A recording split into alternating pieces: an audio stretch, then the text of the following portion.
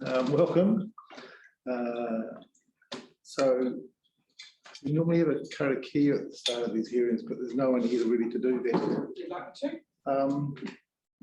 Look, I think we're probably okay just for today. It's just out of respect for our fellow people in terms of the process.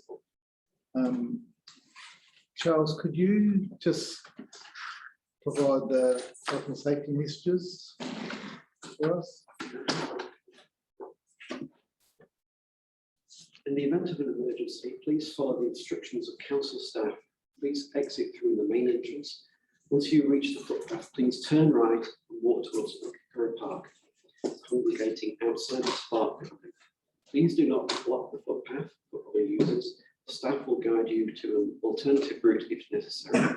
If there is an earthquake, drop, cover and hold where possible.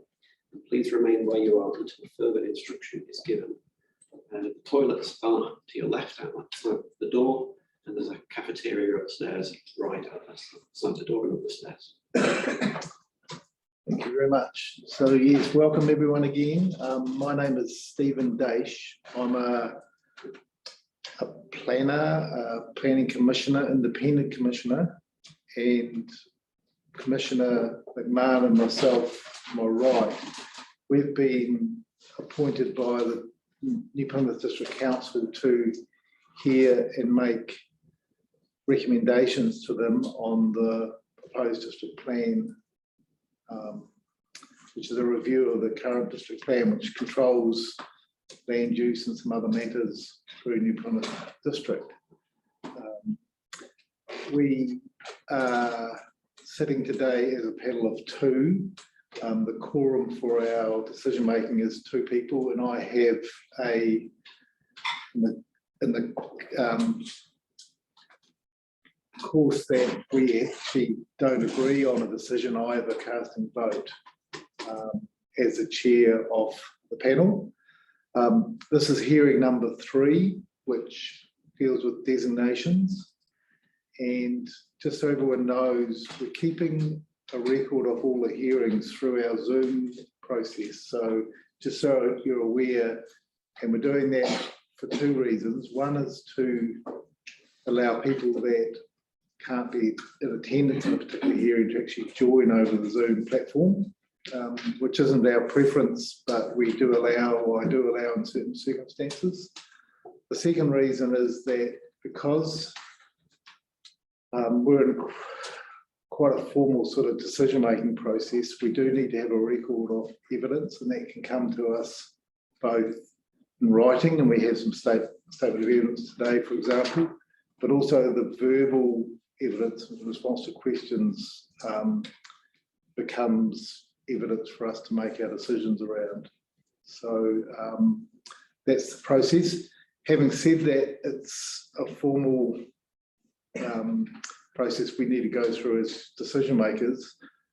We do run the hearings quite informally. So I have lots of powers just to make sure people are comfortable.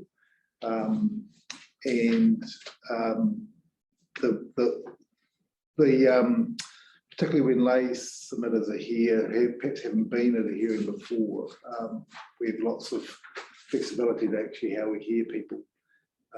So that's just an introduction. Are there any questions on any of those matters? Okay. I will ask for appearances, so we always like to know who's in the room. So, Ms. O'Byrne, I'll start with you and just introduce yourself to everyone. Sure. Good morning, everyone. My name is Lauren O'Byrne. I'm a senior policy advisor in the district planning team, and I am the planner that's reviewed the submissions that have come in and has written the designations report. Thank you, Lauren. Julie, you're at the back. You're next. Julie Strapper, one of the hearings administration team. Yes. So, I'm Paul Catchpole. I'm a one-time Environment Court Commissioner. So I did it for 30 years. yes, so maybe your name, I'm Mr. Catchpole. I'm actually a submitter, but I'm not speaking. Okay, Mr. Catchpole, you used to sit with Judge Shepherd and Judge Skelton, were you that? Were they? Every judge was there, I've said. I think I might have appeared before you at some stage. I've been around since the early 80s, so You might well have, but it was. you wouldn't it wasn't remember. memorable. No. Well, that's actually a good thing when you're appearing in front of the Environment Court. You want to fly below the radar. Yes, yes, madam. I'm Anne Easter. I'm one of the submitters and I will be speaking later. I have some papers here as well for you to look at. Ms. Easter, welcome and thank you for attending, and we'll look forward to hearing from you with your papers. Good morning, everyone. My name is Sarah Edwards and I'm the district and team leader. Hi, I'm Janine Mace and I'm a submitter this morning. Welcome, Ms. Mace. Stuart Marston, I'm a transport planner at NPDC. Thank you, Ms. Marston. John Eagles, also from the NPDC Transportation. Thank you, Mr. Eagles. Graham Poole, Principal Operations Engineer with NPDC 3 Orbit. Thank you, Mr. Paul. I'm Denise Young. I'm a senior planning advisor in the district planning team. I'm just here to assist. Thank you, Ms. Young. We'll go around over here. Charles Mullin, I'm a hearings administrator. Christine Grommel, and I'm also a hearings administrator. Thank you very much. Right, well, let's start with Ms. Byrne. The way the hearing proceeds is that we'll ask Ms. Byrne to take us through her section 4. No, we have, this is the overview of the whole 42 report. Yes, so Ms. Byrne has prepared a very large report. This is quite a significant body of work, and Ms. Byrne will just explain to us the mechanics of the report, highlight any particular matters that we should be aware of, and just from an overall point of view, we can ask you some questions about the mechanics and structure. Then there's an opportunity for the requiring authority on matters that the requiring authority wants to talk about to present some information. Then there's an opportunity for submitters. And then at the end, Ms. Byrne has a final summary, a verbal summary of what she's heard to see whether she'd like to change any of her recommendations and answer questions from us after she hears all the evidence and all of the submissions. And then the final part of the process is, I think it's generally 10 working days after the hearing finishes, we require Ms. Byrne to give us a reply in writing, and that will be the information that we'll use to make our recommendations to the requiring authorities. Perhaps the other thing I'll say, just before Ms.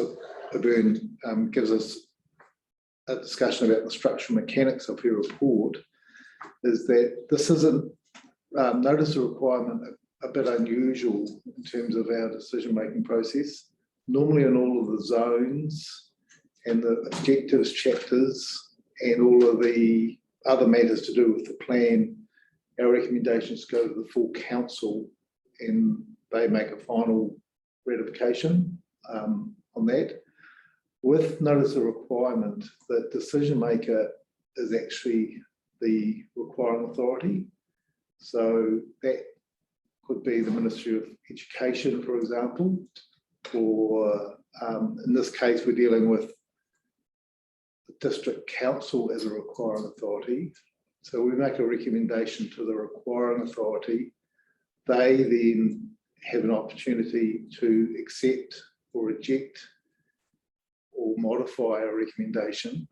And then that's available to be, they have to notify all the parties, and then that can be appealed to the Environment Court. So that's the process.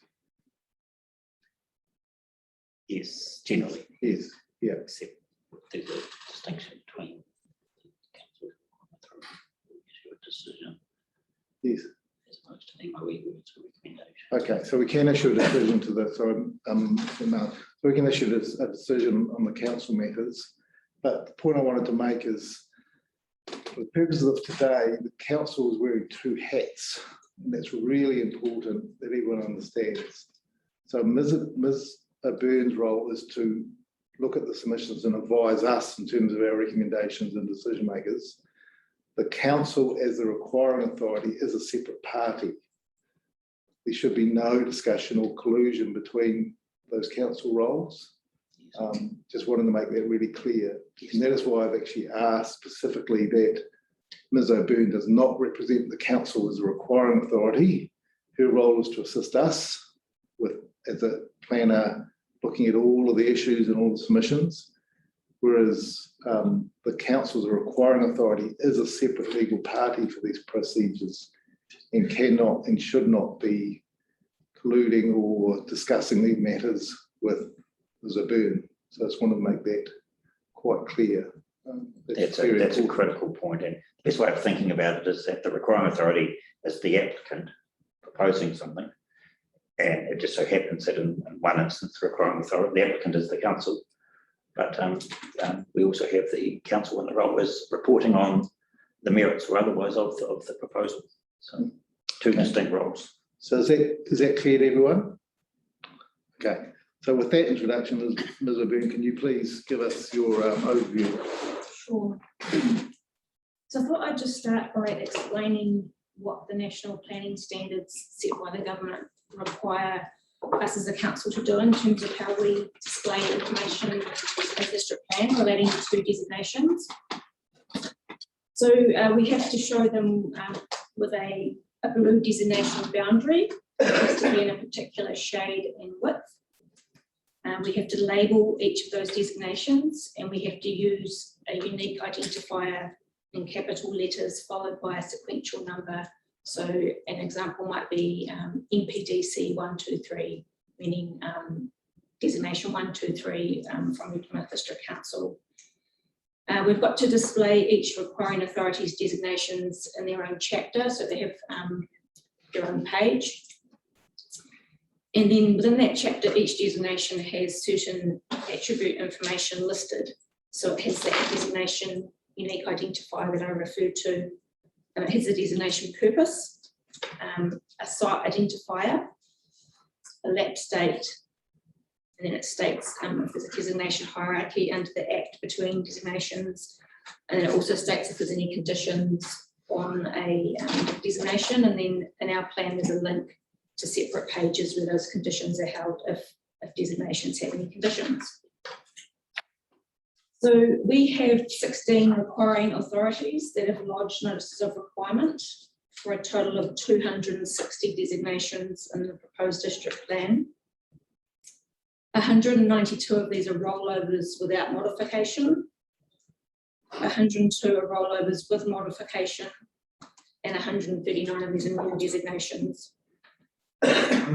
So council received 41 original submissions and seven further submissions, and these covered 17 of the designations in the proposed district plan, including requests for 2 new designations. The majority of the submissions received were on the road widening designations from council, and the majority of submitters opposed their inclusion. Since the proposed district plan was notified, 4 requiring authorities have advised council that they wish to withdraw some of their designations or notices of requirement. So the first one is council.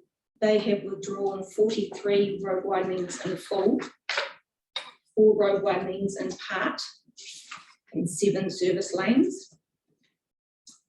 NZME Radio Limited has withdrawn 1 broadcasting and communication facility. Powerco Limited has withdrawn 1 substation, and Radio New Zealand has withdrawn 1 broadcasting and communication facility. And that's Appendix 2, isn't it? Yes, it is. So 10 of the 43 council road widenings that have been withdrawn have submissions against them. These submissions are also treated as withdrawn. So this leaves only 3 road widenings with submissions against them, and they are NPDC 29, which is Hobson Street, NPDC 40, which is Record Street, and NPDC 122, which is Huatoki Street. So I've written my section 42A report.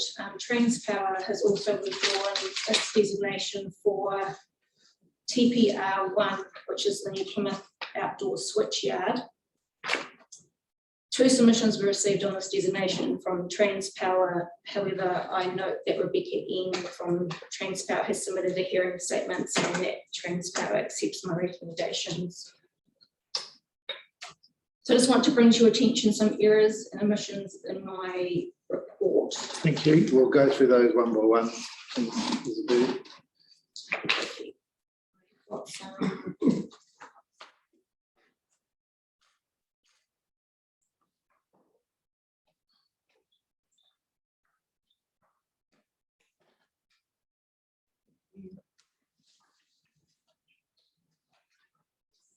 So the majority of these errors are just factual errors. So I've listed the designations that are reflected in bullet points at the start. And then I've just listed those designations in order again. So the first one is on page 151, sorry, paragraph 151, page 24. I should have included in there EDU 47 St. Pius School as being one of the requiring authorities when they've filled out the notice of requirement and they've incorrectly referred to Hutt City Council. Trouble with copying and pasting, isn't it?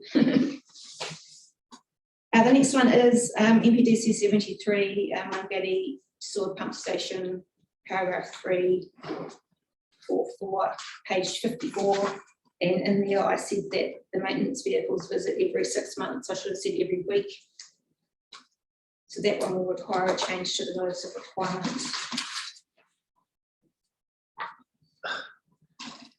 How's that going to be a change? Is in terms of an alteration, or? I don't think so, no. I'm looking for some guidance perhaps from you on what you think I should do there, whether it's sort of a done and dusted thing, or do you think I should put it back up on the website? Let's deal with that at the end. So make a flag, because we certainly want to get through the hearing. So if you flag that, yep. Come back to that at the end of the hearing when you reply to us. Okay. MPDC 74, the Okra water treatment plant. In there, the capacity, I had 280,000 litres a day. It should be 3,700,000 litres a day. That's reasonably significant. Thank you. Our MPDC 76, Okato water treatment plant, paragraphs 51 and 52, page 92. And there that refers to the water treatment plant having a capacity up to 900 metres cubed a day. It should be 1,200. And then the sentence structure was wrong in there as well. What it should say is there are currently 66 metered connections on the supply, 5 restricted flow connections and 274 unmetered connections. And also under that same designation on the paragraph 552, the word should have been abstraction, not reservoir. Right. This is another one you want us to think about. Yes, please. Is this a matter of the NOR itself not being correct, or is it your? This has come from 42A the report? NOR. Okay, so the NOR request, the specifics aren't correct.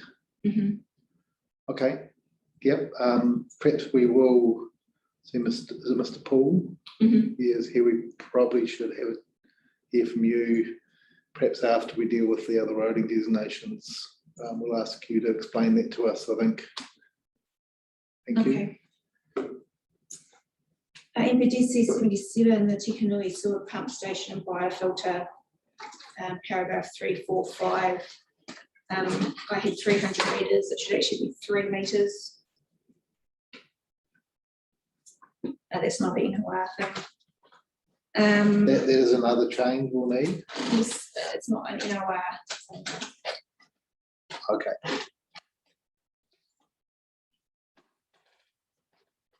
NPDC 95, the Tufina Place sewer pump station, so that got put in as Tufina sewer pump station, and the Tufina Place, the word place has been missed out of the labelling for that one. And then that just affects my recommendation in Appendix 3.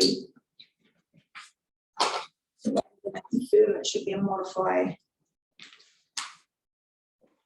Page is that on appendix 3? There are no numbers in the appendix, so it just flows in sequential order. So you can follow the number by the number of the designation.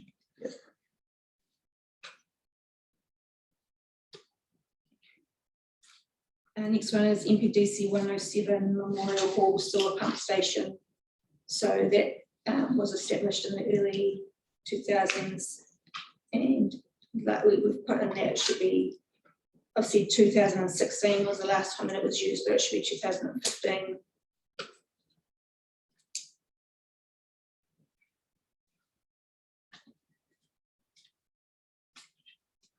Next one is NPDC 146. Into the report is southwest when it should be northeast.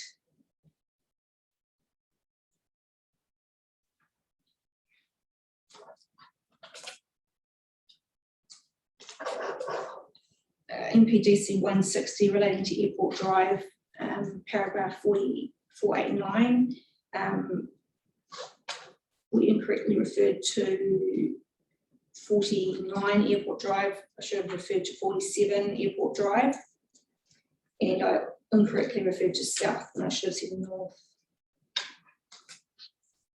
And then another matter I've picked up on is that in the conditions for this designation, there's several references to customer and regulatory services manager. And I think that should be changed to manager planning or its equivalent, because the customer and regulatory services manager no longer exists at council. I certainly like the fact that they're all equivalent, because titles do change in councils. Thank you. And that also affects my Appendix 3 recommendation. And then the final thing was an omission. I talk in my report about NPDC 144, how the notice of requirement was not put up on the website. And I have recommended that be included in the plan, but I should have added the notice of requirement for you to view, and I didn't do that, so I have attached that to the back of the addendum as well. So when you say it wasn't on the website, it was notified when it was up when the submissions were called for? The NOR wasn't on the website, but it was shown on the district planning maps and the schedule, so the NOR never got loaded onto the website. So how would people interested in that have found out about that? Well, we would have hoped that they would have found out through looking on the planning maps. That's generally the first point of call. And we didn't have anyone ask us for the notice of requirement, but that is something I'd look to your guidance on, whether you think we should be re-notifying that or not. Is the property that this pumping station, is it? Council pump station, is the property in council ownership? Yes, it is. And I mean, I don't know the site, is it a residential setting or a rural setting? No, it's near the coast on a reserve, and it's an existing building. Yeah, so it's council's property. Is there any direct notification to any parties in relation to that proposed testing? Is it a new or a rollover? It is it might be a new one from memory.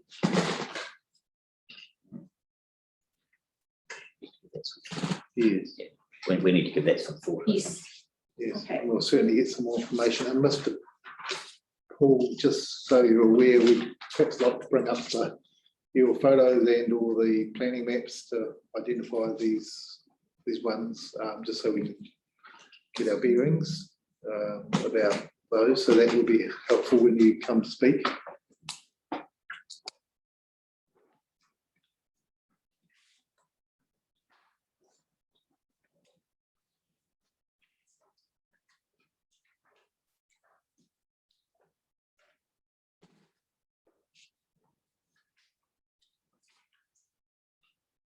that all, Ms. Yes, thank Babu? I do have a question about MPDC 160 Airport Drive. Mhm, There were 3 submitters to that. mhm. Just to let the everyone know here that that notice requirement was prepared by a colleague of mine in my Napier office, and that there's a statement of interest. I won't be considering that matter or deliberating on that. Commissioner McMahon will be doing that with Commissioner Littlejohn as a standalone recommendation, decision. Recommendation. Okay, it's a council designation. Is it the council? Yes, Decision, yes. but at a date yet to be determined. No, it won't be heard. It'll just It'll be on the- there are no submitters appearing or wanting to be heard. Is that No. right? So that will be done on the papers. Commissioner McMahon might want to ask you some questions about what we have available in Ms. O'Byrne, which I'll not participate in, about those 3 submitters and where they sit with things. So that might be, I'll perhaps go to the room while we do that. Well, I can signal now that I'm not in a position to do that right at this moment. But the question was, Ms. O'Byrne might be able to update you Yes, on okay. the where the submitters are, because I'll go to the room while you do that. That was That's fair enough. We're waiting for that. Can you just orientate me to the part of the report that deals with that particular recommendation? MPDC 160 Airport Drive is on page 78.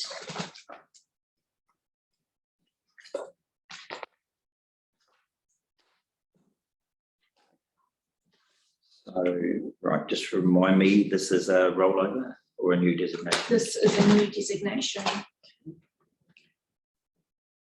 So it's not a designation that was lapsed and has been, No. thought it's brand spanking new. So it's lodged under section 168. Yes.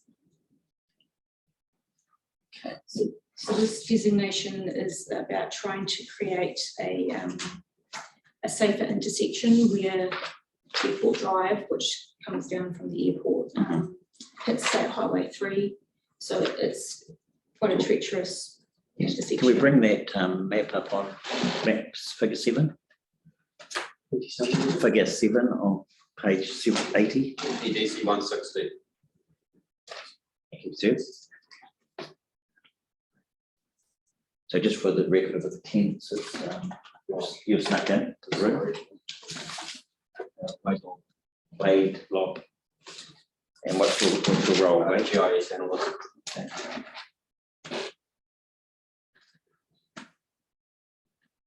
I think you were watching by Zoom on an earlier day. Yeah, I have. Popped in my head. Yes.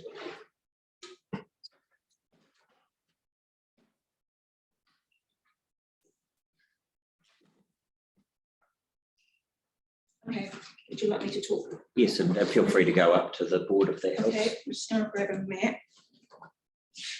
I've also got figure 7 on page 80 of your report. So.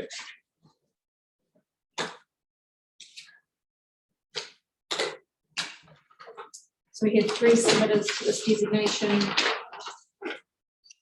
So I will just go point this out.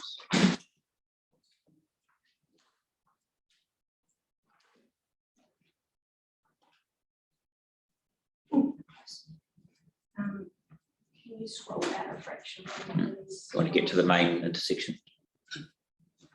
So first submitter was Kevin and Glenys McDonald. We're up and about around about here. So they are supportive of the designation in general because it will alleviate some of the safety concerns. Just hold on, I'll just make that on mine. Donald? Yes.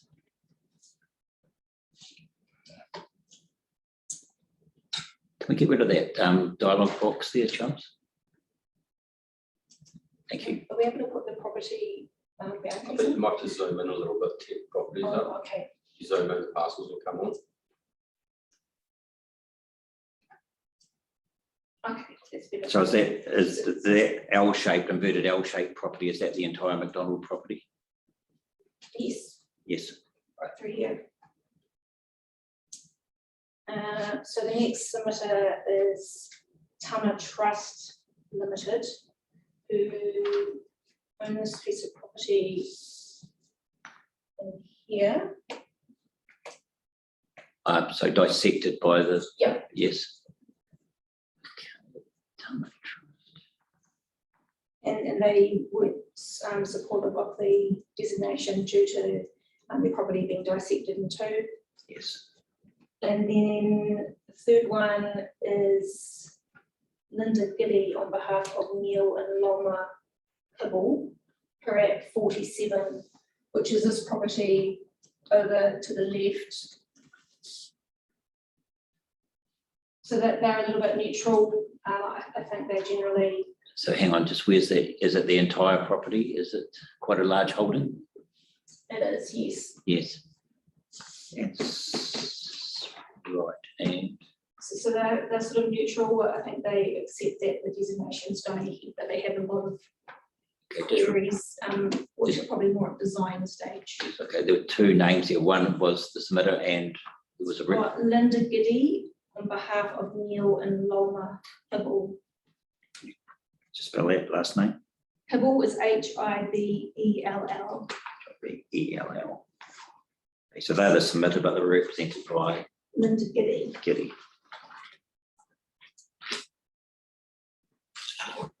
And you've classified that as neutral. So we've got McDonald's in support, the Tama Trust in opposition, and Hibble neutral. Okay. Okay. Not that it's your role, but what's your understanding of the purpose of the proposed designation? Definitely to resolve safety concerns at that intersection. Yes, by moving it to the east. East, or Northeast. yes, realigning it, yes. And then a new route over. Yes, the land that the southern part of the new route would take, and that's the whose ownership is that in? We've got Central Football to the right, where the cursor is at the moment, and I can't recall who the owner is. Central Football, is that a trust, or is it? It's not council or reserve land? No, it's not. Central Football, yes. And to the left? I can't recall who that is, sorry. Yes. That's okay. What I'm going to ask you to do, Mr. Byrne, is to perhaps mark up a GIS plan. You may make some assistance from Mr. Lobb on that, Yes. with those, with all the immediately surrounding landowners, and then identifying and highlighting the three submitters. Okay. Just as a factual record. Yes. Thank you.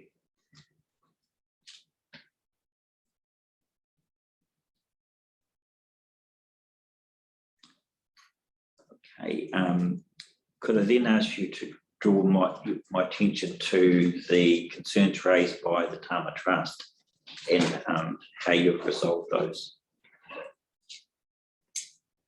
So they're described in 475 paragraph. Yes. So I wouldn't say that I have resolved their issues, because I'm still recommending that the designation goes ahead. Yes, okay, resolved is probably the wrong word. How have you addressed the concerns that they've raised in recommending that the designation go ahead?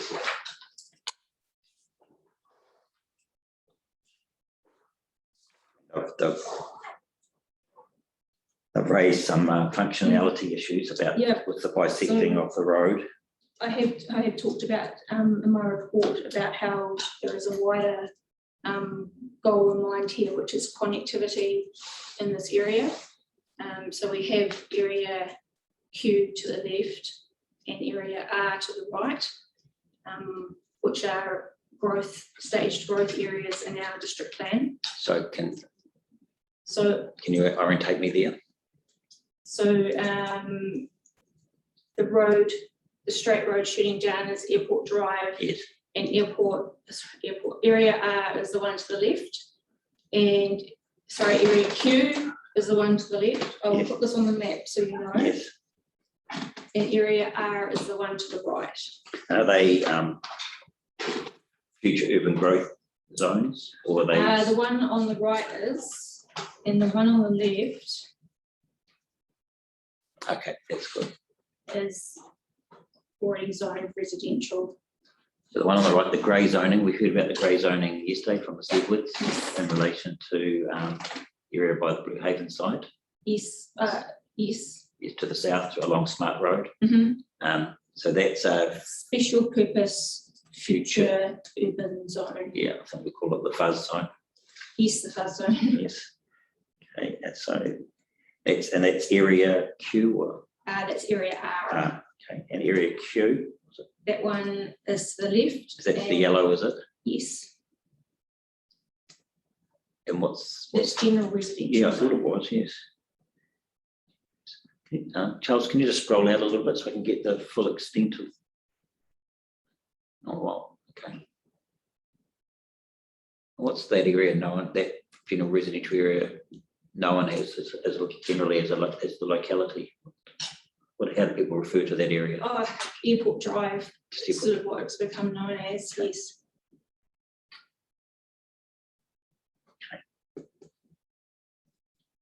Okay, sorry I interrupted you. That's all right. And then there is the intention for this roundabout to link up with other roads in this area.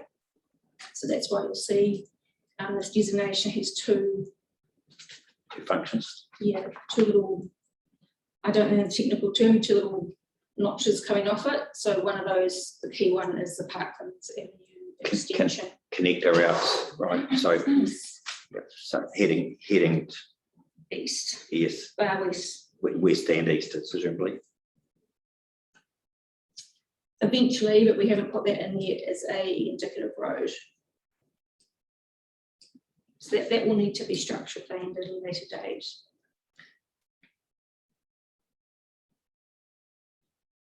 The extent of the notice requirement, though, isn't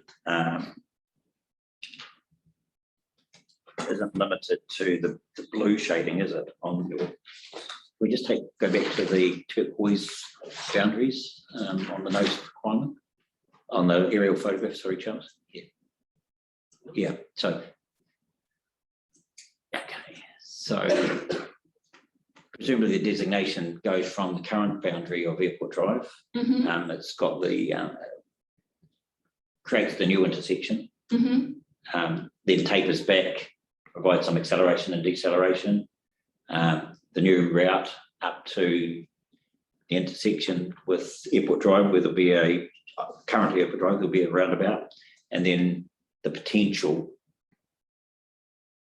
Well, sorry, there's the route to the east and turquoise, and then the potential for a link to the west at the top there. Mm-hmm. But the yellow linkage that's shown on your figure 7 on page 80 Mm-hmm. doesn't seem to be captured by the notice. No, not that one out to the left. No. No, okay. And you were sorry. This is a long question. You're saying that would need to be captured through some provision in the district plans for indicative roading Yeah, at the or moment we've some marked structure it planning. as an indicative road. It is marked in the plan as an Yes, it indicative is. road. It is. And presumably the other connector routes aren't marked because they're subject to the designation, or are they duplicated as Oh, indicative which roads? ones you meaning? The one- sorry? The ones.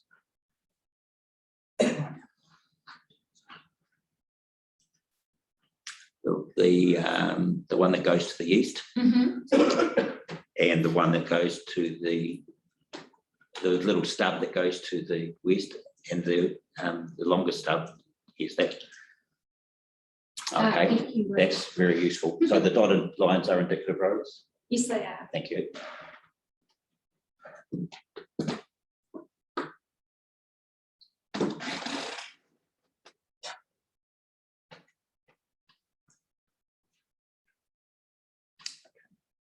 that's very clear. If I could have that layer also reproduced, that would be useful. Not now, obviously. Okay, carry on. So is there anything in particular you'd like me to talk? Well, I guess I'm really interested in the functionality issue. You have said that you've acknowledged the effect on the Tama Trust and having their properties divided. You're not saying that's not an effect, but you're saying that in your assessment, you've taken a view that there's a positive impact that outweighs that negative impact. Definitely, I think a lot of consultation has been done with this designation. In Waka Kotahi, NZTA has done a lot of work with the people in this area to try and get this designation in the right place. And I don't think there's no one's questioning that it shouldn't happen. I think everyone genuinely acknowledges that this is a really bad intersection. So I've worked really hard to try and get that designation, those boundaries in the right place. Just bring the yellow area, Q and area overlays back up, Charles.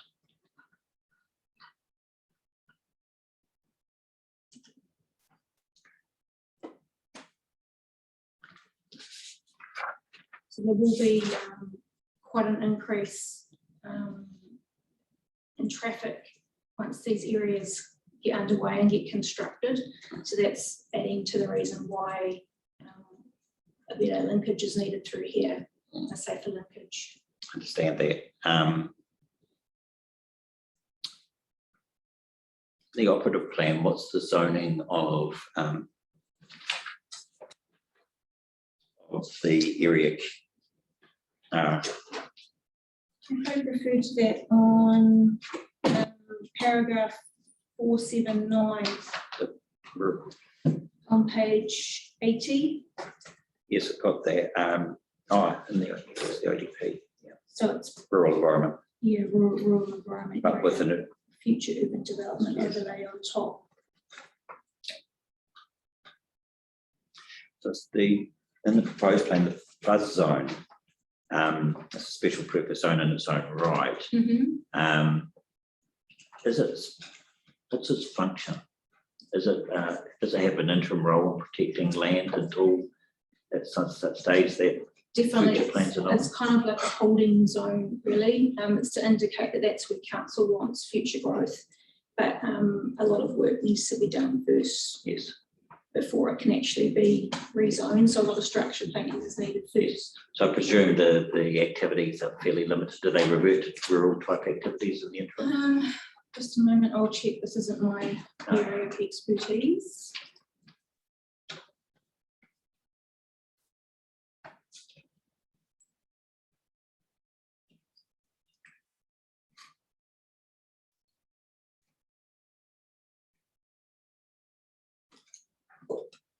Charles, are you able to put the property boundaries overlay on top of that? Particularly the Tama Trust one.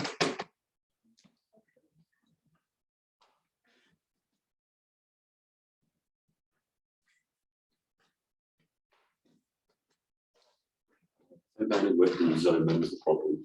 Yeah.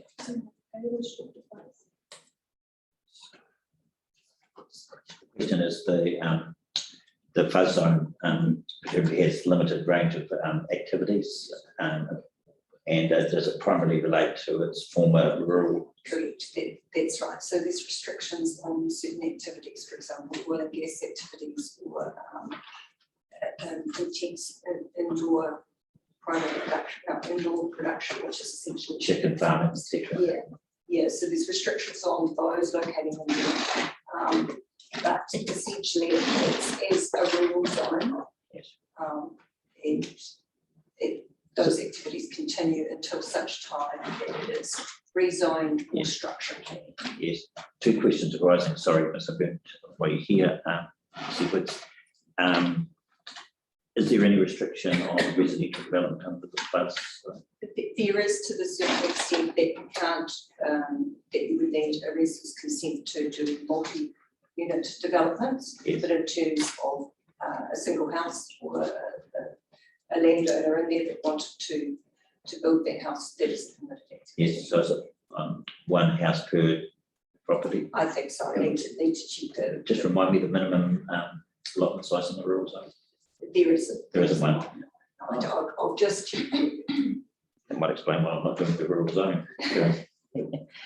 Oh, that's interesting. There's no minimum subdivision standard for. No, there is. Oh. There is, but I just need to check that as well. But it's not a minimum allotment in terms of it. Dwellings. Yes, that's Yes. right. Okay. That's good. And secondly, is the getting from the fuzz zone to some future zone, is that a Schedule 1 process, or is Yes. it? It is. Yes. It's not a council resolution that is a structure plan. No, so There will be opportunities for it, people. it could be that council initiated or it could be a landowner initiated, but the process requires both Yes. parties. So it could be a private plan change. for Yes, some. it could. Jumping ahead to a future hearing, obviously, but it's good to know that in advance. So what have we got there, Charles? This is the boundaries. Yes, okay. Properties. That's good. That's a very useful map. Excellent. If I could have a copy of that, that would be great. Okay, I think I've probably exhausted my questions. Yes, is this a designation where you've recommended conditions or not? Yes, there are quite a few. There's not many. So I should go to Appendix 3? No, you have to find it through the actual planning maps. But if you would prefer, I can supply you a copy of. Okay, so Appendix 3 only indicates whether there are conditions or not what the actual conditions are. Mhm. So where would I find the conditions? So it's on the actual plan itself. Okay. So you go to. I'll ask, I'm very old school, so I'll ask for a I printed copy of those, please. Okay.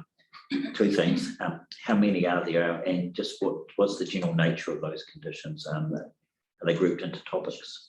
Yes, so there's a total of 34 conditions. So there's some standard ones that you would expect, such as construction, noise, Yes. and vibration, So NZ 68008, dust control. the German standard presumably on vibration. However, there are some ones that are unique to the site. And enduring conditions.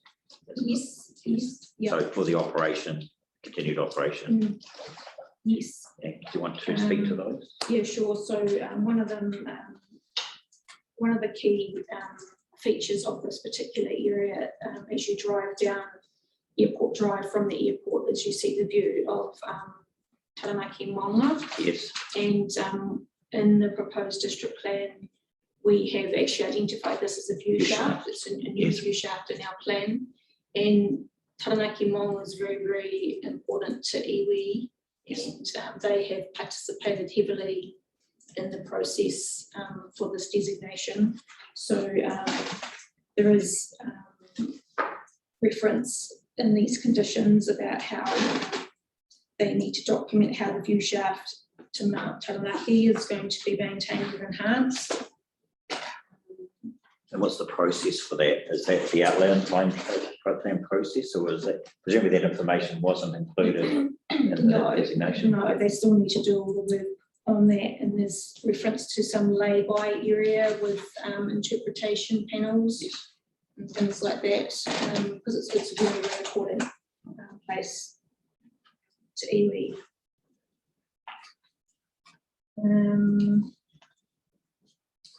So that's the feature. It's quite pleased to see that, because that's a topic. One of my topics is view shafts. Yes, likewise. I think I'm sitting on that.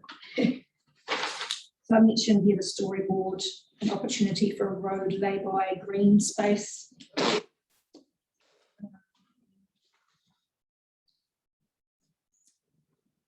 In And then there's obviously ones about the accidental discovery Yes. protocol. Yes. But again, because this area Is is. that a condition or an advice note? That one, it's a condition, that one is. So yeah, this area is known to be very rich in Sure. Wahitapu and archaeological So it's sites. largely a construction type Mm. condition though. Mm. I'm more interested in any enduring operational conditions. You've talked about the view shaft, the lay-by.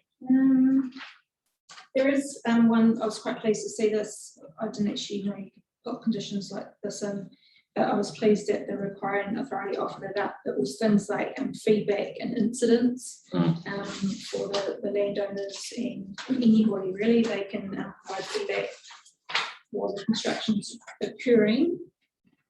In terms of enduring ones, there aren't too many. They're mostly related to the actual Yes. construction of the site. Okay. Could you, in terms of the conditions, obviously the requirement authorities offered up certain conditions, and presumably you've suggested some further ones yourself. No, I So haven't even- suggested any further Okay. ones, no. Okay. If I would, it would have been the view shaft, obviously. Yes. And then, Have you sought to modify any of the wording of the conditions? no, Okay, so all 35 conditions form part of the notice requirement as volunteered by the Yeah. Crime Authority. 34. 34, sorry, yes. Okay, And there is that change just in there regarding the name of the manager. That's referred to Yes. several times, because that position doesn't exist anymore. and just remind me what's the unique identifier for this one? MP? This one is MPDC 160, Yes. Airport Drive.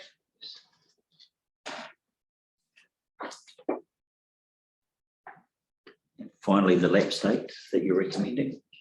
The 23rd of September, oops. 23rd of September 2029. It's a So 10-year that's lapse 10 years date. since the plan was notified. Okay. I think that's probably exhausted all my questions. Thank you, Mr. Byrne. Probably get Commissioner Dace back into the room. Probably enjoying a coffee somewhere. Thank you for that. Thank you, Mr. Lord.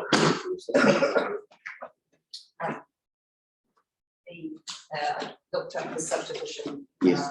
For future urban site, and it's one allotment, so it's subdivision can be undertaken as a controlled activity. One allotment is created from the parent title with a minimum lot size of 20 hectares. Thank you. That's very telling. Thank you, everyone. Welcome back. Hope that was useful. Very useful.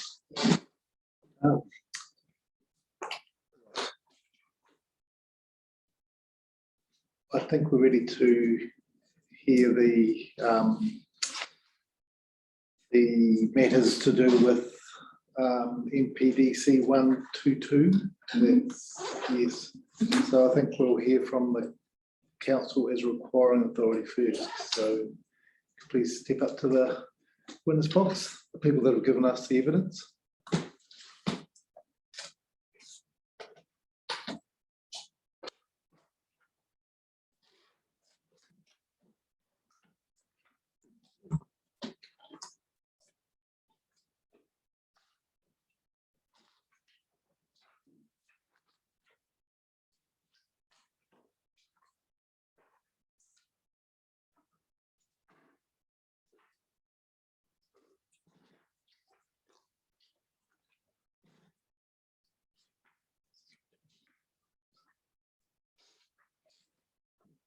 Well, do you have a copy of this in your system?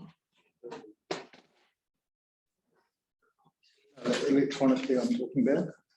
Yes. Yes, because I will want to bring up some of the images on the screen. Thank you. So welcome. Could you just introduce yourselves, please? Stuart Aston, Transport Planner and Transport Group. Yes. VDC. John Eagles and the transportation team. Okay, Yes, Mr. Chair, I'm known to Mr. Naston. Mr. Naston and I studied together at the University of Otago back in last century. I don't think I've seen you since about 1985, Mr. Naston. So That's right. Just a disclosure there. yep, that's fine. So obviously you haven't been talking to Mr. Narson or anything about this. This is the first day I've seen him since 1985, I think, or 1984. Now, yes, so thank you. So just to clarify, Mr. Narston, Mr. Eagles, you've heard what I said before about the need for clear separation between the requiring authority as the applicant for this notice requirement, and there's a Burns role in terms of her reporting role. So I just want to make clear that when I hear from you as the applicant, and there's a Burn, I want you to listen in and listen to the evidence, and then you'll be advising us in terms of any recommendations you have for us to look at this designation. So, and again, just for the record, so everyone knows, we did not receive any evidence from the requiring authority on this originally. And given, after looking at the papers, given the fact that there's significant issues at play here, and in our analysis, the notice of requirement as notified was very light on information for us to be considering the issues from the requiring authorities basis. I made a request that there be evidence from the council, and given that the time frame after I think Ms. Mace presented her information was quite short, I requested that to be done and provided in writing for us to read before the hearing and for the other submitters to read. So that's all to do with natural justice, fairness of process, and just want to be absolutely totally upfront about that. It is quite unusual to be doing things this way. Normally, we would have had more information, more time to consider things, but I did take the decision to carry on the basis that I knew Ms. Mace had prepared for this day, that she'd taken time off work, I think, and has been ready to sort of prepare before us. And we've scheduled this day for quite a long time. So the alternative to me of delaying the hearing to give more time to consider your evidence on balance, I decided to proceed. So I'll talk to you about that too, Ms. Mace, but just so everyone understands the process, and we're very, very interested in keeping things fair and the natural justice perspective. So look, on that introduction, we do have some questions for you in the statement of evidence. You're both preparing for us as experts under the Code of Conduct. So do you understand what the Code of Conduct means in terms of giving evidence? Okay, so you're here to assist us understand the notice requirement and as experts in your field. So one from the planning side and one from a transportation engineering side. That's pretty much got it. Mr. Eagles, do you also understand? Have you read the Code of Conduct? I have read it. I think I understand it. Yes, it's very long. Yes. Essentially, and not to oversimplify it, you're here to assist the panel, not to be an advocate, and that you're to present evidence that is within your sphere of knowledge. You're to advise us whose evidence, any other evidence you're relying on, and not to admit anything that might be material to this. So that's the obligation on professional expert witnesses. Okay. So my line of questioning does rely on looking at the figures in your evidence. So if we could actually have, Sorry, I want just a few contextual background matters before Yeah, you go sure. down that line. Okay. Yes. And just, Yeah. I just wondered, in terms of some background, whether you could each explain your involvement, if any, in the preparation of the notice of requirement, starting with you, Mr. Eagles. Did you, this notice of requirement that was served and dated and signed by Mr. Langford on the 12th of August, do you have any involvement in the preparation of that? Yes. Yeah. Were you the sole author? I don't think I wrote them. We sat down as a small team of people, including a couple of staff that were in the transportation team that have now left, and went through and identified which road widening designations we were going to need, which meant eliminating a few, rolling over some that had lapsed from the current plan, and adding in some new ones like this one. So you were I part of was that involved team? in the discussions as part of that team. Yes. So 2 questions. What was the basis for the determination of whether certain road designations were going to be rolled over, those that elapsed were going to be reinstated, or there was to be a new designation? What was the fundamental planning process, road planning process that determined that? And when did that occur? When did that occur? Oh, I don't know. It feels like quite a long time ago. Yes, I'm not asking the question very well. But is this process aligned to the long-term plan in any way? Is it associated with an asset management register? Is it involved with roading, traffic, safety audits? Yes. What's the trigger? What was the trigger for making those decisions on the 3 outcomes? Let the designation lapse, reinstate it where it has lapsed, or add a new designation? Right. So yes, some of it lines up with projects that have been proposed in the LTP. Yes. Others are like the Hiwatoki Street one, is where we've looked at our asset register and identified that some work's going to have to be done there.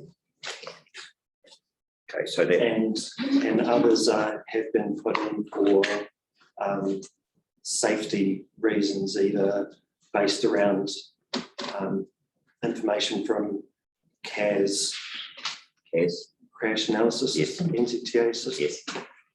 or from sort of local knowledge. And so you anticipated my second question, which was for Hiwatoki Street. The main driver for that's a new designation. It wasn't a designation that had lapsed and you're seeking to reinstate it. It's a brand new notice of requirement. Yes. Are you saying that was predominantly coming from the asset management register, or asset?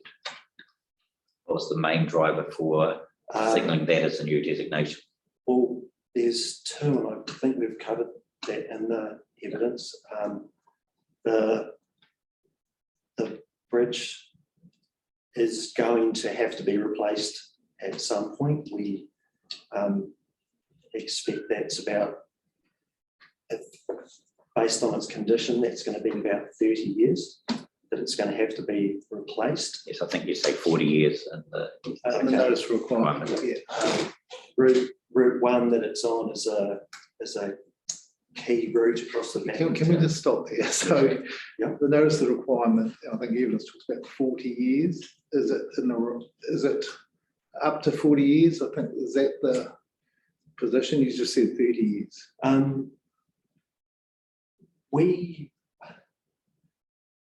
Sorry, I don't want to turn this into too long a story, but we get our bridges inspected every 2 years. Yes, you've said that. So they're in a bit of a cycle where it gets 2 general inspections, then a detailed one. And so every 2 years, 2 generals, then a detailed, then back to general inspections again, and another detailed, so on. So we rely on the information that comes back from the bridge inspectors and the structural engineers. they put a condition on all of our bridge assets, and where they can, they predict a remaining useful life for them. Understand? It's a rough indication for us for our forward planning. So we rely on that information. Yeah, There's look, things that I can change that. understand all that. Okay, so We've been involved both in this game for a long, long time. yeah. I asked you a question. Sorry, I didn't understand the question. I think it was a simple question. I said, in your notice of requirement, and even if you talk about 40 years, I asked, is your position that the bridge maybe need to be placed up to sometime up to 40 years? You've just said 30 years to us. Oh, sorry, So 40. So we've taken dates from the matter. recommendation from the structural engineer. So can you answer my question, please? Yes, so Is it within 30 years you're planning, or is it up to 40 years? And dates do matter when we consider these notice of the requirement, and we'll explain why later on. so it's going to be up to 40 years, but it's going to depend on the Understand ongoing conditions. understand that. Okay. Yes, so it's up to 40 years, not 30 years, as you've just told us. Sorry. Okay. It's just as planners, when we hear a discrepancy between a notice of requirement and evidence, we suddenly focus on what that discrepancy is, and it might have been just a casual slip of the tongue. So, I mean, it just obviously alerted us to a difference between 30 and 40. That's the reason for the question. But your longer answer was useful for me in terms of understanding the process as to how, the idea that there's 2 yearly a cycle of bridge inspections, general and detailed. So that presumably results in reports, and would have been a history of those reports. Yes. And if you could point to that history at some stage, you could document that, presumably, if we required that information. Yes. Presumably at some stage, and when you sat down in 2018 or 2019 and prepared this notice of requirement, yes, that was a flag. That bridge was a flag. Yes. So, as I said, there's both the condition, and because it's on Route 1, there's potential capacity problems that are going to be coming that could drive the need for the bridge upgrade ahead of the end of its expected life. Yes. So there's, can I just ask, clarify, Route 1? What's that? It'd probably be handy to show it on a map. Yeah, that's what I think I was. Yeah, sorry. But generally, is it signaling a hierarchy of road classifications in the district, is it? Yes, so Route 1 is a road that goes across through the suburbs at the back of New Plymouth. Okay. Yeah. Yes. It is quite a critical arterial route. It's basically the only route that crosses across the back of town. Yes. Because of the topography of Plymouth. It's divided up by a lot of rivers, Hookagirl Park, so that becomes quite a key route across the back of town. So we call it route. So what I'm hearing, Mr. Eagles, is that, and I'm not trying to put words in your mouth, is that there's two different drivers for the designation in respect to the bridge replacement, at least. One is its condition, which it's up to the next 40 years you might expect it to be replaced. Yes. And secondly, a potential capacity issue on Route 1, which the bridge is part of. Yes. Now, I would expect to see the evidence of those two drivers attached to the notice of requirement. That wasn't the case, and that's an observation. So it's probably as far as I'll take it, but you've drawn some of it out in evidence and questioning, but I think we're going to need to see that in more detail. So the rationale, because as the chair will explain, the criteria, the tests that we need to apply to this designation under 171 Yes. Require us to do a number of things. We need to assess the effects of the notice using the lens of 4 matters. The provisions of the district plan, policies and objectives, the stated objective of the work, and on that, struggling to find a clear statement of what the objective is. The alternatives where the effects are more than minor or significant, or where the council doesn't hold a significant interest in the land. As in terms of owning the land. Yes, and some other matters, I think. So there's four or five criteria that provide a lens through which we need to consider the effects of the development. And one of the key ones is what is the objectives of the work, and what is the necessity of the work to achieve those objectives. So I don't want to labour this, and this isn't RMA 101, it's not meant to be a lecture, but the notice of requirement has a very broad description about the work, but it doesn't give a clear statement of what its objective is and the necessity of the work to achieve those objectives. I'm only starting to get a feel through your verbal answers now, but I don't have the detail in front of me yet. Yes, thank you. And we will take you through, but I think I'll explain why time matters.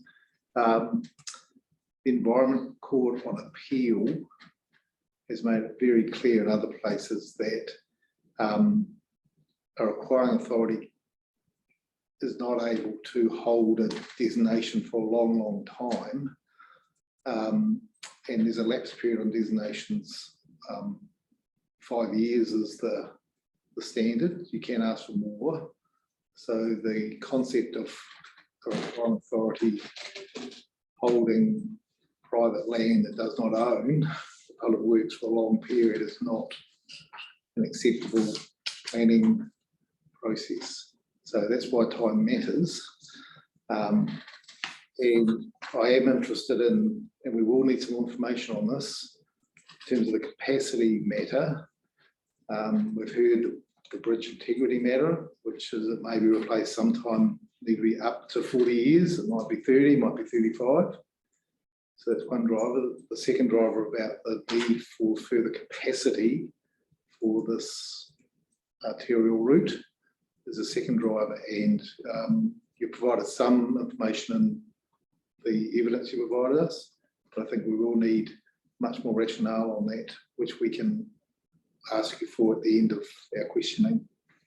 So with that, just to complete the record, and I think I know the answer, based Mr. Naston, I presume you had no involvement in the preparation of the notice of requirement, given your, I think you arrived at the council in 2020. That's right, October. Yes, and so is your involvement been more recent in terms of preparation of the Yes. statement? Yeah, Yes. that's right. And were you a co-author presumably of the statement? Yes, that's right. Thank you. right, well, let's look at the, and helpfully you have provided these plans and diagrams and things as I requested of the council. So can we go to the first one, which is 5.1?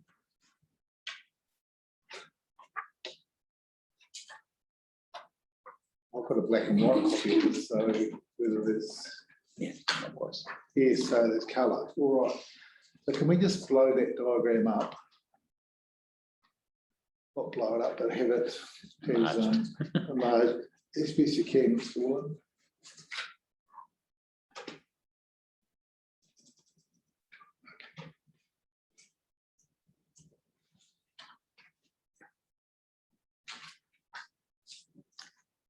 Right, so we've heard Mr. Eagles talk about Route 1. So can, with reference to this plan, or maybe if there's a better one, just show us what this Route 1, where it is and what it's doing? Was that not evident on the plan? That copy hasn't come out very well.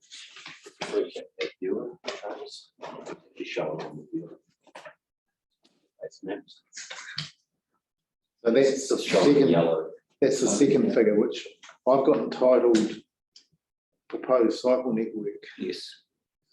in your evidence. So can you just orientate us with Route 1? Can I point to the screen? Yes.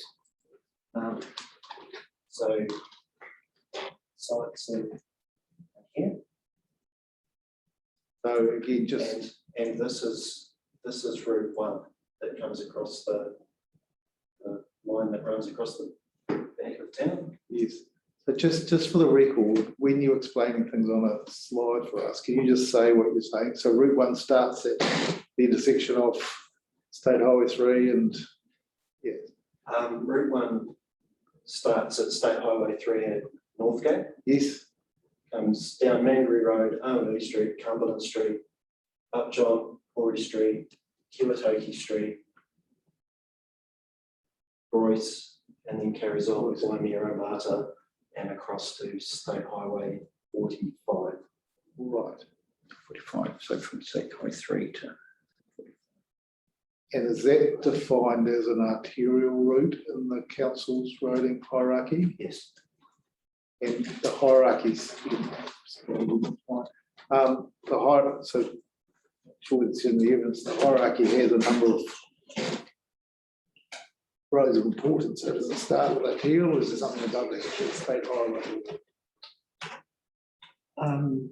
For us, it starts with arterial. There are regional roads and other roads that are going to be above that, but are managed by NZTA. Okay, so it's a state highway network. So under arterial, you have Under arterial, we have, yes, collector and then local. local road. Okay.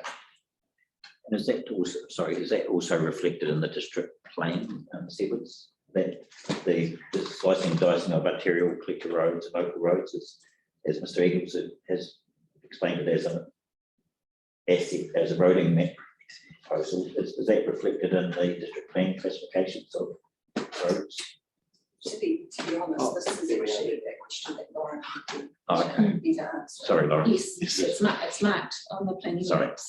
Yep, all of our roading hierarchies, there's 5 of them, they're all marked on the maps with different colours. Okay. And the other, what are the other two?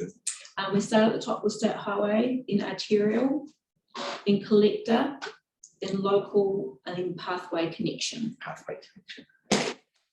Presumably those terms have some importance when it comes to rules later on, in terms of access ways and visibility distances, those sort of things. Yep. And as Route 1 shown in the district plan as a arterial for its full length, as Mr. Eagles described it. Just a moment, I'm going to check the planning maps for that one. Okay. Well, we can carry on while you're doing that. I'm not trying to belittle your answer, Mr. Eagle. I fully understand it, but I'm just to see whether it's matched by what's in the district plan. I expect it would be. Just nice to know that. So with reference to that wider plan, your evidence also deals with multimodal transport in relation to cycling and walking. So, and that's another key reason why the council was requiring authority thinks this designation is important. So could you again, well, firstly, are you familiar with the cycling and walking networks? Yes. Could you point on that plan how they work in association around about the designation and Route 1? Stuart, you might be. Okay. Do you want to? Okay, thank you. Again, we've got, is that the same plan or is it blown up? Same, this is the district plan layers put into a different viewer, so you just get a bit more functionality. Oh, great. So we've got the roading hierarchy, and here is your roading hierarchy legend. Yes, perfect. There is no cycle network, so I have access to, unless we go to the miles. There are miles. The cycle network. No. Okay, so just generally would be fine. Okay. Just to tell us about the cycle network and how it works around this area. Cycle networks like the roading network, it has different layers. Yes. Different category of cyclists. There's the enthused and confident cyclists. These are people who like public cycling on the road, don't really need any specific facility for them, but they'll use cycle lanes. And then there's the interested but concerned, which are really less confident. Can we just get those, so enthused and Confident confident? and interested but concerned. Okay, all right. Yes. So generally the layout of the cycle network is you have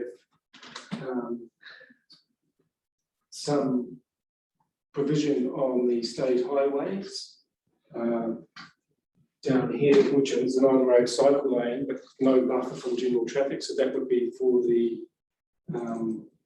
confident cyclists. And also the same is true. This is proposed, it's on this arterial road concerning Route 1, is proposed for the enthused and confident cyclists. So you would have future provision for there. There's also some existing provision around here, but we want to make it safer, I guess, because there's two schools, Ovaltown and Woodley in the vicinity, younger age groups who would be most definitely probably just the interested but concerned category. So, so there is cycle links across there. There's the cycle links down by the coast, and there's going to be links which are from north to south and south to north, which way you're going, along some of the key corridors. So you have cycle lane facility coming down to Coronation Ave, and you have some along state highways, as I mentioned earlier. Yes. And we're trying to improve the facilities along the north-south axis as well, and joining it up, I guess, to give a more, complete network in the future at some date that cyclists can use to travel freely around New Plymouth. Right. So off-road cycling, is that a big feature of New Plymouth? Yes, there's some off-roads, particularly down the Huatoki and Tihinui. Yes. Tracks which go down some of the major gullies.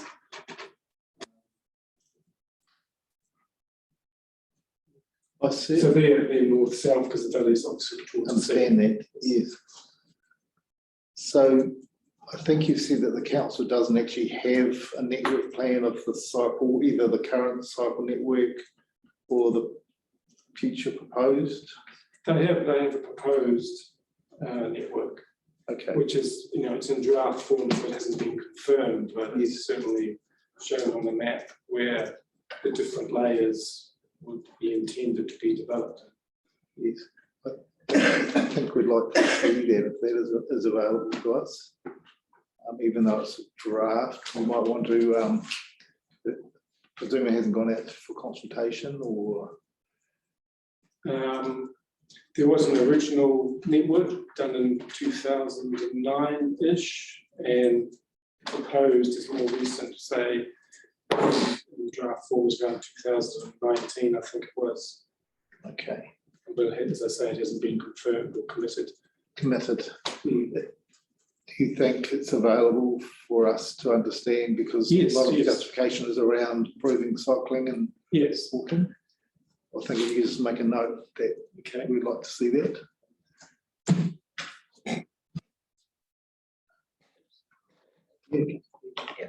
So Mr. Naston, just a couple of things in relation to that topic. Definitely interested in seeing the plan. That would be useful in relation to Route 1, and particularly that part of the route in proximity to Huatoki Street. And are you able to explain what exists currently in terms of cycling along that route between State Highway 3 and 45 in terms of on-road cycle provision and what's proposed? I mean, that obviously will be shown on the plan, but just to get a feel for that now. I mean, put in simple terms, is there any cycling provision at the moment between State Highway 3 and State Highway 45 on Route 1? On lane provision. Yes. And where is that generally located? It's not the, is it the entire route? Yes. Most of it's on road. Yes. There's Is it marked as cycle lanes with yes, arrows and? it's marked as a cycle lane, so there's the edge line, the cycleway, and then we put squares of green with the Yes. cycle symbol. Yes. There we go. Okay, yes, got that. So that's, And the piece that Wade's looking at, that photo is now slightly out of date. There's a shared pathway all the way down the north side of the street from Vogeltown School to Carrington. so just orientate us there. Where's Bryce Street? This has recently been upgraded, and this side of the street is now a shared pathway where the junior kids from the school are able to legally use the footpath. So what Commissioner Levan asked was, can you orientate us? And where is Bow Street? Is that Sean? Sorry. Roy Street, was it? Roy Street, sorry, my pronunciation. So that would be up here, wouldn't it? Yes. Yep, and so Hotoki Bridge. So, Here's the designation. Okay. got it. So just slowly, scan out. So, yeah, okay. Okay, that's good. Thank you. So the schools, and can you just tell us where they are on your photograph? They are designated, so No, the two schools that I think the evidence relates to, Vogeltown. This is Vogeltown School, Yes. split across either side of the road. So this is the junior, and this is the more senior part of Vogeltown School. Yes. This is Woodley School. Woodley School. Okay, those are the two schools. And can you just blow up again so we can see that cycleway? zoom in or out. I want to see it closer up. So just whatever that is, zoom in, I suppose. Yeah, just that corner there. So those are marked on the road, those cycleways. There's no buffers or physical barriers on this route, because I know some councils do have around corners, they're starting to put these visual holes and things. So that's a change on that corner. That's where I say this photo is slightly out of date. Yes. That corner now does have a physical separation Okay. around that corner. Yeah. It's got a shared pathway on the north side. So Yes. that's our goal, is to improve the infrastructure that we've got. Yes. How far does the shared pathway extend on the other side of the road? It's just the length of that block Just the length of the block, okay. from the schools to the intersection. What's that road there? What's that road called? That one there? Yeah, That's Carrington. Carrington. Okay, thank you. Turning into Hiwataki. Okay. Yes, We'll probably have a good look around this area after this. Again, getting this information for you is so important. We have had a bit of a site visit, but not being from New Plymouth, we just need to orientate ourselves. Mr. Chair, I wondered with the assistance of Mr. Lobb whether we could go along the route of starting from the corner intersection and just if we can see that cycle path as it gets closer to the subject site. Can we? It's not that visible, is it? No, so there's patches in the cycle network that are definitely not as good as others. Yes. There's a proposed project for us in the LTP to improve from Vogeltown School to Roy Street.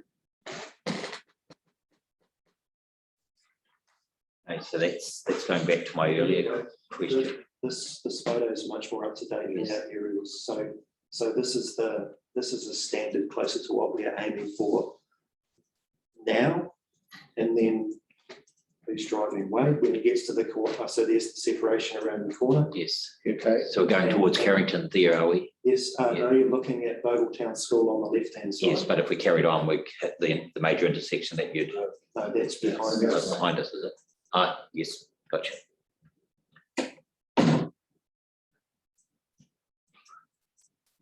So can we're bouncing around a bit with these questions, but I think it's quite helpful. So the evidence to us is that Route 1 is an important arterial road for traffic, cars, buses, trucks. The council planning towards a cycleway network along Route 1 that over time evolves to be continuously improved. Is that the position of the council? Yes. And with these sorts of demarcated cycleways, both sides or sometimes just one side? Oh, it's going to depend on the location. Yes. Near schools, the standard's probably going to be slightly higher. Sure. Because of the type of user. Yes. And the standard, and to achieve this, you need width, you need road lanes for traffic, you need safe lanes for either cycleways, footpaths or shared pathways.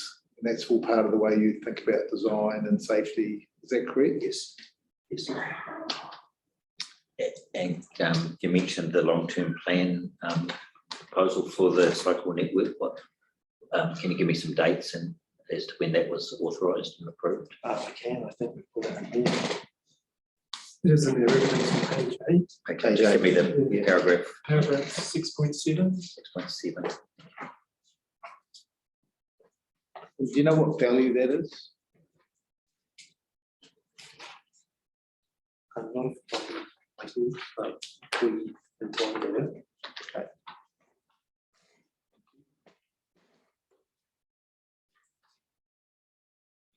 I'm pretty well orientated now, Yes, I am too. Commissioner. There are some particular photos. I'm looking at your evidence. 6.3 and 6.4.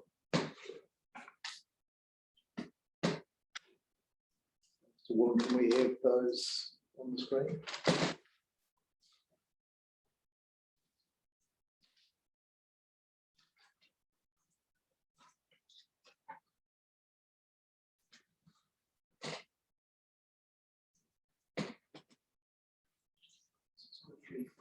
Six point three first.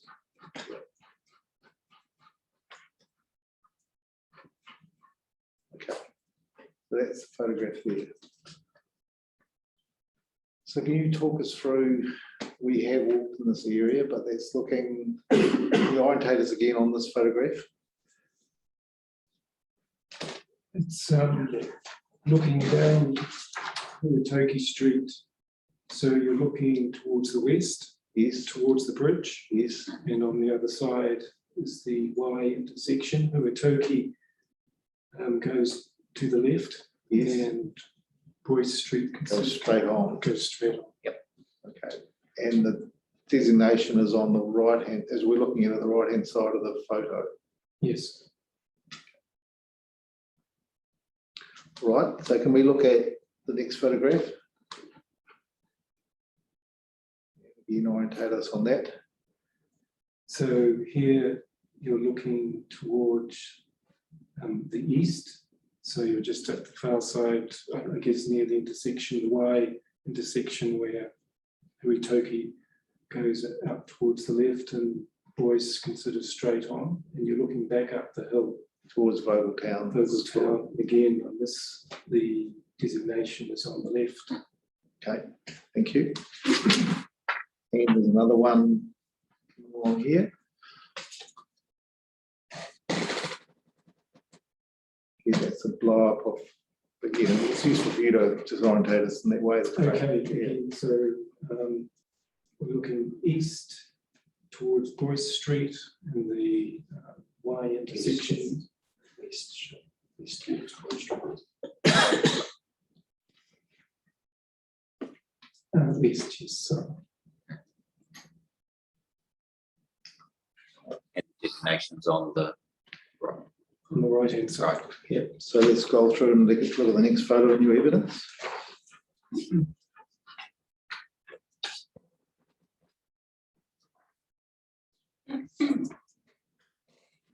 It's just is the bridge on Cumberland Street, which is, I guess, part of that particular route. Is that right? Yes. So this is what this is on Route 1. This is, I guess, a better standard of bridge for the vehicle lanes, some cycle lanes, albeit still pretty narrow compared to what we would like to do nowadays, and a good footpath. So it's showing closer to the standard that we would need the Kiwataki Street Bridge to be when it was upgraded. That's right. When you say it's a good footpath, it looks reasonably narrow to me, is that It is. fair? It's the oldest standard. It's sort of 1.2, 1.4 Yes. wide. We'd be going for a slightly wider footpath than that. That wouldn't be suitable with a Nowadays. shared path, would it? Oh, no, for a shared pathway, we'd be looking at 2.5 to 3.5 metres. So approaching that bridge, what would an enthused and confident cyclist be doing? Do you think? Approaching the Hirataki Street Bridge or this bridge here. So this bridge, they've got room, they're going to tend to be in the cycle lane. Okay. Is that a cycle lane there with the yellow marks? So it's, yeah, the broken yellow lines to stop cars parking there. Yes. And then the edge line is marking the Oh, distance okay. between the curb. Somewhere along the line there'll be a green, Yes, green paint. Okay. So that's on both sides of the, both sides of the bridge, yes. And what do you think interested but concerned cyclists would be doing? So they tend to be on the footpath here. So they'll be getting off their bike, maybe, or? Potentially, there's another school behind us here in this photo, and the school kids here tend to bike down the footpath. Yes. It's the safer place for them to be, because it's a busy road. They're on the road at a peak in our traffic. Yes. So the more junior, sort of primary, intermediate age kids tend to go down the footpath. This footpath here? Yes. It's only once you get to the much more confident cyclist or off-peak times that those cyclists are in that cycle lane. Okay. And what if kids are walking along there or someone walking along? What happens then? So in this situation, the kids sort of make space for one another. I've sat and watched how they behave here. They make space for one another. Ideally, like you've pointed out, we'd like that footpath to be wider. Yes. But it seems to work. Seems to work. We have a project here to slightly improve the footpath here as much as we can. its width or its condition. Its width. You can do that within the roading corridor. Not across the bridge, we can't, but up the road on either side, we will. And that's because of the current constraints with the bridge. You can't what? You widen the approaches, are you saying? Yes, so well, that was fitting within the current constraints of the bridge, but when we come to doing the project, we're talking to a structural engineer about a clip-on extension. The famous nip-on Yes. on the bridge. Yes. Don't think we're the same scale, Commissioner McMahon. No, probably not. Certainly those clip-ons from Hawke's Bay, Napier Hastings is about all of the main bridges have got where there's high traffic use, high pedestrian cycle use. They're working towards a program of separated clip-ons to provide safe cycle access. And our Let's Go team that are a team, the transportation team that are about getting people bikes and walking, cycling, scooters, they certainly follow what other local authorities are doing, including Hastings, and looking for what the current best practices to inform what we do. But that brings me to another question about government direction and guidance on multimodal transport.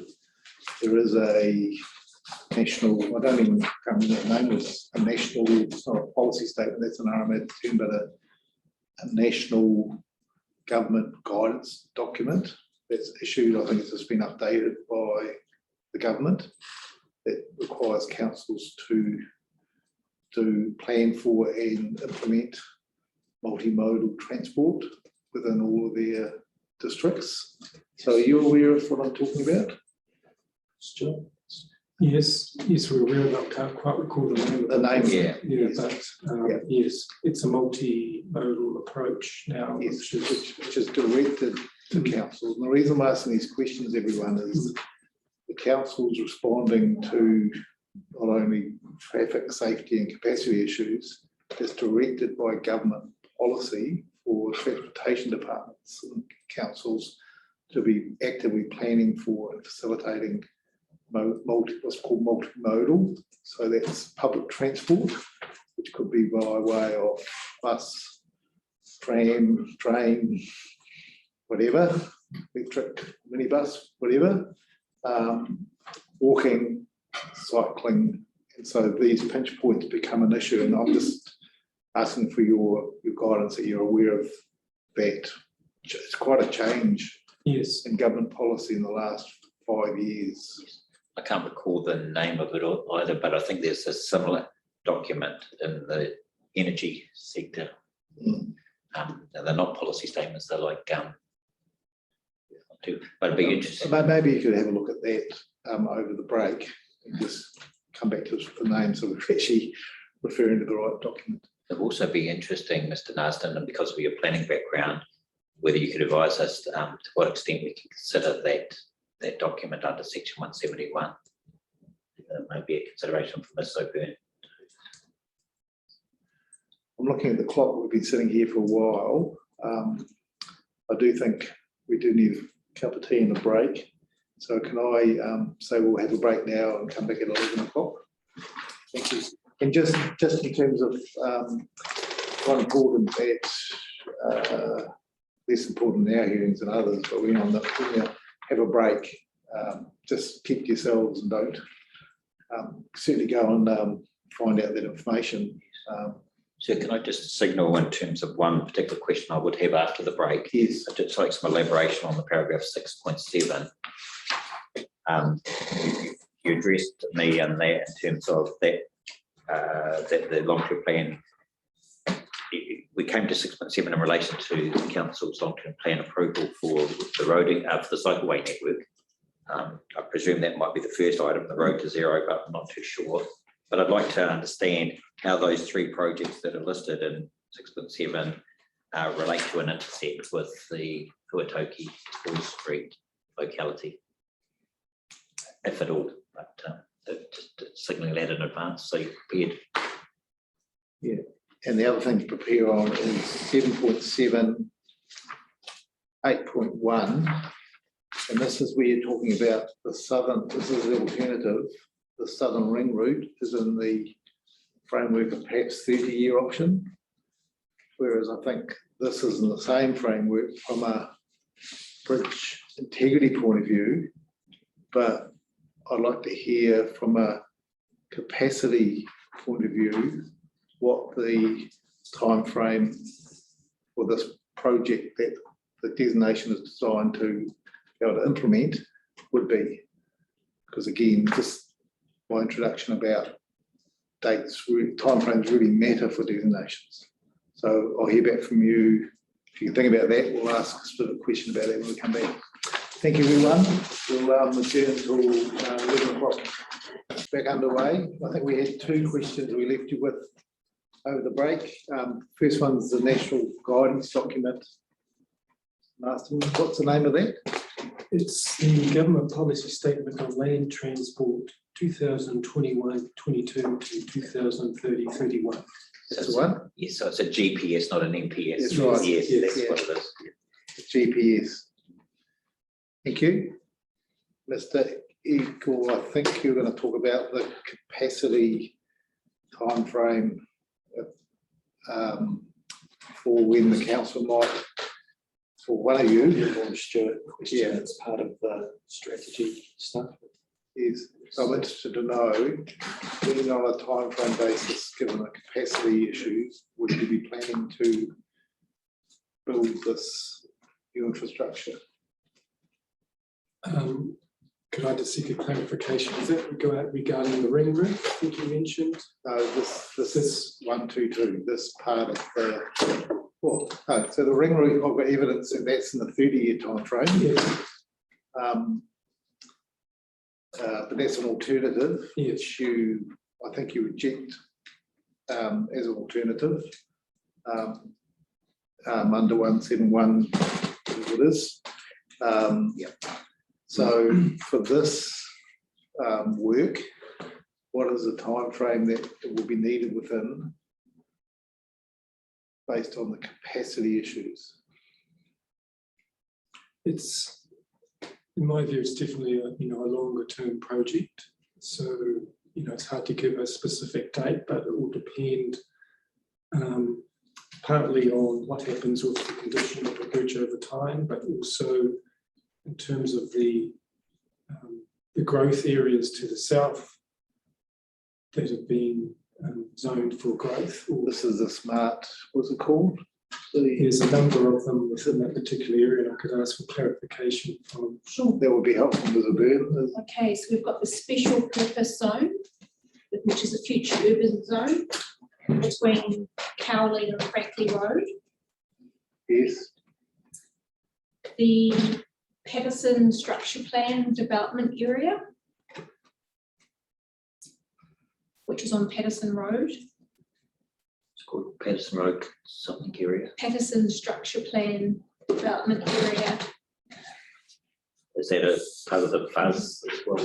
Or Can we just bring those up on Yeah. the meeting minutes, please?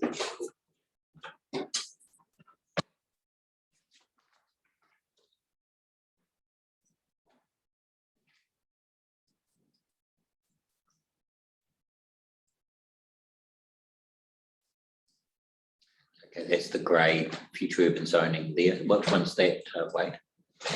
This is Junction Street, this is recently rezoned, so it's not a future urban zone, but it's undeveloped.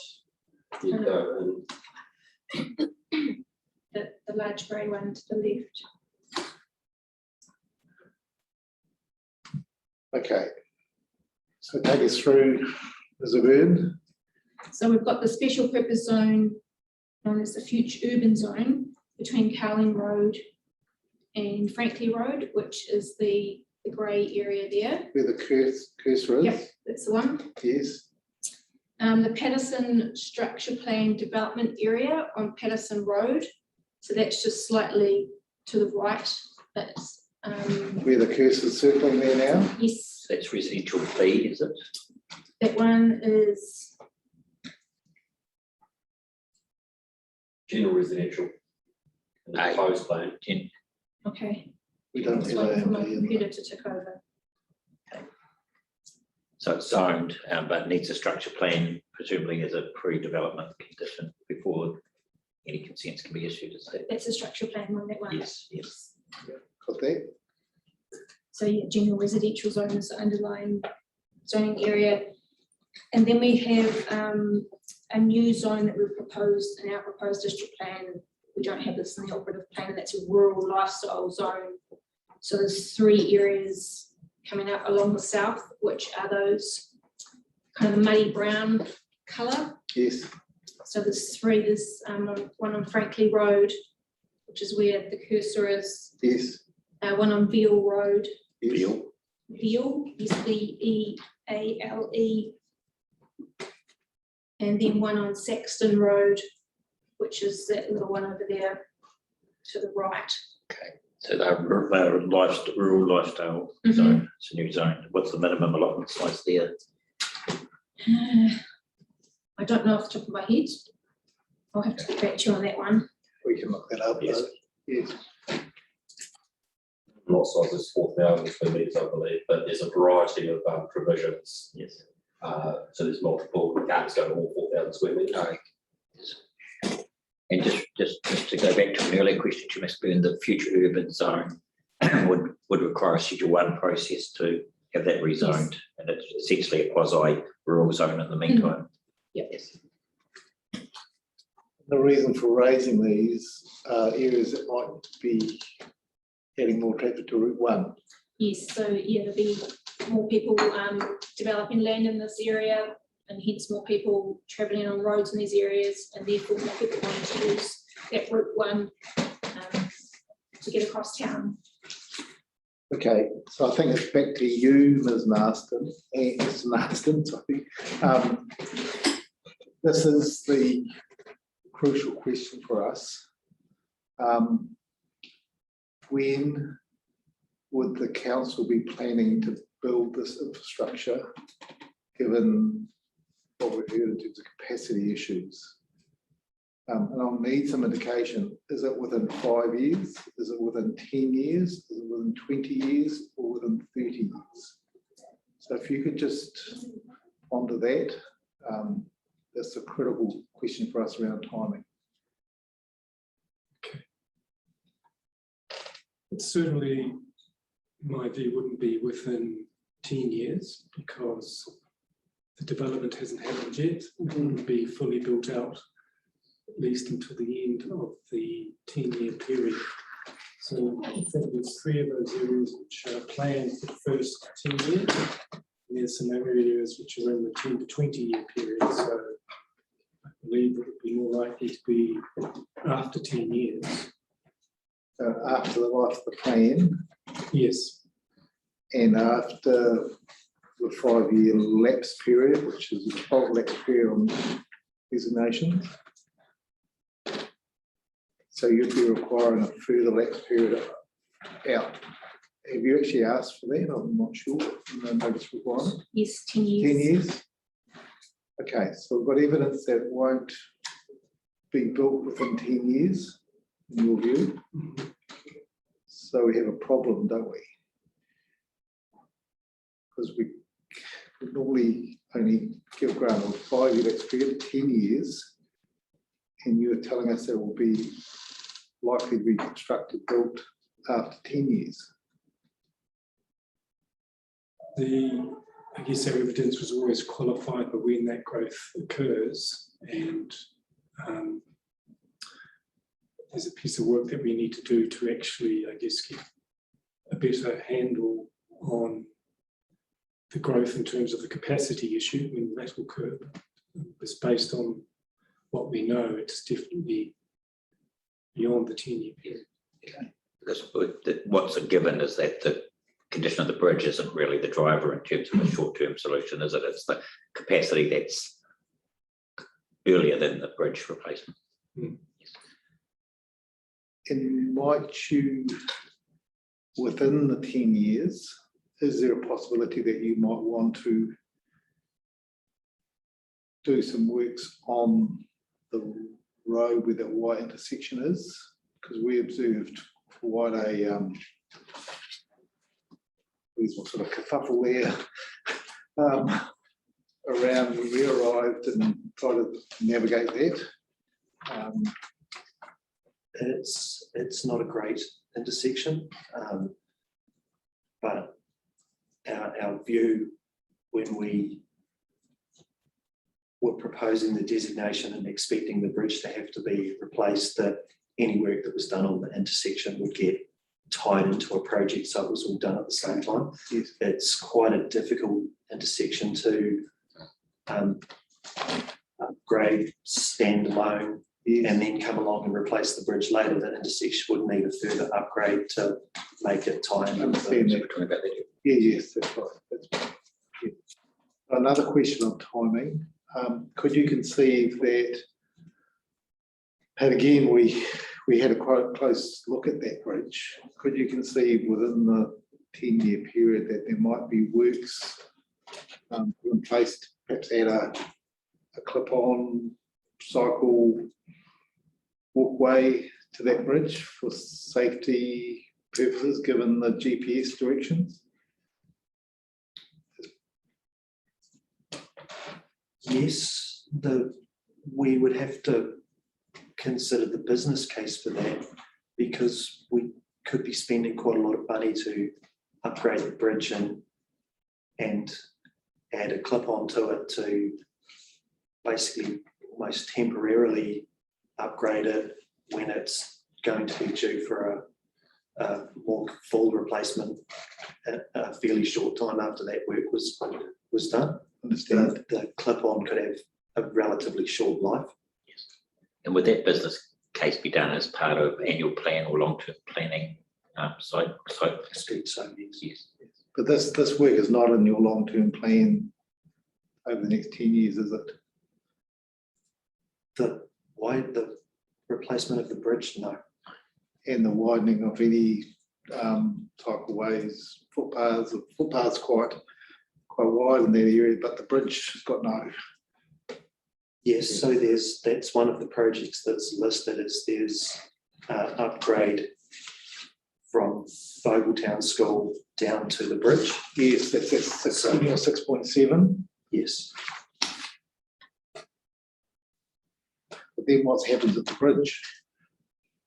Yes, well, that's the problem with all of our networks. We have to take it one bit at a time. You can't upgrade it all in one go. So we've got to chunk off little pieces at a time. So that's kind of the next stage is down the hill and then the bridge and then the next piece. And that's kind of how we're working our way through town. Okay. So I would like to look at your last figure in your evidence, guys. 12.1, just below 12.1.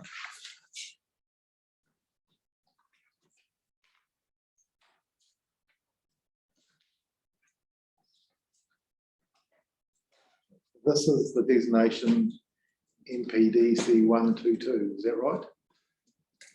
Yes. Okay. So could you just orientate us on land ownership and current widths in terms of an upgraded cycleway up to the bridge with the current road footpath alignment? I want to establish whether you've got room to do this project you just talked about, Mr. Eagle, which was what do you call that? That's the Willow Carrington or intersections program. Was that something else? Taking Carrington Corey. Yes. That's to the east. Okay. Oh, this is a Huatoki shared pathway. Yes. Okay. So can you just, again, you can go up to the screen. Are you expecting that work to be the Huatoki Street shared pathway within the designated area or outside of that? Outside of that. There's enough room to do that within the current road It's and footpath. would you mind getting the aerial view up?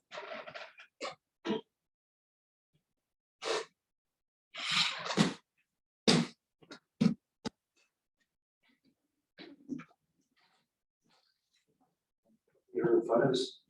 Just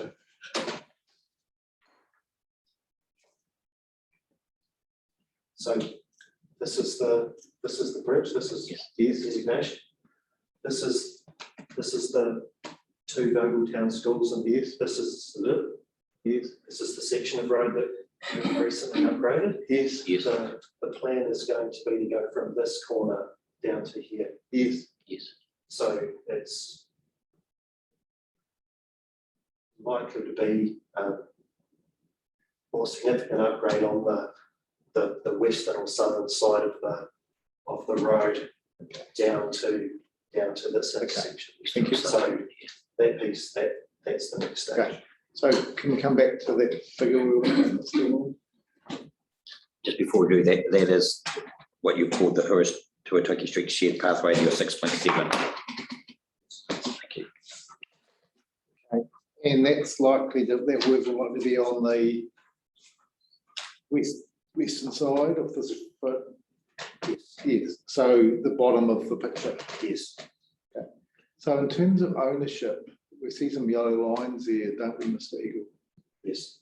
Okay, so the work on the western side, that you see some trees and there's a red car on the right hand side of the photo. Yes. That the yellow line goes through.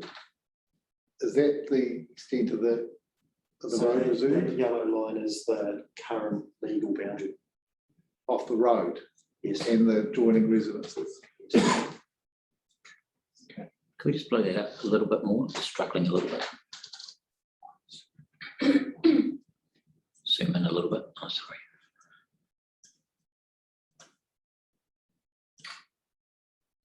And it's got that big splay on the corner too. Yes. There's the red car. There's the red car you were talking about. At the top right hand side of the photo. Oh, over there. Sorry, look at the wrong Cuts place. through. Yes, got you. Yeah, so that's quite a lot. That's quite a wide road reserve and the splay near the intersection. Was that acquired by the council for this road intersection? Was that a historical fact? Historical. It looks quite a useful bit of land for the council to own, doesn't it?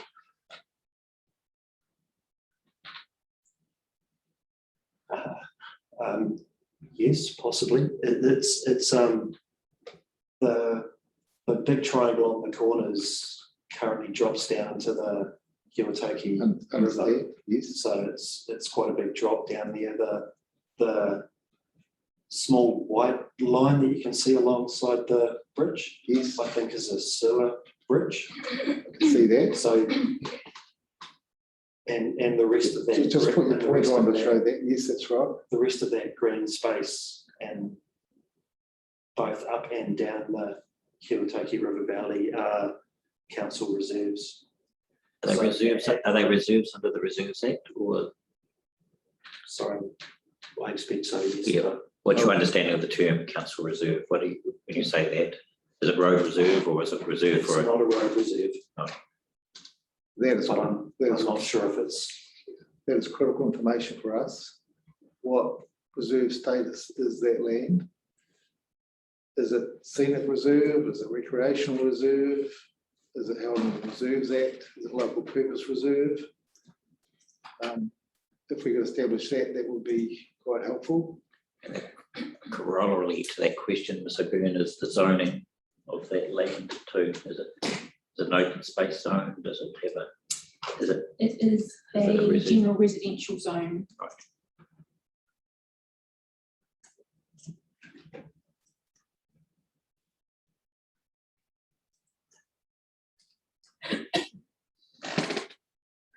What's the green zoning?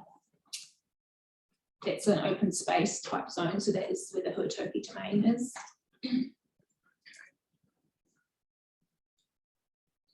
I think you can see where we're going with the questions. The requirement authority is required to consider and establish all relevant alternative routes, methods for achieving the objective. And Commissioner Martin's already expressed the fact that we're not clear on what the objective is, because each notice requirement's got to have an objective so we can understand what we want to achieve. And certainly the notice requirement merely says there are no alternatives because this is a road widening. So I'm asking you as expert witnesses, do you agree with that statement? And is there an alternative to look at the council's owned land, both in term, given the multimodal aspects we're talking about, rather than taking privately owned residential land?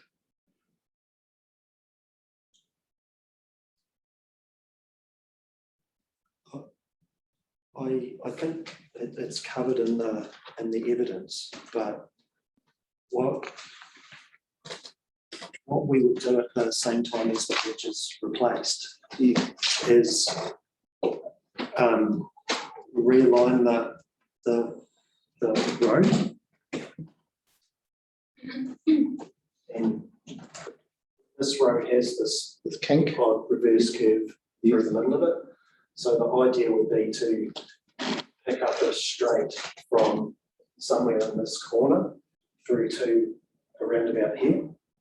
So a straight line through there, and then construct a bridge on that alignment. So at the same time, the bridge was replaced, rather than replace it in the existing location, replace it on an improved alignment for Kiwatoki Street or Roy Street. It would move the bridge over slightly. It would give us an opportunity to get better visibility from this intersection. We'd get rid of I expect most likely get rid of the strange slip lane arrangement there and more tee it up. It would be a safer intersection than what's there now. So visibility from here and from here isn't very good. If it was moved over this way a little bit, it'd be slightly further out, you'd have better visibility up this way.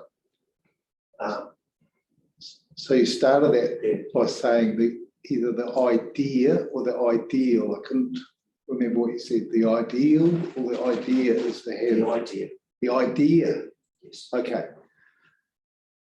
So where in the notice of requirement is that explained? Sorry.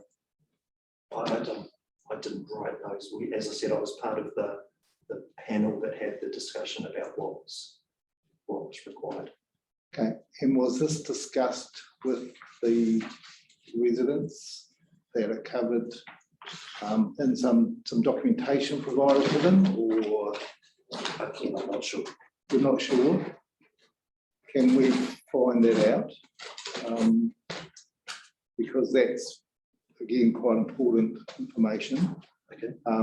What was provided to the residents? What consultation was undertaken? Was it done in person? Was it sent by letter?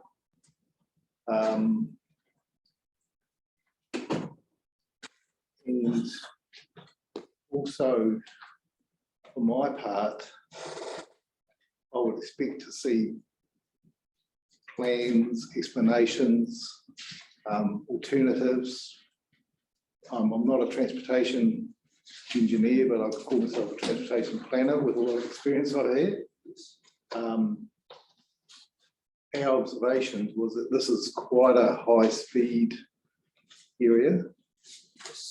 Have you thought about, as a requiring authority, traffic calming measures? Because a straight road, or would a straight road like this encourage further speed, or would it be a traffic calming measure? We hadn't discussed traffic calming, and we don't. Our current practice is that we wouldn't usually do a lot of traffic calming on the arterial roads. Sure. They're to move traffic around. You want them to be able to do that sort of at a good speed, comfortably, but also safely. Sure. We'd do traffic calming on roads that we wanted the speed to be lower, or around a school that we wanted the environment to be safer. So we can't ask for much more in terms of the process. You've given the best advice in the notice requirement that you thought was sufficient. We've asked for additional evidence from you today, and you've given us what you can on the hoof in terms of alternatives. I'm probably finished my questioning, but But I don't think there's any, apart from the information we've asked for, there's no further opportunity for the council to come back, the requiring authority to come back with other evidence. Is that one, Commissioner McMahon? Yes, I don't really have any further questions other than what I said. Alternatively, I was struggling to understand what the objective of the work was. There was some discussion about what the works might be in the notice of requirement under 122, but it didn't have a clear stated objective. So there, that makes it difficult to assess the necessity of the works against that objective. The evidence has, to some extent, tried to deal with that, but not in totality. Going back to my question before the morning tea break about 6.7, I think you probably answered that question. Of those 3 projects, the road to zero, the work west and east of the bridge, it's really only that 3rd project, the Kotoki Street shared pathway, that intersects with this locality, immediate locality that the designation's in. But even then, that's going to be done on the other side of the road, I heard you said, within the road corridor. Yes. Okay. So I don't need any further information on 6.7 from you. I understand that. In terms of alternatives, discussion from the chair earlier, I mean, the alternatives seem to fit into 2 or 3 categories, working within the corridor. In terms of what you can do, obviously the shared pathway is something you can do on that. You've indicated that traffic calming and other sort of roading management techniques are not really things you would anticipate for an arterial road. You would in relation to schools, you said, but would you do any traffic calming in relation to a difficult piece of topography, such as the bridge? Would that, those instances within the district where you would contemplate doing traffic calming on an arterial road where the topography justified it?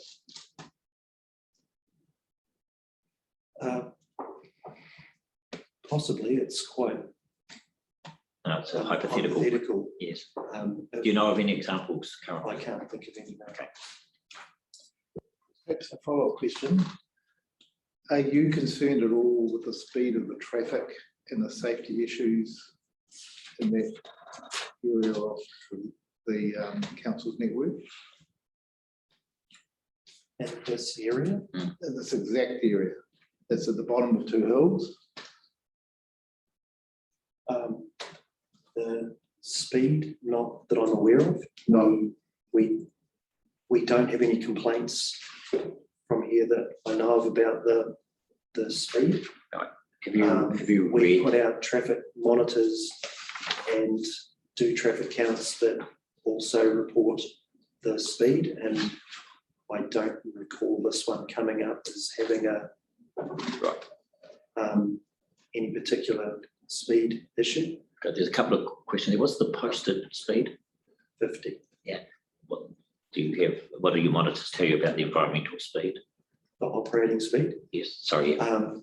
No, we could get that from a recent traffic count, but off the top of my head, I don't know what that would be. I expect it's going to be the 85th percentile is going to be very close to 50. Yes. Have you read the statement from Ms. Mace and the photograph she's provided in relation to speed? No, sorry. You haven't? Okay. We'll hear about that. Yes. Next, yeah. We observed, and I've got to be careful what I say here, we observed during our very preliminary site visit cars crossing the centre line to avoid cars approaching in the other direction. Yes. And to avoid parked cars also. Have you witnessed that also in that locality? Yes. Yes. Yep. That's partly a result of the reverse curve that's in Yes. through the dip in the hill. Yes. Is that a concern? Yes. A traffic safety concern? Yes, although I don't think we have a high crash rate here. No, not in that So locality. it is a concern, but it doesn't Yes. appear to show in the statistics. No, if there are crashes, they seem to be either end of the yes. Do you think it's self-regulating in that sense, that it is a difficult piece of topography and that drivers therefore take that into account or not? Potentially, I guess the crash record and perhaps the lack of service requests about it, possibly. Lack of service requests. Yes, Yeah. from people saying that there's a speed problem or that there's been a number of near misses or anything, possibly indicates that that people are aware that it's an possibly unsafe piece of road and they're self-regulated. I guess what I'm trying to get at, Sue, is whether there is a particular traffic safety issue that would warrant intervention by the Council as Roading Authority in the short to medium term through works within the road corridor to address that potential safety issue, such as traffic calming, etc.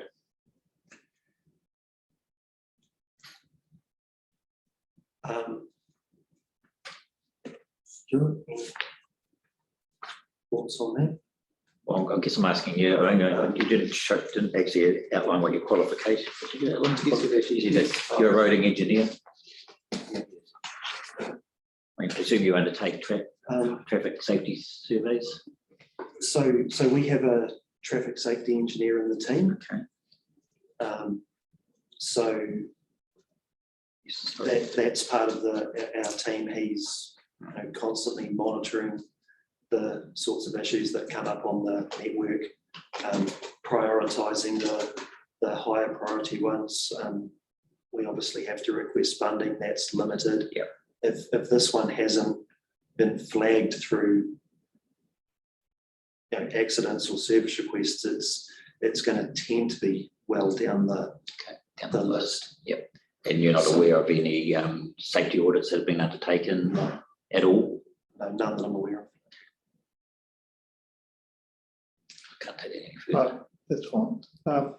Thank you for your help on this. As I said, our aim is to sort of get information.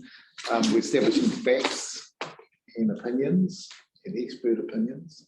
Are you also aware of MPDC 40, which is a record street? Yes. Okay. So that also has some submissions we'll be hearing about today. You haven't looked at that, or are you aware of that issue? I'm aware of that, yes. So there's no evidence on that from you? No. No. Could we, before we stand down, could we please bring that up on the screen? Sorry, one thing. These three parcels here, I just checked, they're gazetted as recreational reserves. Under the Reserves Act, like that's the classification. Statutory action gazetted, I'm not fully aware of how this works, but the statutory action lists them as purpose recreational reserve gazetted. So Can you just point us to those parcels again, just for your cursor? that one there, and this one here, which is actually gazetted with a name called Hiwataki Domain Recreation Reserve. It says on The it. southern one has actually got a name, the other two are just gazetted as recreation It reserve. says I would expect, but the area with the area in display that we're talking about and along the western edge of, that's just council. That's road parcel, so Road this is parcel. Brown, administrated by council. Okay, that's great. The entire display or just where your cursor is? Everything that isn't coloured with zoning, we don't zone over the road parcel. Right. It's just to make it look better. So, Yes. yes, sorry. So just, I'm sorry, I'm struggling. So the area where you're to the north of your cursor, between the road and the yellow and green parcels? Yep, that's all road parcel. Yeah, Road down parcel. here. Everything that isn't covered Yes. by the zoning, That's the road. that's the road. Anything there's, that's a hydro parcel. So roads and hydro parcels, we don't tend to cover the zone. Right. Okay, sorry, I thought that was zoned residential based on the Burn's response, but it's. Sorry, I thought you were meaning the southern bit, the yellow is residential. Yes, but residential no, zone. the area between the southern and the formed carriageway as road parcel. not zoned. Although the zoning goes up to the middle of the centre line. Yeah, we don't actually show it zoning, but officially the rules state the zoning goes to the centre line of the road. Okay, so would have a split zoning of green and yellow to the centre line, Yeah, I have that, yeah. open space and general residential. Okay. Yeah. So this is the land parcel delineation. So Zoning, sorry, I'm still not clear. So what I've heard is that what you call hydro, so those are riverways and road reserve on this plan is shown as unzoned. But also I've heard is that the zonings actually go to the centre line of the road. correct. We just don't show it because it just doesn't look good on the maps, basically. But we do have somewhere stated that the zoning, where it's not shown, includes railway, road, there is certain parcels, and it goes up to the centre line. So if we extrapolated that, as I said earlier, if you extended the boundary between the green and the yellow to the road was formed road, you'd have open space on one side up to the road and general residential on the other. Yes. Yep. Thank you. Thank you. So can we go to MPDC 40, please?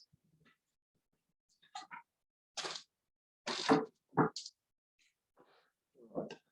So this is the other area that we're going to hear submissions on today. And I think Ms. Easter, this is the area you're interested in. That's true. Can we just hold up Ms. Easter's house? So, 67. Ms. Easter, you could probably help us. So, I thought it was further. I'm right next to, It's Northern Princess I'm Street. right next to the kindergarten at Tikarorio on Record Street. Okay, further up. 57, is it? That's correct. So that's your house here, Ms. Easter. With the white Yes, roof. Yes, the white that's roof. true. Yes. Okay. So we haven't received any evidence from the council. Again, the notice of requirement has about the same level of information on this one. Possibly less. Possibly less. So could you broaden out the image so we can see the roundabout? Perhaps not. Yeah, that's about right. Yeah. That's it. Okay, sorry, come back. I want to see the roundabout. No, go out. Yes, thank you. I'd like to see the whole thing. Sorry, not explain myself very clear.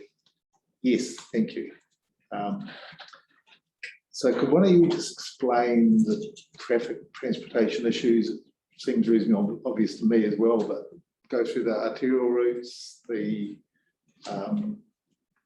capacity issues, the reason why we have this wide designation. Okay. Yes. If you're familiar with it, you're familiar with this area? Yes. You're both familiar with this area? So there's several designations around here that have been here for quite a long time. Yes. I think when we look back, it was 1986. They when it were put in place. Yes, they've lapsed, haven't They've they? lapsed. So council for some of the ones in the nearby area had been acquiring land, but that had been some time until recently. Come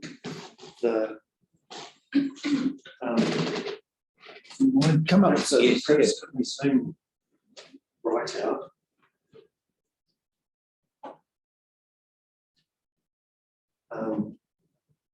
So we've got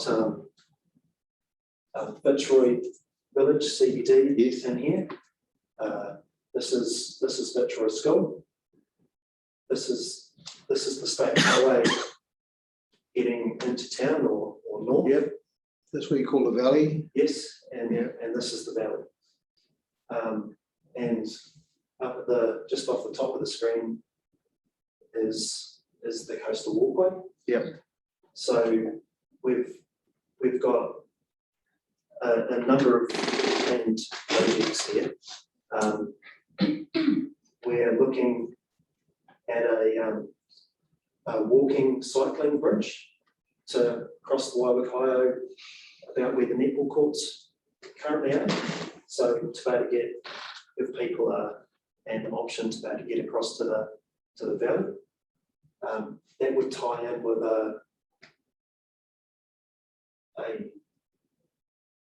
shared pathway or a wider footpath down the side from the roundabout, down the side of Plymouth Road, back into Vitra.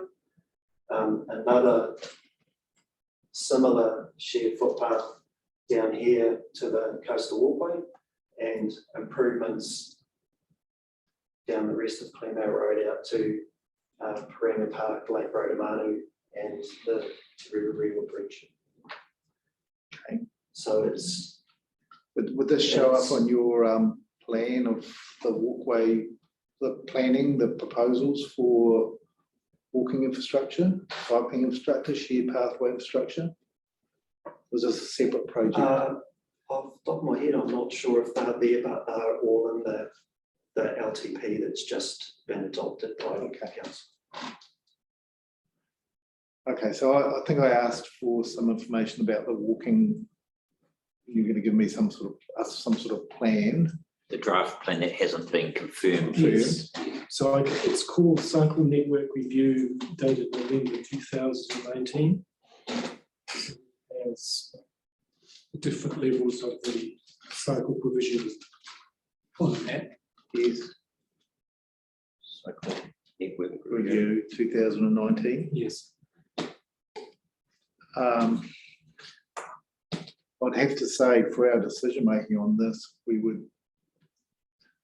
do need to understand what you've just explained, Mr. Eagle, because that provides context and the objective, the reason why we're needing this. Is it for walking, room for more walking shared pathways? Is it needed for arterial traffic? No, this is a walking cycling infrastructure. Okay, it may be explained in the NOR. Go back to the look. Or is it explained in the NOR? Notice requirement?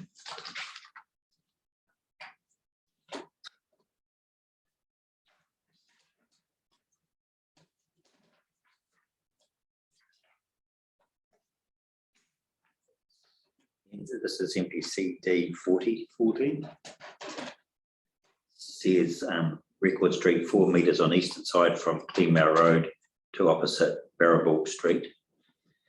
The existing road widening designation encompasses a portion of the dwelling at 37 Record Street and portions of the residential front yards at 59 to 69 Plymouth Road. It's a description of the designation.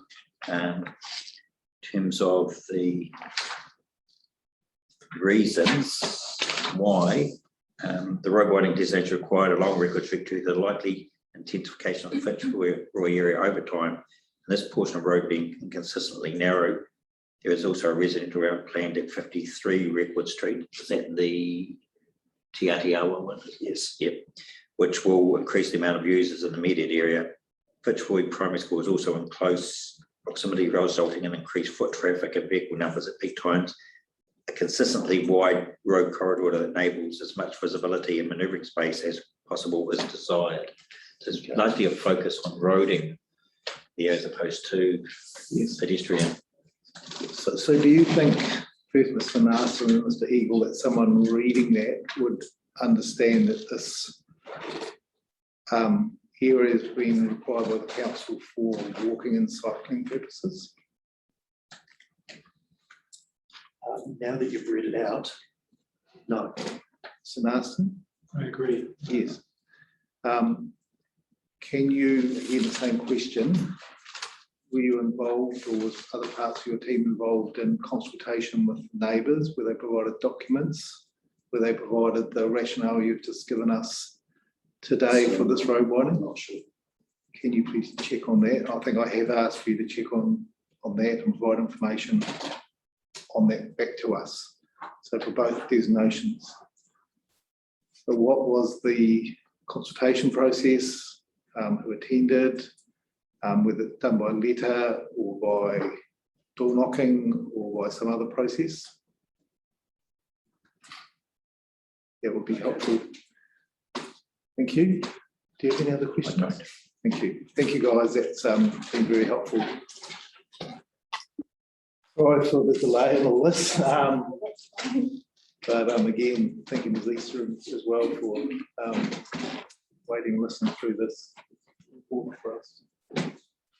So at long last, Ms. Mace, it's your turn. So would you like to come up to the table?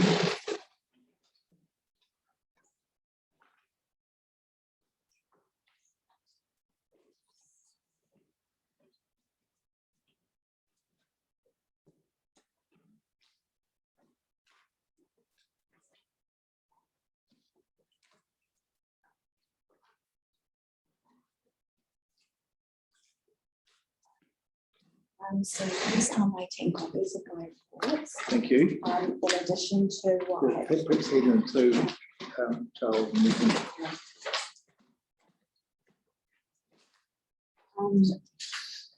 In addition to my original amended submission, I have actually created an additional addendum to that because, as you pointed out, I only got the report from the council yesterday. Yes. So I felt that I had no option but to address that. No, and look, that is as expected, and that is your right to do that. And we do appreciate the time and effort that you've put into this. So we're really in your hands how you want to take us through your submission, whether you're comfortable reading out the addendum or how so it's over to you. To be honest, I would actually prefer to read it out, Yes. purely because I guess I've taken the time to compose this and Yes. get my thoughts together, and I feel it's probably the clearest and Yes. easiest way that I Excellent. can actually do this. Is that okay? That's fine. And if you want to refer to photos or images as you go, Mr. Warren can bring up those. So yeah, so Okay. yep, thank you. Thank you. So obviously I'll start with the addendum. Yes. So basically I am including this addendum to my submission below. As of Tuesday afternoon, I have just received a report from the council written by Richard Eagles and Stuart Naston in support of the bridge road widening. I received this report less than 24 hours before my meeting with the commissioners and after I had submitted my amended submission. After reading the joint report, I can see that the authors have had access to my submission and have been able to read this before preparing their report, as they have included some of my points into their report. If they have had access to my submission, why have I not had access to their report? I believe this has unfairly advantaged their report and the council, as the authors have been able to take my submission into account when writing their report, and as a result they have been able to rebut some of my points as well as try to negate them or to imply some were already under consideration. This process is anything but fair, and I feel that the council have purposely withheld this report from submitters and have delayed the report to the last minute. If this were a court case, this will be considered a prosecutorial misconduct, as in my opinion, the hearings are already in progress, as I have submitted my amended submission as evidence against the designation. The council has withheld vital evidence from the submitters, evidence which has been cited in the council report, and the council authors have had access to the submitter submissions and have used them in part to prepare their own report. This is not fair and not just, and I feel completely ambushed and sidelined by the council. Ms. Mace, I think we just stop there. Commissioner McMahon asked Mr. Eagle if he had seen your report. He said he didn't, he hadn't. Is that correct? I hadn't seen it, no. Mr. Naston, have you seen that report, the submission that Ms. Mace lodged with us last week? Yes, later last week I read that. Okay. And have you considered that in preparing your statement? Yes. Okay. Thank you. After reading the report prepared by the authors from the council, I do not feel that anything they have said mitigates any of the overwhelming harmful effects or evidence that widening the bridge and the road will harmfully and negatively impact the residents of Huatoki Street. I believe the report would read quite differently with alternate suggestions and recommendations if they lived in my house. Whilst they have stated that the impacts of the project will be considered at the time of the proposed bridge replacement around mitigating noise, vibration and pollution, there is no evidence of this consideration in any part of this process so far, and they have not stated how this impact would be considered and how much consideration it would be given.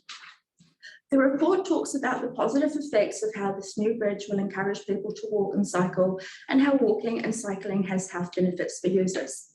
This is a joke, and for the authors to actually talk about positive health effects for all of these so-called new walkers and cyclists, while blatantly ignoring all of the negative health effects I have included in my submission, is so ignorant, callous and tone deaf, I am speechless.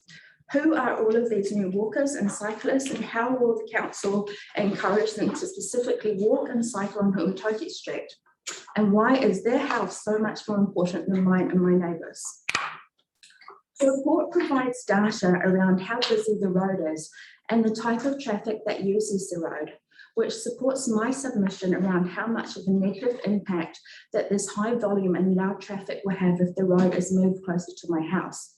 The authors have provided many points in their report to support the bridge and road widening, but show no consideration or understanding of how negative these points are to the people living next to the new road. The council are focused on turning residential roads into major highways and thoroughfares for New Plymouth. These roads were not designed for this type of use, and the council should not try to redesign a road that is clearly not meant to be redesigned. This does not work due to all of the current housing and infrastructure already in place. There are many examples throughout the district of the council getting things wrong around planning and lack of foresight. And whilst this proposal may provide a 3-lane bridge and road, what is it actually going to change? Traffic will still use this road regardless, and how does a 3-lane bridge and road change that? More thought and planning should be put into how the existing main roads can be improved rather than trying to redesign the wheel. The report states that the current road is not considered as safe for less confident cyclists. Where is the basis for comparison? Less safe than what? No evidence has been provided around what they have used as evidence for this statement. They have also not provided any figures or information about who these less confident cyclists are and when they spoke to them. If they are implying these are school children, then child cyclists should not be riding on any busy roads, and the council should do something to reduce speed on roads, rather than giving motorists more opportunity to increase speed by increasing lanes. If the road is so unsafe, then surely wouldn't there be accidents? And there are many roads within Plymouth that are a lot busier and unsafe than Huatoki Street. Cyclists have the choice about what roads they use, whereas the council are trying to take my choice away from them. This is not a credible reason for spending millions of dollars and ruining people's lives. There are already many cycle tracks and roads in the district, and as most parents drive their children to school, widening the bridge and the road would make no difference at all. There may be an awkward kink to the road, but as the majority of roads in Plymouth are curved and have some kind of kink in them, this is not a good enough reason to undertake this project. This is part of driving, and awkward kinks do not correlate to accidents, as confirmed by my submission and also by the council report. As the authors have acknowledged that speed is a contributing factor to safety, the council should look at implementing solutions to reduce speed, not giving motorists more opportunity to speed by widening and increasing lanes, which will contribute to increased speed. Implement the existing tools rather than undertaking this designation, as widening the bridge and road will not reduce speed, and speed will continue to nullify any so-called improvements. Many roads in New Plymouth also have limited visibility, and there can be problems by the low angle of the sun. But that's why cars have brakes and sun visors, and why roads have speed limits and stop signs. If the council think they can change how the sun impacts on roads in New Plymouth, then they will have their work cut out for them, as they would need to change the grading of most roads in the district and also how the sun shines on the roads. Widening the road and bridge on Huatoki Street will make no difference on the grading of the road, and the sum will still impact on driving conditions regardless of how many lanes the road was. This does not justify widening the road and bridge. Seems to be a hyper focus on improvements for cyclists and walkers in the New Plymouth report. This seems to be very out of touch, as how will a 3-lane bridge and road improve the footpath? Surely this will make things more difficult for walkers, as they will have to cross a 3-lane road rather than an existing 2-lane road. And how does a new footpath provide a significant improvement for walkers? A footpath is a footpath, no matter what it's beside. Again, cyclists and walkers have a choice where they cycle and walk. The report also mentions one of my points in my submission concerning the narrow area of the road by Vogel Town School. That, I believe, is the real problem area of Huatoki Street. This area of the road is a problem for motorists. And if council engineers and planners believe that this can be fixed by improving the pathway, then this really shows a true lack of understanding, as motorists cannot drive on the footpath. The road needs to be widened and straightened. There is tunnel vision focused on the bridge area of Huatoki Street, and the authors are clearly not prepared to acknowledge the real problem of the road and are using this report to divert attention away from the road by Vogel Town School. After reading this report, I can see that the authors have purposely ignored all the negative impacts of widening the bridge and road and have tried to make these seem insignificant. They have been overly focused on things that will make no difference whatsoever to anyone already walking on the bridge footpath or driving on the road. While cycling lanes may be nice to have to cyclists, if the current road poses such dangerous conditions, then the statistics would prove that, but they don't. Traffic will continue to use this bridge and road, and one additional lane will not change that or improve the journey, as there are no negative statistics or evidence to show that the journey is currently negatively impacted by the current road layout or bridge as is. If this bridge and road were to be designed and built today by modern standards, then I can see that having 3 lanes would be nice. But the Huatoki Bridge and the road was not. And all of the community, housing, property and infrastructure have been designed around the current road and bridge, and this cannot be ignored. The indisputable negative impacts of the bridge and road widening outweigh every single point in the council report. Myself and my neighbours should not be made to bear the burden of the council trying to fix all of the existing problems of the district and thinking this designation would be the panacea to the existing problems. The current problems with poor road design throughout the district, increased traffic flow, ineffective public transport, noise and air pollution, etc. will not be fixed by changing one bridge and road. The council has no idea on how they can manage and mitigate the impacts of this proposal when the proposal is the only reason that these impacts would eventuate. There has been no consideration of these impacts before the council put this designation into the proposed district plan, and the authors of the report clearly don't care about any impacts to residences. Otherwise, there would be a high focus on alternatives and everyone's health and well-being would be taken into consideration, not just random motorists, cyclists and walkers, whoever they are.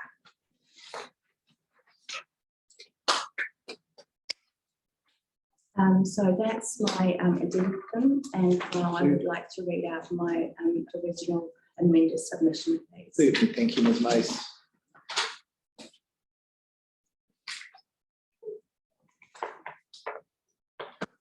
My name is Janine Mace, and my address is 96 Huatoki Street, Vogel Town, Plymouth. I am writing this formal submission to oppose the widening of the road, Boyce Street and Huatoki Street. When I received the letter from the New Plymouth District Council stating their proposals around the proposed district plan, I felt complete shock, anger, disbelief, stress and grief. I purchased my house and property in early 2004, and this is and will be the greatest asset I will ever own. To have such a life-changing and monumental decision made about your house and property by a council is devastating and soul-destroying. For the council to make this kind of decision without any thought or consideration of how this will destroy people's lives is deplorable and unbelievable. We have not been consulted with in good faith, and there has been no consultation around this process before we were advised of their intentions of the letter. I have only received a letter and a picture with a yellow line through it showing the potential removal of the front of my property. The council have offered no evidence or provided additional information about their intentions and why they are submitting this proposal to widen the road. I have only a vague idea of their reasoning around why they want to remove the front part of my section. And this was only through talking to my neighbour, who contacted the planning department of the council many times and was reluctantly given this reason around public safety. Due to lack of information, I can only surmise what this means, as I have no definitive information or evidence from the council to substantiate this. I have not been able to prepare a proper defence, as I have gone in blind around their reasoning and have had to rely on hearsay and rumour, which is one-sided, unfairly prejudiced and biased. We have also not been given any information as to where the money from this proposed road widening is coming from. I do not know if the money is coming from Waka Kotahi, New Zealand Transport Agency, council reserves, or from other sources of funding such as rates, investments, fees and charges. Considering that there is now a shortfall of almost $13 million from Waka Kotahi for the council roading projects, only absolutely necessary projects should go ahead, and the council should take a hard look at their wish list and discontinue with projects that do not benefit the community and residents. Taking into account that the majority of new road projects do seem to be funded by Waka Kotahi, I can only assume that any deficit in funding will need to be made up somehow. And if this is now coming from council reserves, then how does this money get replenished? If the council were less inclined to carry out wish list projects, then there would not be need to be constant rates increases to fund these worthless projects, such as unnecessary road widenings. Ratepayers and residents are directly impacted by roading projects, and as such, we should have a say in how and where the council spend or do not spend our money. The council need to be held accountable for their decisions, and all work should clearly benefit the community and not pose an unacceptable level of harm or detrimental long-term impact. I have spoken to a number of people about this proposed district plan and explained what the council are potentially planning to do, and everyone I spoke to is shocked and disbelieving. Throughout the community, there is a very high level of negative feeling and dissatisfaction around the council, and this is caused in part by the following. The council do not listen. The council do not take residents' views and impacts into consideration. The council spend money wastefully, and the council are constantly increasing rates. I refer to the Daily News article titled "New Plymouth Councillors Sign Off on Long-Term Plan and Total Rates Rises of 12% from July the 1st. It talks about the rates increase, installing water meters in every home and splashing $248 million to fix the district's water network. For the councillors to be congratulating themselves and patting themselves on the back over another unsustainable rates increase and a nice to have long-term plan is disturbing and proves just how tone deaf this council really can be. This just shows again that the council do not have the money to go ahead with all of these projects on the long-term plan and proposed district plan, including unwarranted road widening.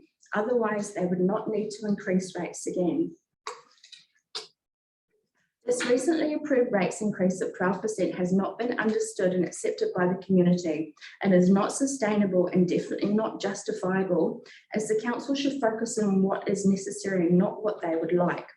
People will struggle to pay continuous rate increases, and this would not be necessary if the council did not continuously spend money that they do not have. Focus on the important projects that community need and that would add value to people's lives, not pursuing irrelevant and wasteful projects such as widening roads that do not need to be widened. Projects such as this add to rates increases, and in this social and economic climate, businesses and organisations are cutting costs and looking at ways to reduce expenditure, not increase it. The level of spending by the council is out of control and is out of touch. The expenditure report in the annual plan of 2019-2020 shows that the debt levels of the council as of June 2020 stand at $173.5 million, up $30 million from 2019. This level of borrowing and spending is not sustainable, as the debt is put back on residents and yet they keep overspending and overborrowing. This then results in more rates increases to top up lack of funding and money taken from council reserves needing to be topped up, all of which is driven by unsubstantiated projects such as the proposed road widening outside my house. A friend of mine who has recently bought their first house sent me a screenshot of the news article documenting the rates increase with an expletive that I will not repeat in this hearing. However, I have submitted this into evidence to show that these feelings and comments are real and are not made up. This is how people feel. This is how I feel. I am so angry at the council for what they are putting me through and what they want to subject me to in the future. Not one person I spoke to likes the council or feel that they are doing a good job. Everyone has stories to tell of their bad experiences with the council. And one person in particular told me about a meeting they had with a local councillor. They discussed all of the areas that they felt needed improving within the New Plymouth district, and the councillor agreed with everything they said and then advised them that this will be their last term on the council. The councillor felt that it was too hard being a councillor in New Plymouth, as they are only one voice sitting around the table and they do not feel heard. No one listened to their point of view, and they felt they were unable to make any positive changes due to the widespread discordant culture within the New Plymouth District Council. When a councillor feels that they have no voice and no one listens, that is alarming and makes me feel very worried about whether my voice will be heard.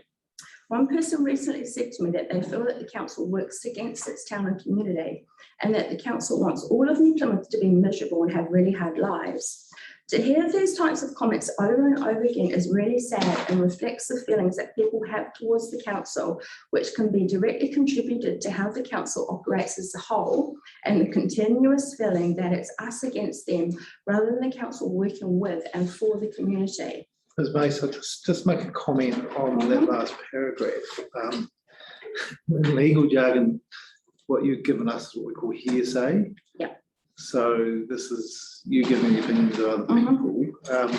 While I think it's context for your submission, just let you know that, you know, we're after your. Yeah, that's so, fair enough. Obviously, I agree with it, but yes. yeah, I understand what you're saying. It is hearsay. Yeah, that's good. So carry on. There are many types of this behaviour from the council, and I make reference to the following story in the Daily News titled "The Plymouth Road will become a drifter's paradise if changes are made," resident says. This article covers proposed council changes to intersections on 3 main roads in Plymouth. Residents are very concerned over these changes and feel that the changes would make things worse and that there is inadequate consideration of the entire system that will be affected. This is followed up by another article in the Daily News titled "Residents Signing Petition Against Proposed Changes to Plymouth Roads." This article covers the story of a local man gathering signatures to oppose the same proposed road changes. He states that he is very much against it, and so is everyone who is spoken to, and says that everyone is really worried and they're emotionally worried. These articles clearly show that New Plymouth residents do not want changes to roads, and I do not want any changes to my road. This situation is almost identical to what I am going through and clearly demonstrates the level of disregard to residents' views, not understanding the impacts that the changes will have, and not taking into account the financial costs and the impact that more unnecessary spending will have. This is another example where the council show their lack of understanding of what the changes mean for residents living in that community and their wasteful attitude to spending ratepayers' money. The level of frustration and anger this causes leaves people with no other option except to approach the media to have their voice heard, as the council makes executive decisions on what they think is best for residents and community without fair and just consultation. Instead, they send out letters informing residents of proposed changes when they should actually invite public consultation before making unilateral proposals. The resident in the news article states, "I live here, I see what happens, I'm still not happy." I'm also clearly saying to the council, I live here, I see what happens, and I'm saying I'm not happy. The potential road widening is a mistake of the greatest magnitude, and I'm still in disbelief that the council thinks it is socially acceptable to strong arm and intimidate residents into potentially having to surrender their land. I am a landowner, and that means I have the right to defend, use and enjoy one's property. In the council's annual report of 2019-2020, they speak to governance and what this means under the law. Elected members must represent their communities and make decisions in an open, transparent and accountable manner. This is to ensure the council makes quality decisions in accordance with statutory requirements. I do not believe any part of this process has been open, transparent and accountable. The process was not open as they had already made initial decisions about what they potentially wanted to do before the time that they sent out the first letter advising residents of their intentions. I don't believe that myself and my neighbours have been represented in these initial decisions, as otherwise it would clearly not be going ahead. And how are they being accountable? The council can claim that they're going through the democratic process with this hearing and allowing people to make submissions opposing their plans. But if they then ignore these submissions, including evidence and impacts, where is the accountability? The report goes on to say that the governance service supports an engaged community that participates in the democratic process. This promotes the social well-being of the community. Social well-being is defined as when we have good relationships, social stability and peace. Since this process began in 2019, the social well-being of myself and my neighbours has been severely diminished. My relationships have suffered and I have no peace in my life. Life, liberty and property were the three foundations which democracy itself was originally built. And if the council ignore the views of the people and operate as a dictatorship, then there is no democracy. If the council were to contact every resident in the New Plymouth district to advise they potentially wanted to take up to 10 metres from the front of everyone's property, the public outrage and anger that would erupt from this would be immeasurable, and the council would not even contemplate doing this throughout the district. Therefore, I cannot comprehend how this is even an option that the council are willing to pursue with myself and my neighbours. Based on how ludicrous this proposal is, it should never have even been allowed to get to this stage. This has been hanging like an axe over my head since 2019 and has become an unbearable and all-consuming toxic force impacting on every aspect of my life. I feel as if I am in a David and Goliath fight against the council. They have all of the resources and finances available to them and a whole department of people pushing for this to go ahead. The council and their people make these decisions, but they don't have to live with their results, and they get to go home to their houses at night and enjoy their peace and sleep, whereas I do not have either peace or sleep both now and possibly in the future.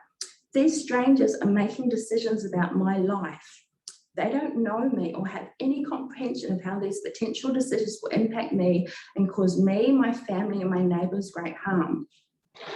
I know that there will be many lawyers and expert witnesses speaking at these hearings, but I do not have either, as I don't believe there is anybody better situated to speak on my behalf than me.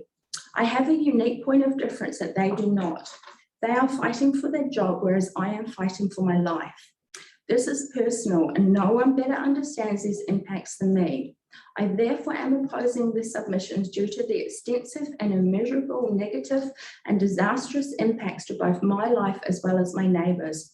This is based on my points below, which I can support with personal lived experience, supported evidence, photographs and cited sources.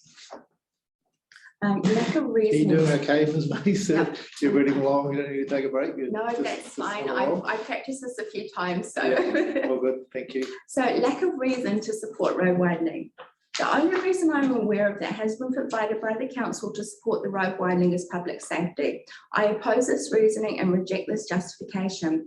I can understand if the bridge requires new works, but to include an unnecessary road widening under the guise of public safety is an outright fabrication of the truth. I have lived in my house since February 2004, almost 20 years, and have never witnessed any traffic accidents caused by the current curve or width of the road. There are two major problems with this stretch of the road, being volume of traffic and speed of traffic. The speed that cars travel poses such a high level of risk to public safety. Approximately 5 years ago, I was contacted by New Zealand Police as they were going to install a traffic camera on the power pole outside my house to try to stop motorists driving in such a dangerous manner.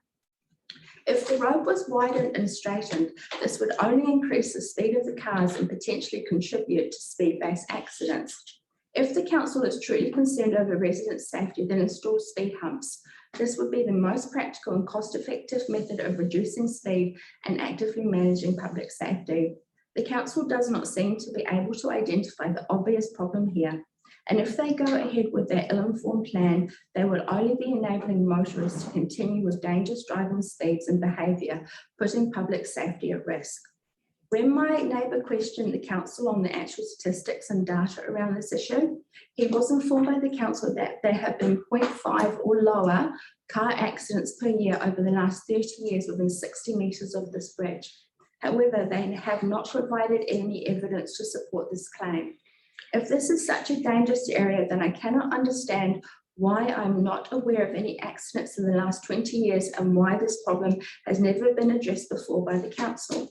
I have read the report around the level of car accidents in New Plymouth in the New Plymouth District Annual Report 2019-2020, and the information provided states there has been 1 fatal accident and 24 serious crashes during that time.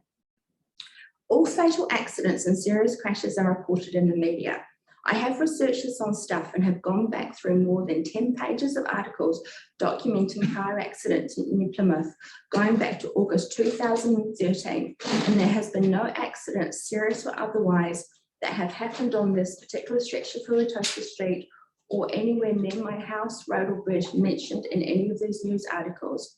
The lack of evidence clearly shows that the supposed reason for the road widening is not credible, and therefore this project should not be going ahead, as there's no evidence to justify this and no conceivable reason that could possibly warrant a road widening.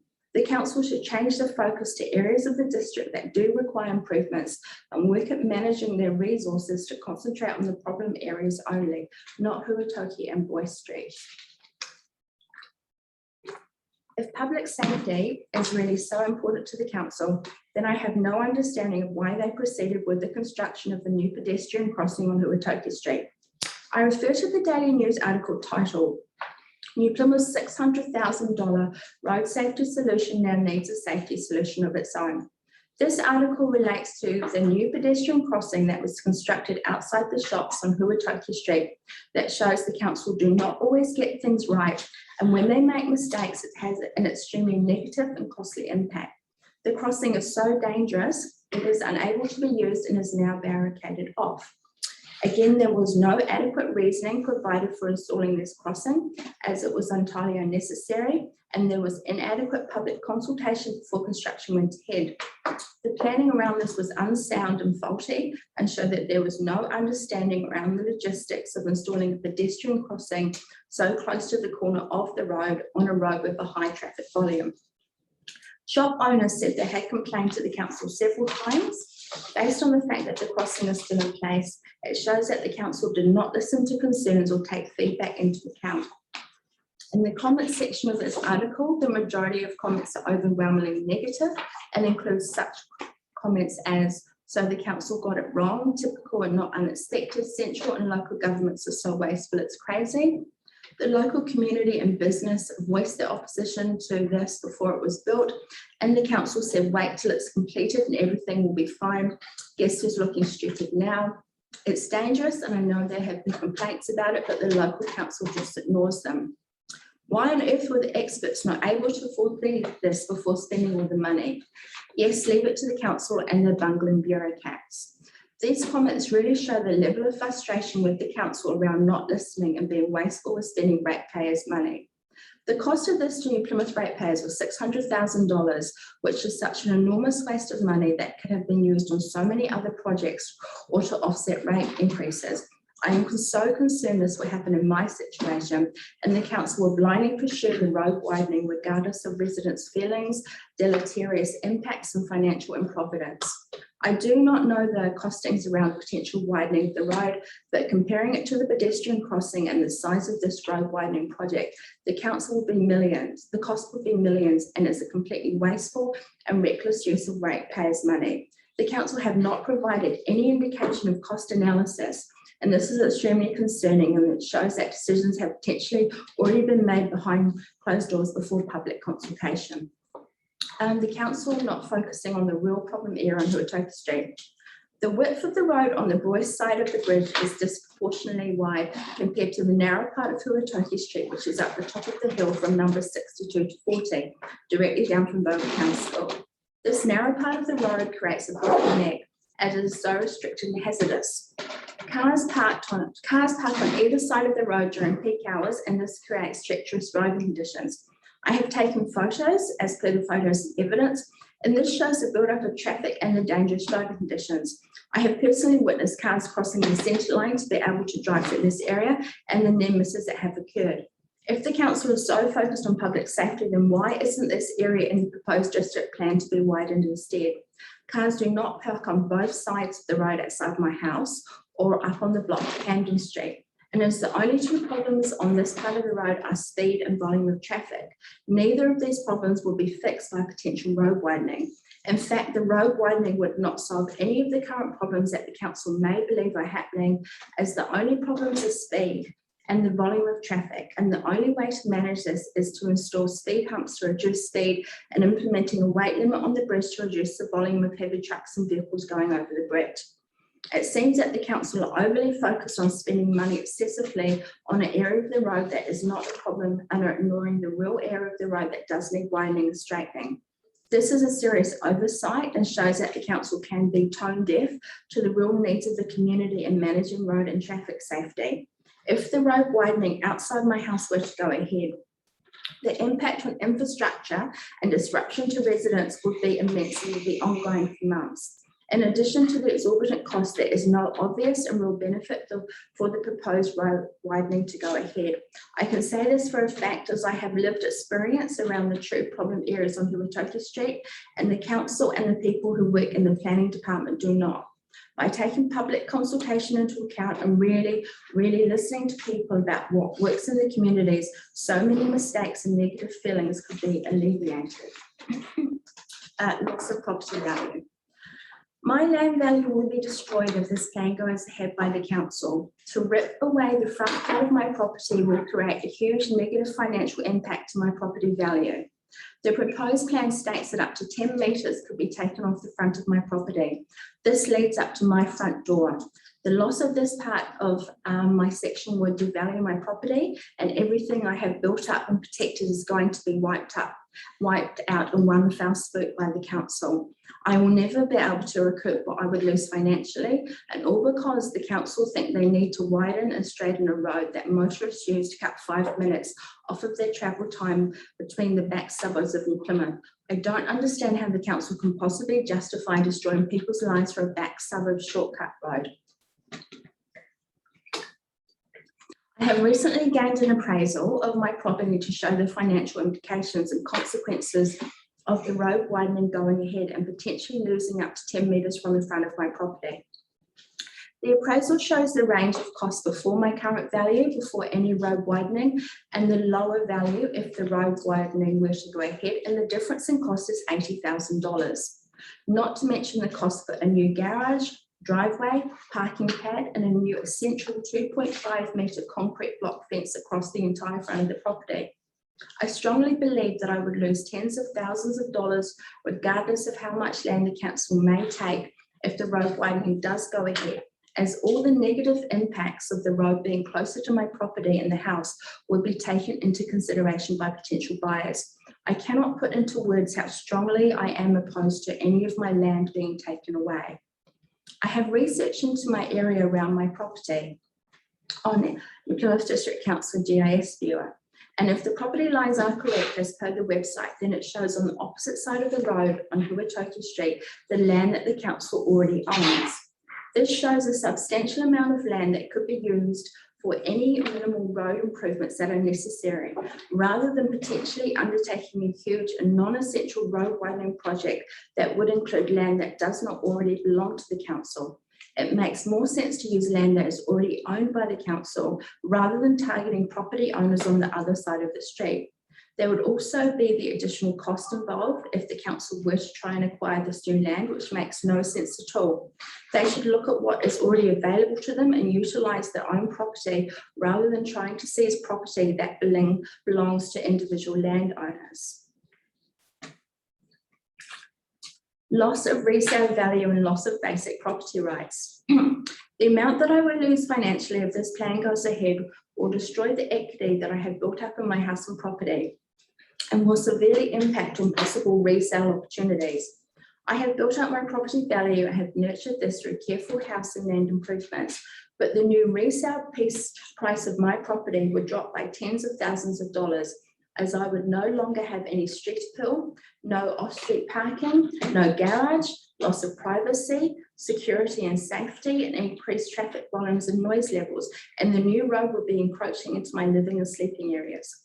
The generally accepted thinking in real estate dictates an automatic loss of property value for houses located on busy roads and increased time frame for selling. If I were forced out of my house by the council and had no other option but to sell, I would stand to lose so much more than just the financial implications, but a loss of something that has given me so much meaning in my life. Destruction of property and buildings. My garage is situated at the front of my property and is in the middle of the new road proposal. The council has shown no regard for property or buildings, as the new road would wipe out the front third of my garage and result in the entire garage having to be demolished. I am doubtful there are any other areas on my property that I could relocate the garage to due to substantial relocation costs, land size and gradient. To lose my garage would ruin my property, leave no area to house a car in, a secure and locked building, wipe out additional storage space and have a huge negative impact on property value and resale opportunities. To be made to have my garage removed is draconian and completely unacceptable in today's society and would majorly impact on my house resale value and opportunities, as well as my quality of life and lifestyle. Just after the initial first meeting with the commissioners on the 13th of May, I requested a site visit by commissioners so I could see firsthand how my garage and property would be impacted if the proposed road widening were to go ahead.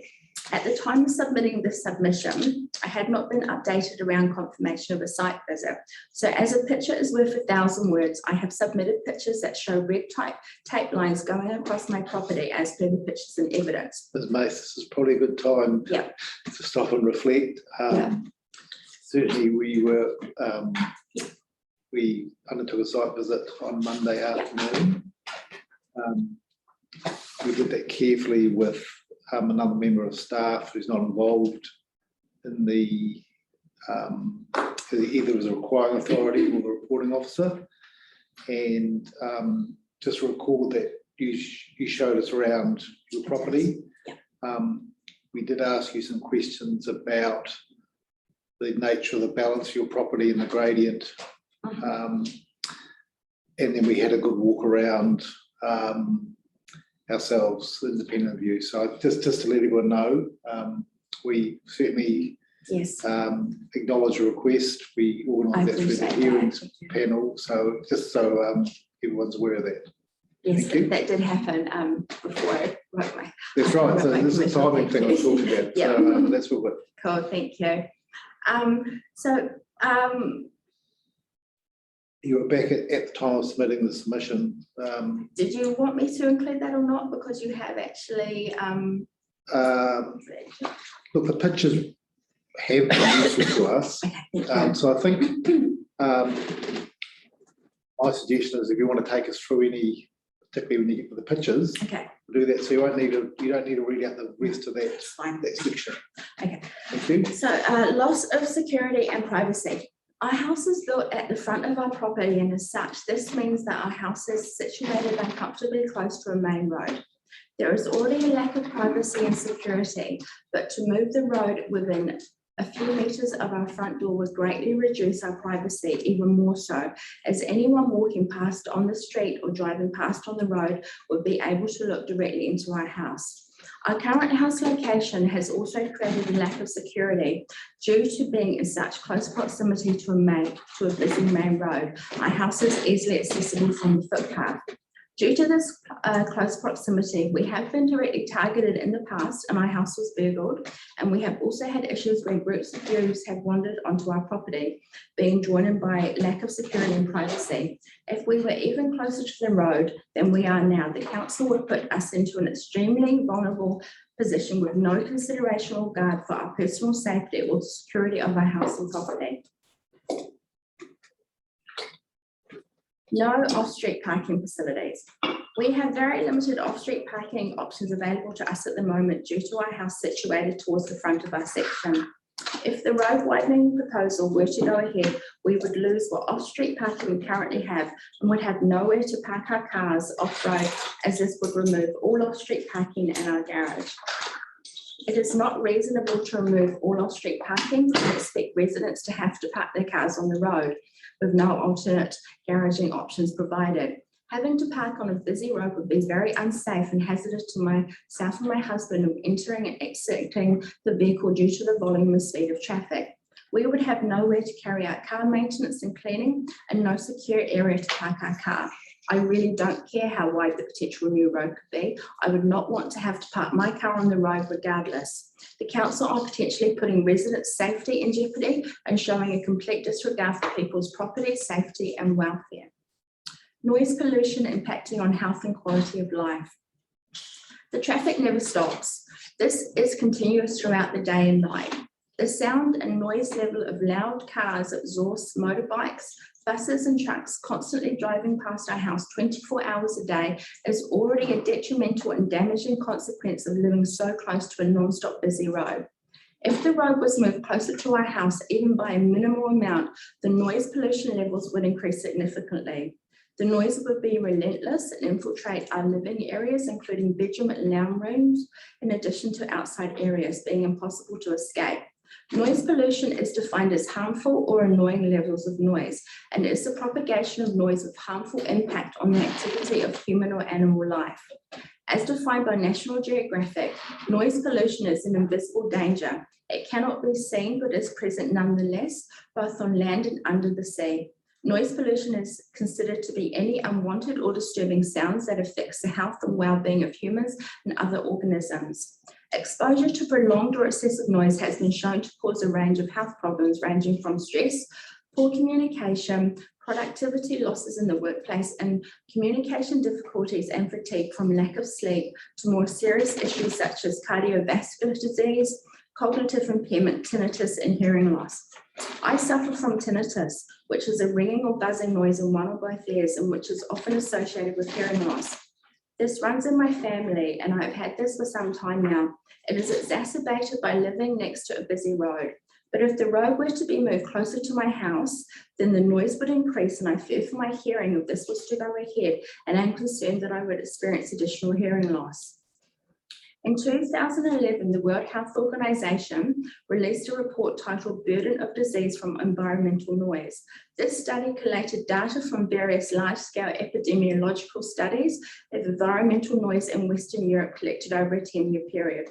The studies analysed environmental noise from planes, trains and vehicles, as well as other city sources, and then looked at links to health conditions such as cardiovascular disease, sleep disturbance, tinnitus, cognitive impairment in children, and annoyance. Exposure to prolonged or excessive noise has been shown to cause a range of health problems. They found that at least 1 million healthy years of life are lost each year in Europe alone due to noise pollution. The authors concluded that there is an overwhelming evidence that exposure to environmental noise has adverse effects on the health of the population, and ranked traffic noise second among environmental threats to public health, the first being air pollution. The authors also noted that while other forms of pollution are decreasing, noise pollution is increasing. The most obvious is impaired interrupted sleep, with its flow-on effects of tiredness, impaired memory and creativity, impaired judgment, and weakened psychomotor skills. Research has shown that people living near airports or busy roads have higher incidence of headaches, take more sleeping pills and sedatives, are more prone to minor accidents, and more likely to seek psychiatric treatment. But there is another more serious outcome. Even if you don't wake up, it appears that continual noise sets off the body's acute stress response, which raises blood pressure and heart rate, potentially mobilizing a state of hyperarousal. It is this response that can lead to cardiovascular disease and other health issues. If the proposed road widening does go ahead, the council will be guilty of willfully ignoring the scientific evidence that has been proven to show the harmful effect of noise pollution. This information that has been provided to the council is now part of public record and available for all to see, and I appeal to the council to take this on board and to not go ahead with the road widening. I have read the New Plymouth District Council annual report, and part of their vision is putting people first, caring for our place and caring for our communities. These values sound inspiring, but they shouldn't just be words on a page. I believe the council should be held accountable to these ideals, and this should be reflected in how they move forward with all decisions. To show a genuine commitment to their own vision, the council need to take into account all evidence provided and not put people's lives at risk by subjecting people to high and acceptable levels of noise pollution which would impact on the quality of life, health and well-being of people and animals, all of which could lead to serious and debilitating health and life-threatening conditions. Increased seismic activity caused by traffic. Being so close to a road which is used as a shortcut by large and heavy vehicles, including trucks and buses, driving within a few meters of our house has resulted in cracks in the interior walls of our house. The vibrations from these large vehicles produce a seismic event which shakes our house and windows and rumbles the ground, creating a disturbance. This has a damaging effect to our house and generates loud noise levels. If the road was to be moved any closer to our house, the seismic activity would be increased exponentially, and I'm not sure if our house could withstand this increased level of activity without major damage occurring. Increasing the distance between roads and houses is a universally recognised practical strategy for reducing this activity for planned new developments. However, if the council were to go ahead with the proposed road widening, they would be effectively ignoring this advice and doing the direct opposite by proposing to bring the road closer to our house. This has been a problem for residents living in other areas of the country and shows how much people and communities have been impacted by this type of activity. The shaking is violent and damaging to both property and well-being, and no one should be subject to this on a long-term basis. Impact of sleep deprivation on physical health. Due to our house and bedrooms being situated close to the road, the traffic noise can be heard through all the walls and windows of the house. As the traffic continues throughout the night, the impacts of this results in both disturbed and interrupted sleep. Being a light sleeper, the traffic noise has always been a major problem around being able to sleep, and to be informed by the council that they are wanting to move the road closer to our bedrooms has caused me a great deal of stress and anxiety. This has caused many sleepless nights, as I am extremely concerned this will disrupt my sleep patterns even more so and manifest in other health conditions. The results of sleep deprivation can be severe and pose a genuine health risk, draining mental abilities and putting physical health at real risk. Science has linked poor sleep to memory issues, weakened immune system, risk for diabetes, and risk for heart disease. I'm exceedingly worried and upset that my health and well-being could be put at risk by increased traffic noise, and I'm very concerned that the council could potentially putting people's lives and health at risk, as the proposed road widening will undoubtedly impact on sleep, quality of sleep, and sleep patterns by bringing the road into all of our sleeping areas. Sleep deprivation caused by possible road widening proposal increases risk of cancer. Being a light sleeper, the traffic impacts on my sleep quality. This is due to both noise and heavy shaking throughout the house. If the road is moved any closer to our house, the noise levels will increase, the shaking and vibrations will intensify, and I know this will result in a greater lack of sleep than I am currently experiencing, and lack of sleep directly increases risk of some cancers. Unfortunately, cancer runs in my family. My mother and her mother died from cancer. My auntie had cancer, and my great-grandmother also passed from cancer. I feel that my risk of cancer could increase due to lack of sleep brought on directly by this proposal, as well as the increased stress and anxiety that is now part of my life since this began in 2019, and constantly worrying about what this would mean if the road widening does go ahead.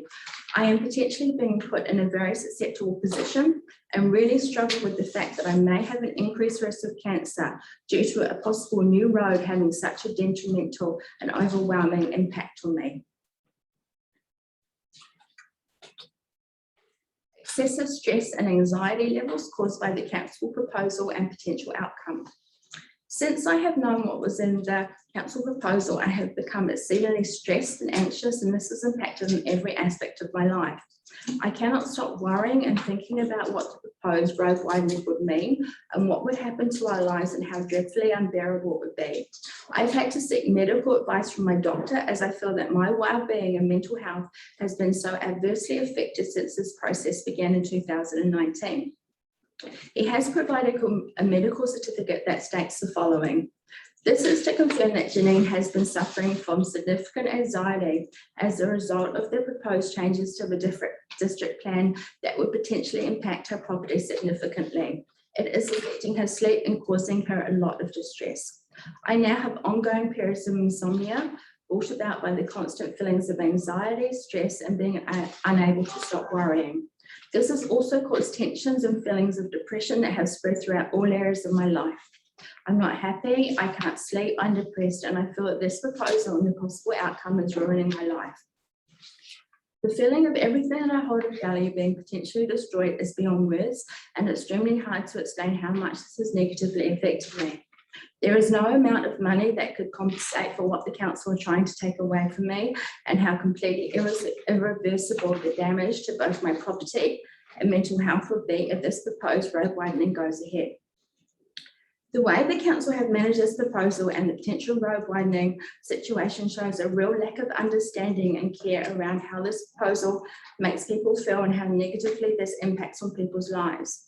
If the road widening does go ahead, I will be left to live with the catastrophic effects of having a major road right outside my front door. It seems that no one from the council cares how this impacts on people and communities.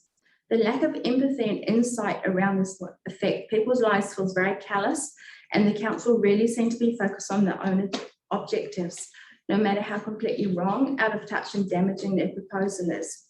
The effects of this proposal and potential outcome on my stress levels and well-being have been extremely harmful, and when stress response is constantly elevated, this can have dire effects including increased depression, insomnia, risk of heart attack, and high blood pressure. I have high blood pressure that has developed over the last 3 years, and I can directly attribute it to the council and the proposed road widening. I sincerely believe this proposal goes ahead. The new road will be one of the worst things that could happen to me, my family, my house, my property, my health, and my life. Myself and my neighbours all oppose this road widening. We have all submitted proposals opposing this, and we stand united and resolute in our opposition. It's not worth it. People's lives matter more. And I have prayed that the council will hear our voices and not go ahead with the road widening. My opposition to this proposal is based on sound reasoning, valid points, supportive facts and evidence, logic and accurately cited sources. There has been no fair and just consultation around this proposal. We have not been provided with any evidence or clarity around why the council want to propose this. And I truly believe that all decisions have been made behind closed doors with lack of openness, transparency and accountability. To even begin to put a road above people's lives, health, well-being and community is a tragedy. And we will be the ones who will be left with the monumental mistake that the council has forced upon us. Our property will be destroyed, our quality of life will never be the same, our health will be adversely affected and our financial security will plummet. To sum up, I am imploring the council and this commission to see beyond the road and instead see the people who will be so impacted by this decision. I cannot comprehend that the cost of this road will come at such a high cost to people and how ruinous this will be to our lives in every possible way. If this goes ahead, we will all lose. Thank you for your time and consideration. Thank you, Ms. Mace. I do have questions, and they're more of a information gathering nature. I think I'll ask you about some of those things, and then Commissioner McMahon can ask you questions about some of the, your what we call lay evidence, so your experience on sort of the effects issues. Is that okay, Commissioner? Yes, could I just clarify one thing first, sir? Ms. Mace, you're representing yourself as a submitter at section at number 96. Yes. Are you the officer's report indicates that, that on behalf of Lynn Hooper, Yeah, she's my neighbour. and that, are you saying that you're representing her I also? put in a submission on behalf of her, Yes. as she was not able to manage or understand how to actually go about doing it online. Did you sign the submission on her behalf, or did she authorise you? She authorised me to do it. Yes. Has she seen your lay evidence today? No, No. no. Okay, thank you. Thank you. So thank you very much for providing your addendum. Okay. I do want to explore with you these elements of rebuttal from the council staff. As I explained when we read the information supplied, particularly after your submission, we realised that there was a lack of, for us, evidence on many of the matters you've raised from the requiring authority. So I did make the unusual step of asking for them to supply something to us, and did think about, I've read your your submission and your evidence about your concerns and stress and things. So that's the reason why we have proceeded today, just to bring this to an end for you. Yes, Let us hear you. Okay. But I certainly am concerned that the requiring authority may have taken your information and prepared rebuttal evidence on that. That's not part of our process. It's not permitted, and we're not comfortable with that. So I would like you to look at Mr. Naston's and Mr. Eagle's evidence. Do you have a copy of that, or can a copy be I supplied? have one in my bag. If it's handy, but otherwise, Mr. Warren might bring that to you. I can get my copy from my bag. I have it in there. That's no problem.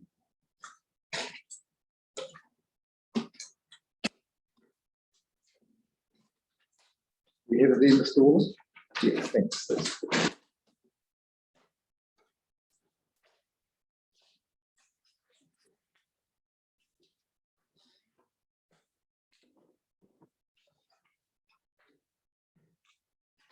could you just take me to the parts of this evidence which you think are rebutting information that you have provided, please? I actually feel that it relates to my point that the area next to Roble Town School is a real problem area of the road, because they have actually said in their report that they took it from one of the submissions, but I'm not sure what page that is. I'm sorry. Mr. Naston, could you help us with that? Is that you've said that you have looked at the report provided, the submissions provided in writing before writing this? Oh, it's 0.7.4. 7.4. That is on page 9. Okay.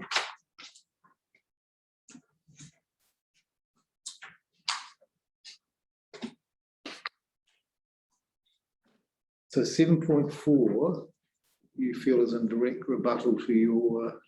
Well, I believe that they've tried to mitigate the fact that it is a very existing dangerous part of the road by talking about providing a shared pathway for cyclists and pedestrians. They wouldn't have known that I had referred to that or be able to, I guess, what I think is try to mitigate it unless they had read my original submission. Okay. So we've heard that Mr. Narson's read your original submission. The 7.4 in what we call rebuttal, it's a funny term. It's when an expert has the opportunity to see someone else's point of view and then rebut it basically with evidence and argue against it. Mr. Narson, do you see that 7.4 is in that category, or do you see that differently? You said agree, I've read submission from the resident, and it's really trying to show the types of projects in the vicinity which will help mitigate the overall effects. Yes. Those was this particular project nearby the town school. Yes. So you're bringing that to our attention. Yes, As a matter of fact, yes, not opinion. yes. All right, well, I think it's good to actually have raised that and for you to express that concern. We'll put a note beside that and I also think they've done it for 11.2 as well, because they said the impacts of the project will be considered at the time of the proposed bridge replacement, and they've said mitigating noise, vibration, and pollution, and I have obviously referred to those specifically in my submission as well. yes, But obviously, I don't think that is actually accurate, because I don't see how they're going to do that, as they haven't actually provided any evidence so far. so just of take how me they to would do that. So page 11.2. 11.2. Okay, and we have not been presented any evidence on that. So I have no idea how they will, and the impacts, how they will try to mitigate noise, vibration, and pollution effects. I have no idea how they would do that, and I don't believe they have either. Otherwise, they would have told us. yeah, all I'm saying is that we don't have any evidence from the requiring authority, so we can't consider any expert. We have your submissions, that's all we have to go on. Yes. And I'm weighing up this matter because we don't have evidence on those matters. That will weigh in our decision making. Right. So thank you very much for raising those, and certainly for taking the time. It looks like probably last night you were up late doing these things. I had to. I felt I had no choice since the report came so late. Yes. And look, apologies from me that I've had to do it this way. That's fine. And Commissioner Mamala, but our decision making is all about getting to the right information. Yes. And sometimes you have to be in the rules a bit to get there. I understand that. So thank you Thank for that. Just in terms of some other context, you have heard that we're on Route 1, which is an arterial. Now I have. Now you have. Were you aware of that before? No. Okay. So that context, by reading the notice of requirement, you didn't understand. I understood it when I read the report yesterday afternoon. Okay. I had no idea that I was on that, because there's nothing to actually say that I was. Okay. Hadn't even heard of that before I read this report yesterday. So obviously that has maybe put some things I said in my original submission, maybe that could be viewed differently, but I had to write it based on what I knew at the time. We understand that.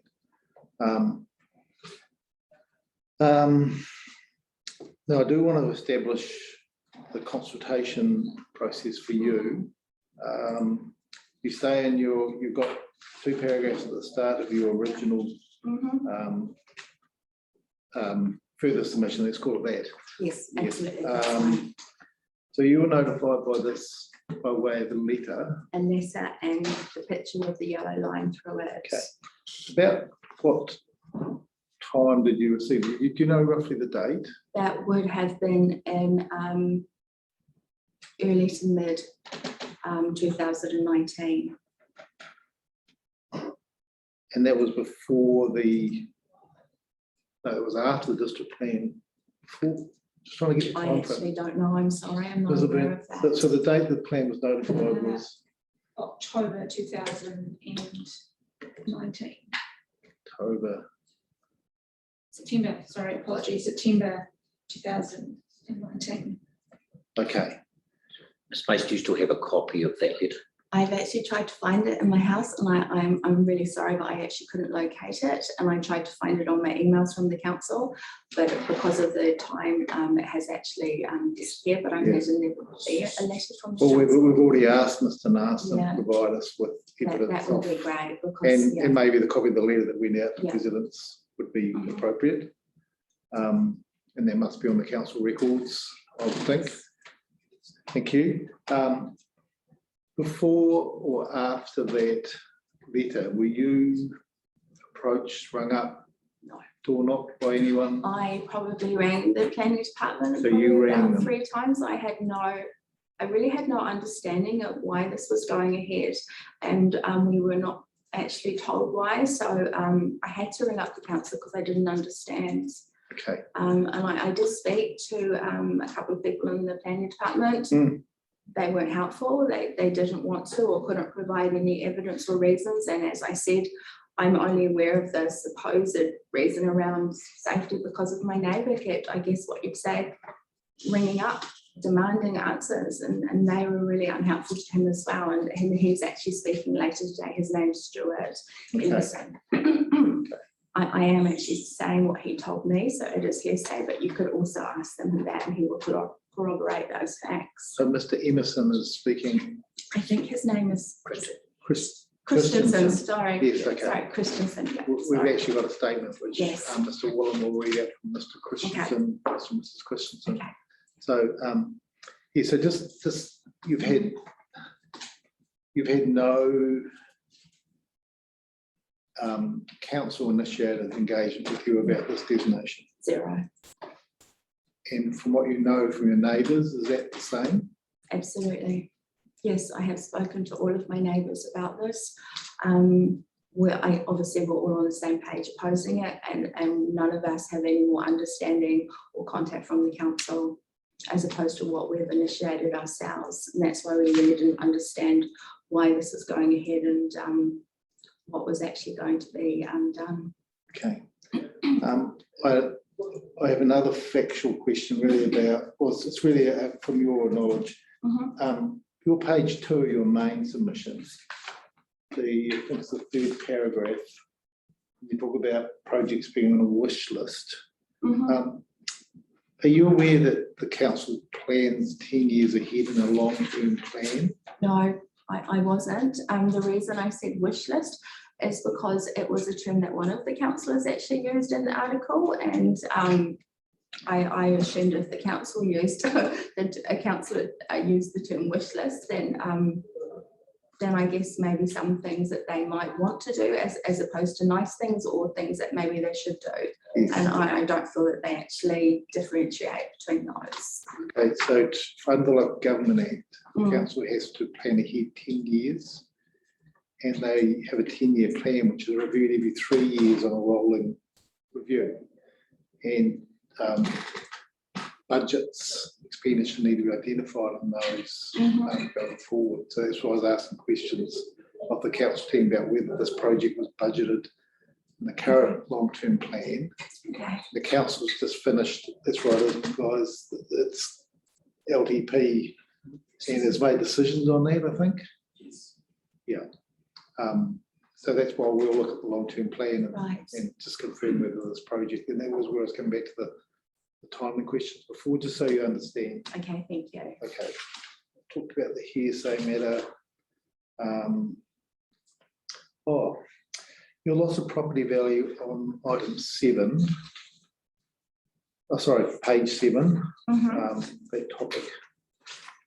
Yes. So what are you aware of sort of compensation requirements and those sorts of things? I don't have any knowledge of those? No knowledge at all. Okay. So generally, if the council did require your land, they do require it, but they need to pay compensation for that, and that's based on the value of your land before the requirement was in place. So there is a clear process. There's also an ability for you to apply to the Environment Court to ask the council to take your land if they're not wanting to do that. Okay. But that's just, you need to take advice on that. But there are some rights you have in that regard. So that was just another point. It was really, my last point was about sort of the neighbours. We've got submissions from a number of the properties. We've got further submissions from yourself and information. And we've got Mr. and Mrs. Christensen's statement, which we'll have read out. And just so when you're talking with neighbours, we will read, as hearings panel, we read all the submissions. Yes. The fact that you've taken the time and effort to put it all this in writing is certainly very, very helpful for us. So thank you for doing that. Thank you. I have one further question about process. Because of the personal information in the report about your well-being and the doctor's advice to us. To date, we've suggested to the hearings administrator that we don't put the submission up online for everyone to see. Okay. Is that your preference, or would you? To be honest, I don't actually mind. I'm actually okay with it going up online because it's no secret how this has really impacted me. And if other people read that and take something from it, or it helps them, or they have a better understanding, then I'm actually okay with that. Okay. So I appreciate that, but thank you. I'm actually okay with it. Okay, so you'd like it to go up with the statement of record? I'm fine with it to go up for the statement of record. Thank you for the consideration. We'll do that, Charles, and thank you for your. I think the hearing administrators have been pretty amazing. They've been telling me that this is certainly quite a heartfelt statement. It is. It's There's very some private personal, information that we wouldn't public the public unless we'd asked you. So no, that's that's great. fine. Thank you. Okay, Commissioner, I'll ask you to sort of take through the more sort of detailed matters. And it's 1 o'clock. So I'm sensing. I'm not, to be honest with you, I don't have a lot. I just want to record a few things. Okay.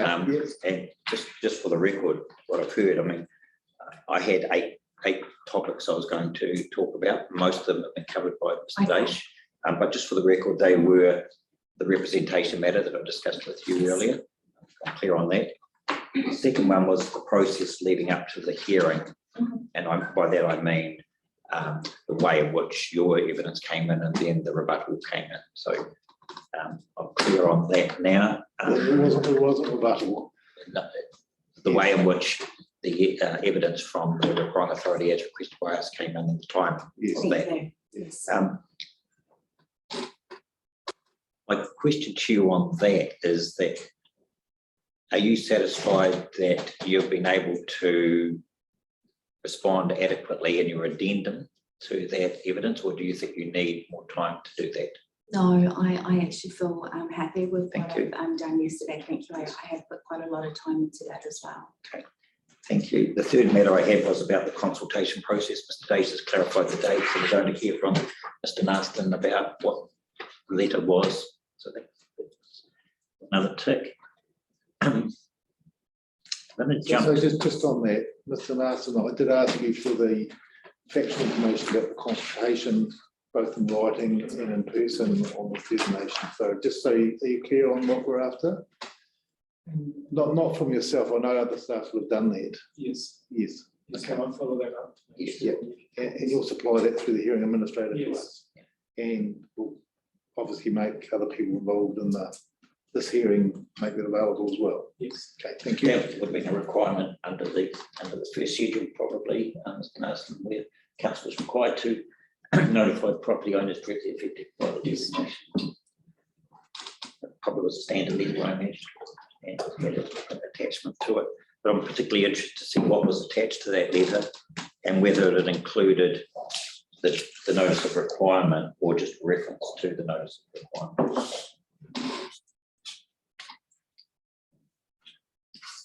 As 4 and 5 are about alternatives and impacts. I'll come back to those in a moment.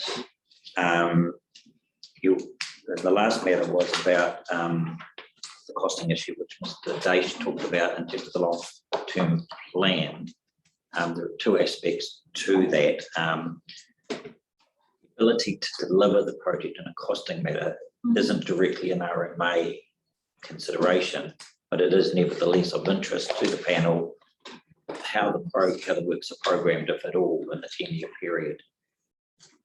And I think I heard that the works that this designation is to give effect to are not programmed in the 10-year period, but the works involving the shared pathway and the Southern Way might be programmed, but they are not. They're not relying on the designation. Yes. That's what I think I heard. Yes, I do too. So that comes to the the two key issues for us in terms of what I talked about, section 171, looking at the effects of a proposal through the lens of what's in the plan, Right. policies and objectives, the objectives of the work, and the necessity of work achieving those objectives, and then the actual impacts themselves, both indirect and direct, positive and negative. In terms of the first matter, the need for the designation, have you had a chance to read the notice of requirement at all, this document? It's a short document that outlines for all of the roading designations what the purpose was. I think I have read, but obviously, I mean, this has been going now for a number of years, and I've tried to read all of the information, but it has actually been a lot, and it's been quite overwhelming to some degree. But yes, I have read everything I've seen. But I guess to my, it was quite vague, and maybe just. And that's presumably why you wrote your section, lack of reason to support road widening. You start, the only reason I'm aware that this has been provided is public safety, and you outlined how you found that out through. Yeah, and obviously before I had the report, that's all I knew. Okay. Just on the same topic of alternatives, just on page 3 of your, not your addendum, your, Yes. it's in that second clump, and it's you're talking about the articles, and there's a sentence that starts, these articles clearly show that New Plymouth residents do not want changes to roads. It's about 3/4 of the way down the page. Yes, I do have that, thank you. And then the last part of that sentence says, and I do not want changes to my road. Might have heard some of the questioning that we put to Mr. Marston and Mr. Eagles about alternatives relating to works within the road and alternatives for works outside the road and corridor. Yes, I have heard all that. Yes, so that's broadly 2 groups of alternatives that may or may not be considered. In terms of the first group of alternatives working within the roading corridor, things like traffic calming, no parking lines, reducing the posted speed, restrictions on heavy traffic vehicles, either through weight restrictions or controls on allowable heavy traffic routes through the city. They would all come within the first clump of alternatives. I presume you weren't referring to those when you said you don't want any changes to the road. Because before today I was really not aware of them at all, but obviously I'm not unreasonable. I completely understand if there is things that can be done working within the existing situation. I mean, obviously I'm very open to talking or being open to that. It's just, I guess, when I feel that this is such extreme measures and they impact me so extremely, that's obviously what I'm opposed to. But working within the existing bridge layout and road, I don't have problems with that. And in fact, there has been a lot of continuous roadworks outside our house, probably in the last 5 years. The road is always being dug up very often, and we don't have a problem with that. We understand that it's the way that it is. So if there were changes inside the scope, I would be okay with that. Yes. In alternative assessments, that's often colloquially referred to as selecting the low-hung fruit. Are there any of those matters I've identified, traffic calming, posting, having a change posted speed, and I understand that involves a process. Yes. It's quite often a chicken and egg process too. The heavy vehicles and the traffic calming, are there any particular elements of those that you would support, or is it a combination of those? To be honest, I would be open to all of those because I have the lived experience of now since 2004. Speed is a factor on that road. There is no getting around that.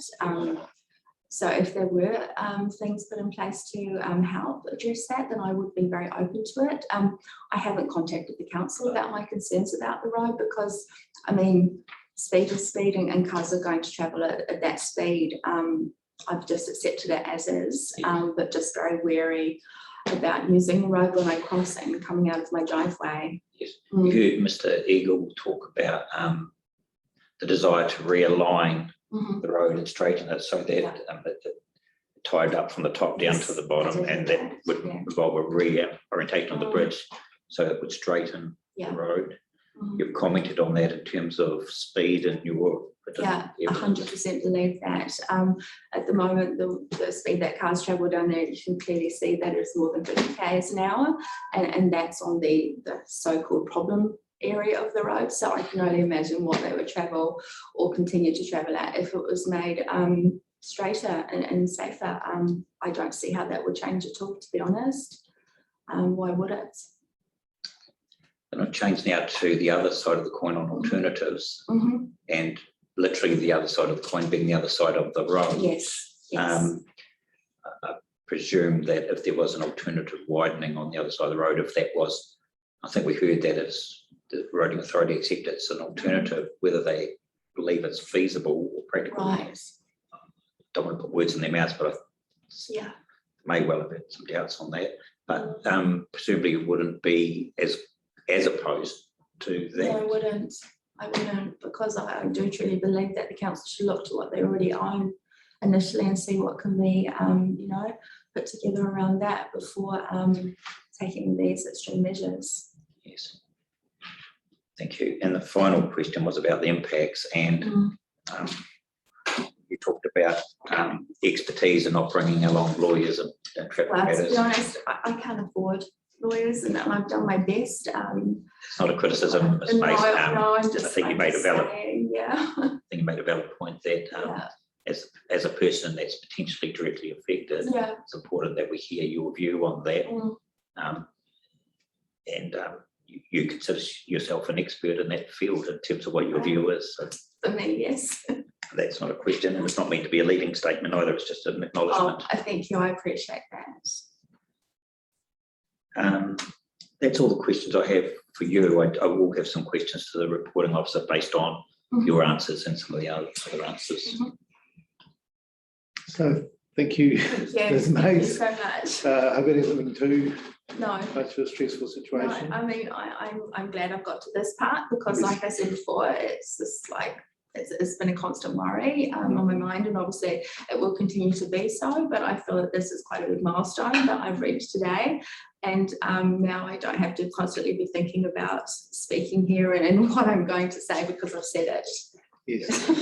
And certainly you will have heard that Mr. Eagle, Mr. Narson, so you've got some more understanding now, I which, do. and this is part of the hearing, you're being heard. Thank you. I Our appreciate that. ears are open, and we have some structure around how we have to think about things in our decision making. But the fact that you've taken some time off work, you've come along and given us both your written statements and your verbal follow up to questions in a very professional way is greatly appreciated by us. So Thank you so much. So thank you. We will take a break now for lunch. I'm sorry, Siegel, and we have to take the time that it takes. So we'll see people back here at 1:45. Yes. Let's take a brief lunch, and we'll hear back from. So is that okay? Or would you like to? On now. Well, I've got things to say, but I assume it won't be very long when we come back, if we'll all get done. No, so what we'll do next is we will we'll deal with you next, straight after lunch, and then we'll come back and read out Mr. and Mrs. Christensen's statement about this designation, and then you can either stay or go after that. Thank you very much. No, you're excused. Yes, thank you very much. Thank you so much for your time. Thank you. Ben is going to sit with me as well. Great. Hello, Ben. Ben Dawson, I'm at 59 actually. I wasn't able to put a submission in, I'm afraid. So, well, a resubmission. You're coming as support friends. I've missed my opportunity to talk, I'm afraid. Yeah. And I may actually refer to you as well. Okay, so welcome. Thanks for coming along and sitting in. It's been an interesting morning. Has been, yeah, very good. Ben, what's your surname? Norton, it's NAUGHTLN at 59 Record Street. If it's spelling, so Graham Norton.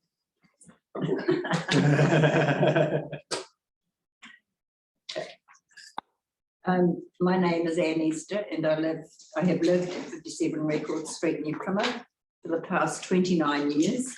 My husband passed away 22 years ago and I have continued to improve the property over the years, doing a good deal of the work myself. 6 years ago, I made a huge decision, both financially and mentally, to reclaim my house and upgrade the windows. This meant every room needed to be redecorated as well as the outside painted. I had just completed all this work with just a little help from friends and family. I could sit back and enjoy the result to my neighbours. You know, I'm confronted with the possibility of losing all this and having to start again somewhere else. This caused me a great deal of stress, panic attacks, sleepless nights, and depression. I've also endured 2 years of noise of heavy machinery, dust coating my house and the fence on top of all the uncertainty. This is now continuing after the development and will probably go on for a few years to come with the building taking place on subdivision.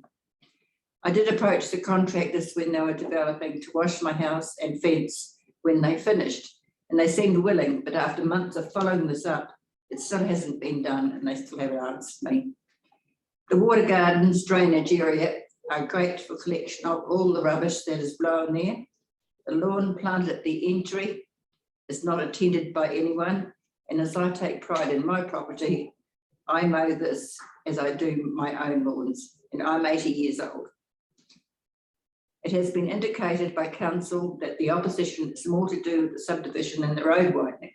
This is not so. Myself and that of the residents of the affected area are opposed to, what we're opposed to is the NPDC 40 clause, which relates directly to the widening of Record Street. And if this happens, it will mean the street will go right through my front bedroom. As you will see in the picture you've got there, you'll see a yellow line at the top and it comes right through my property. So that's not a very nice feeling. This in turn will mean either moving my property preferably back on the section, not ideal, or demolition, definitely not an option as far as I'm concerned. I don't see why my whole life should be impacted so heavily by this decision, which I don't know where it comes from, but I can't express my emotional feelings of the thought of losing my house and having to move somewhere else. If the street is widened, all the mature, mostly native trees, bird life, including tui and hoopork, will be lost. And I've also got a photograph, which I've only, got one of, and it's of number 65 Record Street. It's on that property, and it's a rare yellow Ahutakawa, and that would have to be removed if the street is widened, and that would be a tragedy. I can pass this around if you wish. Well, Ms. Easter, I think just what would help us if we actually had that image of the designation back up on the screen, so you could show us where these things were, because that's always very helpful. Okay, yes. And just whilst that happening, Ms. O'Byrne, could you just indicate whether that Ahutakawa tree is a listed local tree? It's not. Perhaps blow it up. I've only got that one, so. Could we blow the image up, Charles? Just the designated areas, which are the two blue boxes in the middle there. Yes. Just.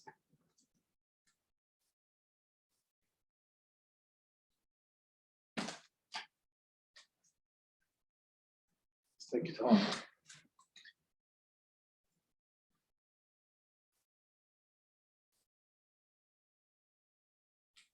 That's pretty good. So if you want to come and point to us where that tree is.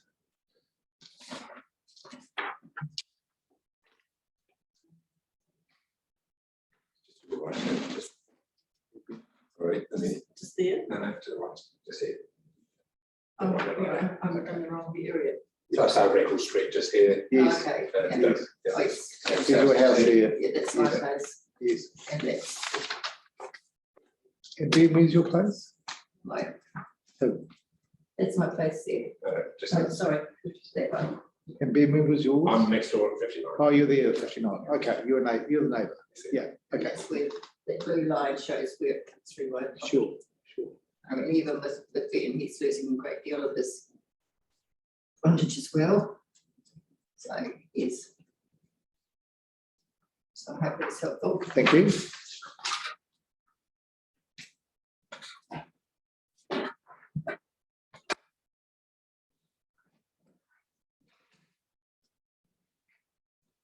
Right. So, and also the reason for widening the record street is to make it safer purportedly, and slow down the traffic. But I mean, obviously, if a road is wider, it encourages people to go quicker, and logically will only encourage more speed. The corner of Record and Bearable Street is quite a sharp corner, and many times there have been squealing brakes of people going around there too fast and overcorrecting, and there have been parked cars damaged with their overcorrecting. And I mean, if they go faster, what's going to happen to go through properties? Apart from all that I have said above, I wonder if this is just a pipe dream to give the council kudos for good works. This would also be a very costly exercise, and there are a number of projects which are essential and urgent and expensive, such as the replacement of our water system, reticulation system. In closing, I would like to suggest the council look into putting in a roundabout at the intersection of Barrable and Record Street. It would be a small one, but I'm sure that it could be worked out. To my way of thinking, this could be done, but taking into account the land which has been already acquired from the Te Kawangario, and move the stop sign back on the subdivision. And this would effectively slow the traffic down and make everything safer for everyone, and it could be left as it is. The last note that I've got written down here, which is not on the I note that the designation had actually lapsed when all this came to light, and we actually didn't get personal notification of this happening. There was something in the papers, but we had quite a job to get information. Ben was our spokesperson, and he did a great deal of work and research, and we had a residents meeting to appraise everybody of what's happening, because a lot of them didn't know anything about it. So I'm just wondering how they got a lapsed designation to be a new designation now, we see. So in the meantime, this was lapsed when we started all this, and now it's a new designation.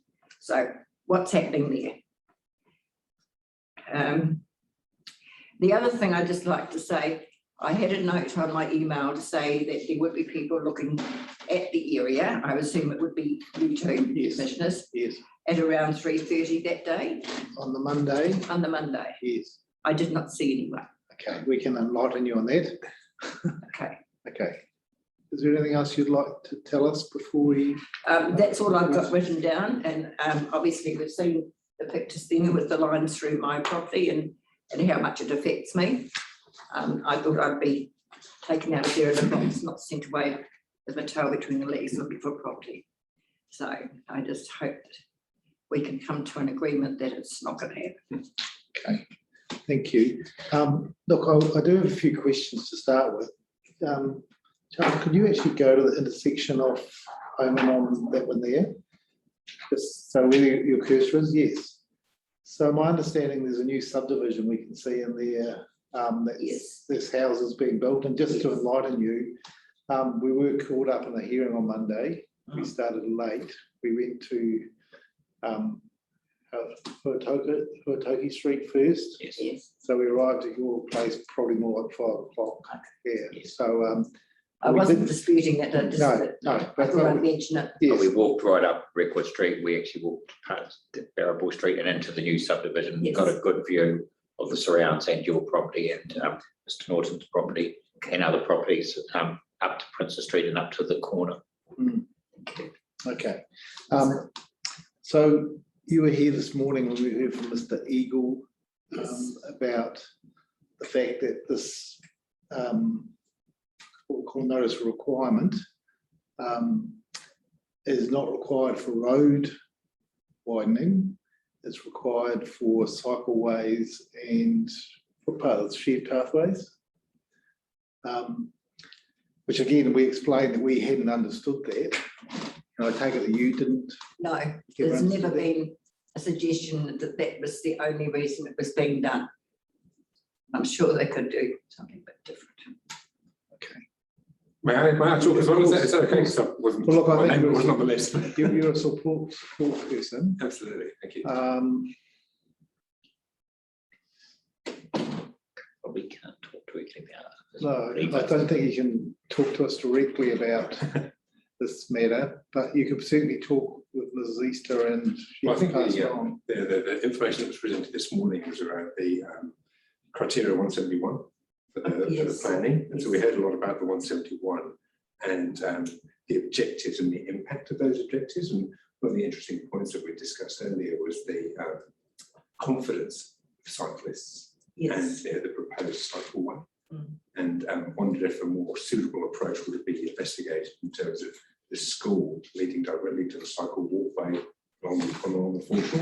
Yes. And that doesn't come anywhere near Record Street. No. You know, it would be a much more safer option for school students.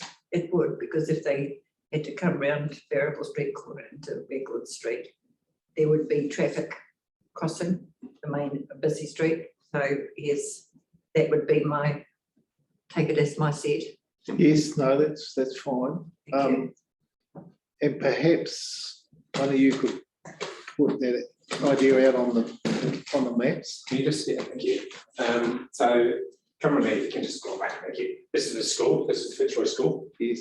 And having heard about the proposed walkway and cycle track across the river here to the valley, I can appreciate that there's a potential of a need for some sort of cycle path here. Really, I mean, if you're a confident cyclist, then you may well be using the road the other way around, which is around the main road. If you're an unconfident cyclist or somebody, I can't remember the exact terminology, but you're most likely to be travelling up towards the recreational cycling path, towards the seafront, along here. So from the school, you're most likely to travel up. Here's the entrance of the school, just here, or one of them. Straight up Barrable Street, Richmond Street and Sackville Street are two, Newton Street, sorry, three other options. So Newton, Richmond, Sackville, leading straight towards the walkway. Okay. Which would be recreational cycling, more sort of akin to school age students, especially young, so it's primary school, it's not a secondary school. I understand that point. Thank you. Lisa, is there anything else that you well, you have said there's nothing else, we've got that in our mind. I do want to ask you about, you mentioned that I think you've seen something in the paper, but did you get a letter from the council about this? No letter? No notification at all.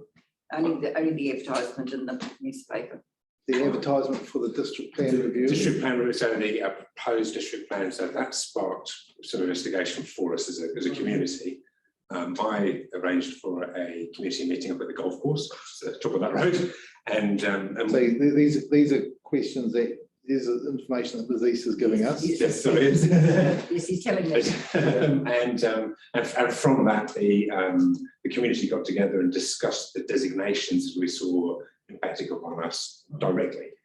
So there was some mention about MPDC 40, and there was another bunch of designations for people along Plymouth Road that were spoken about. One of the interesting things that we did note was that it wasn't MPDC 40 originally, it turned from L73. We said L73 was the old designation, and the new designation has been widened and also includes the splays you can see on the map. They weren't part of the original designation at all. So the community got together, we had a good conversation around what we thought was appropriate, and then we made our submissions. So we all made individual submissions, and I also did a group submission for on behalf of everybody. Yes, that's right. Now, Did you do a group submission and sign that? it wasn't signed as electronic, sorry. Oh, but you put that in as a group submission? Yes. So you do have status, is that?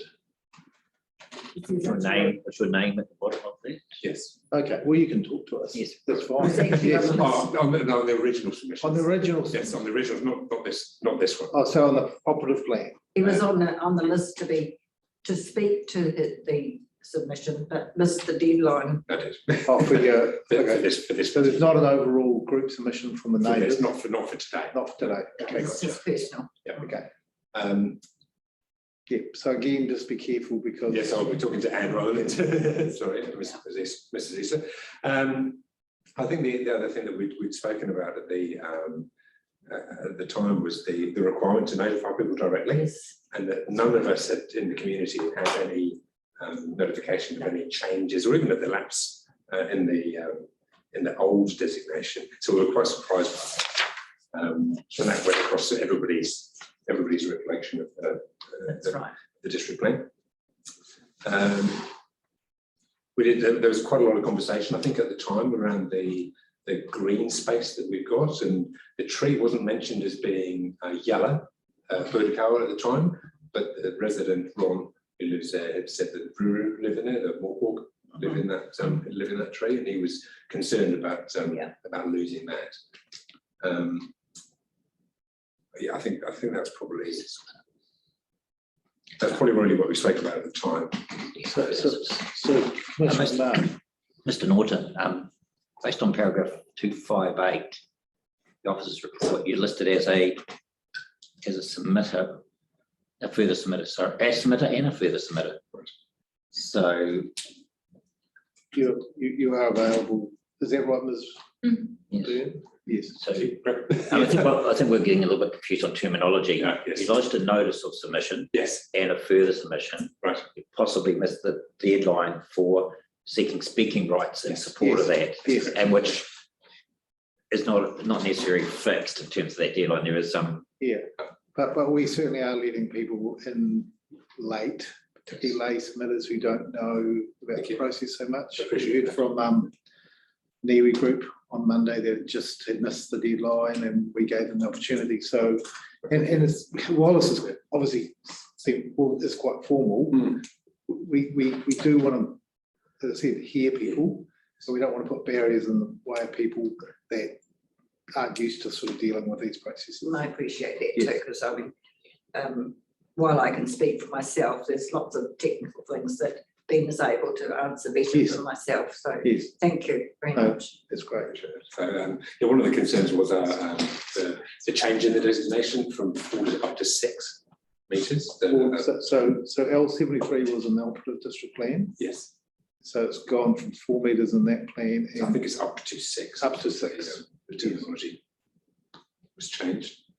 I know originally it would not have taken my house. You would know that. Right in front of it, but it wouldn't have taken our house. The interesting part of it is the criteria around alternatives, really, for me, having heard that this morning, and just some of the reasoning behind those decisions being made for the cycle path, particularly around the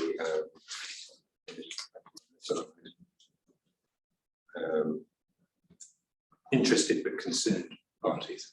So if the cyclists are interested but concerned, then surely an alternative route would be to take them down a wider and more accessible sort of road that's close to the school rather than funneling down the narrower street.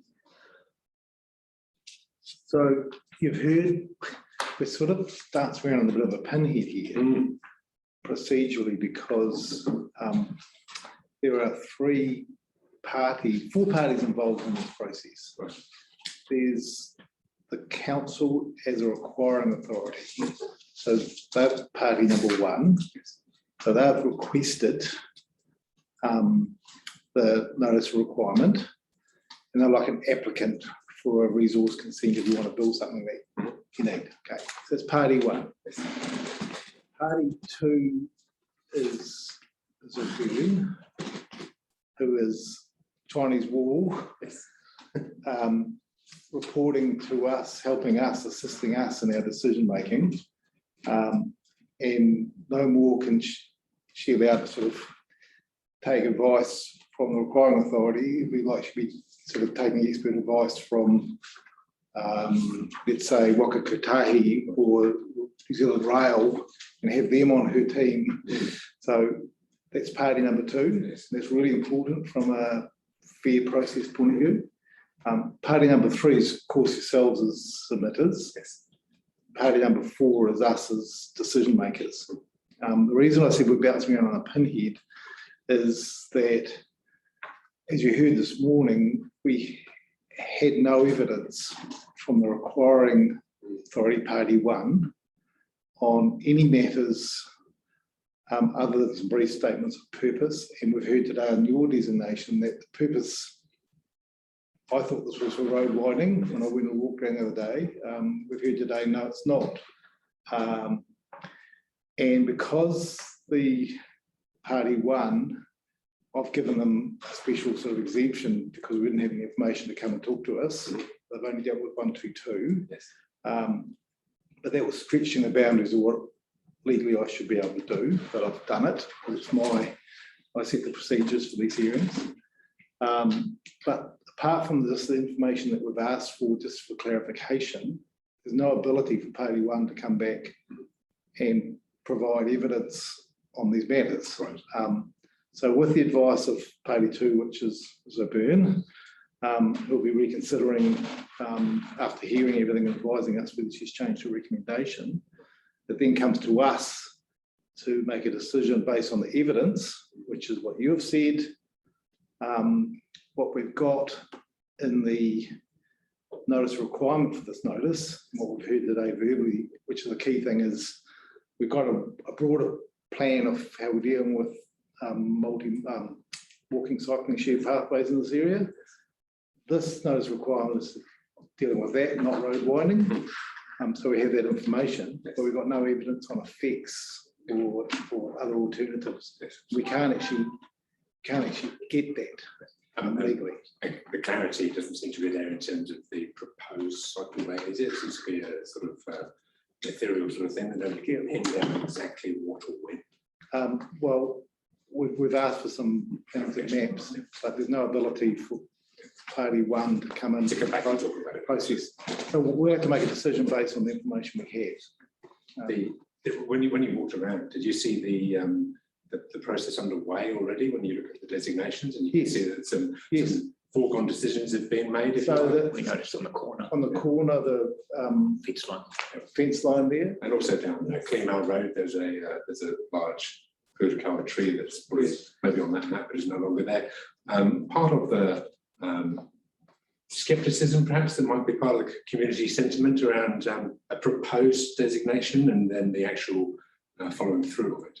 Because in my mind, and maybe a few others, it would be that if it's proposed, then you don't actually go ahead and enact. We can't speculate on that. Our opinions on I mean, the fence line at the corner of Record Street and that main road does follow the boundary of the designation in terms of display. So that may be in an arrangement that has been accommodated by the landowner. We don't know. We're not in a good position to speculate. Okay, I don't have any other questions myself, but I thought it's important just to explain for yourselves where things fit together. Absolutely. Yeah, thank you for that. I think that's been a very useful explanation because it applies to both 122 and 40. Yes. It signals the process in terms of what we're yet to hear from the reporting officer. We did hear similarities ourselves, actually. So. Yes, just what I am just interested in a few small matters of detail, like with L93. Yes. What the notice of designation requirement for NPCD 40 stipulates is a 4 metre, not 6 metre. Right. I think there may have been an alteration from an original notice. Right. Okay. I'm just dealing with some. Yeah, of course, I'm saying an untitled. But I just wondered, just for the record, really, excuse the pun, what the can you recall whether the L93 was also 4 metres or was it lesser than that? I think that when I think back to my original purchase again, 2005 in this case, and there was a building line restriction on the front of the property. Yes. But I don't think it went anywhere near 4 metres. I think it went, maybe it was 4 metres from the middle of the road. Yes. And so it stretched into the property by maybe 2.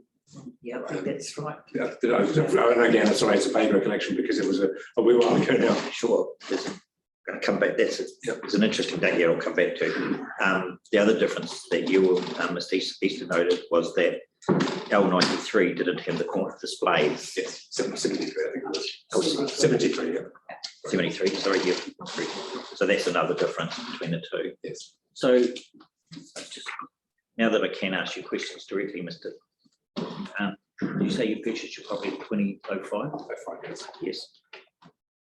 So at that stage, and please just help me here, Ms. O'Brien, when was the operative plan notified? 1998, and it was made operative in 2005. Right. August 2005. May 2005 was when I purchased my property. Did you, it's academic, but I'll ask you anyway, did you do due diligence? Yes. And were you aware of the L73? I was aware of the building line restriction for development at that time, but nothing else. Just want to make sure we're not talking at cross purposes here, Ms. O'Byrne. Was there both a building line restriction and a designation in place, or? I believe there is a building line restriction. It's not something I'm familiar with. I don't deal with it, but it has cropped up. Talking about the operative district plan. Not building line restrictions don't go into district plans. Only the road windings do. Okay, so it was a building line restriction on the title, on the record of title. My title actually does state that there was a removal. It was removed. So my original title was pretty okay for the council records. It was removed. Thank you. 73 or something. Okay, so by the time you purchased your property, the proposed designation L73 had almost completed the process, and the plan was about to become operative. Ms. Easter, when you purchased your property, some time ago, 29 years ago,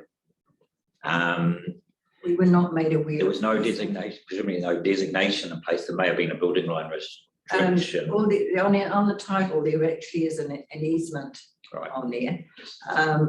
But we were not personally made aware of that, and because we didn't do that. I mean, it was that house or nothing for us because Yes. the way it was at the time. Yep. Because of our financial situation. But the first we knew of it, we thought we'd like to, where the house juts out, where the line is going to go through, that we'd like to take the lounge out to meet that line.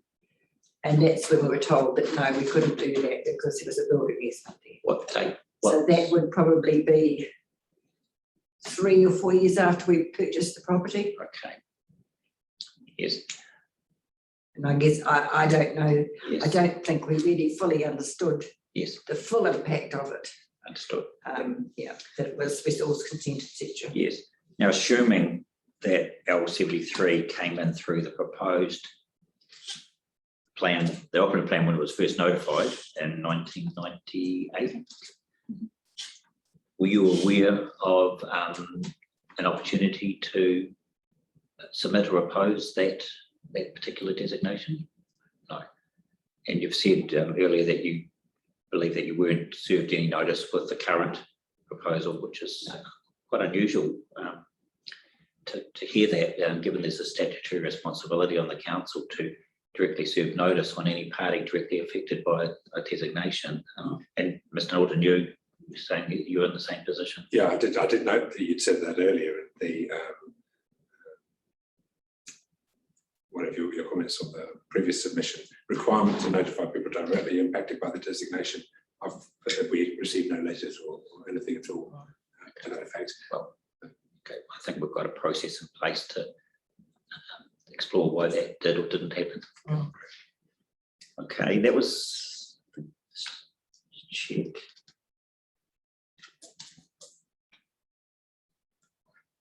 That's all from me, thank you. Thank you very much. Thank you for attending and sitting through this morning.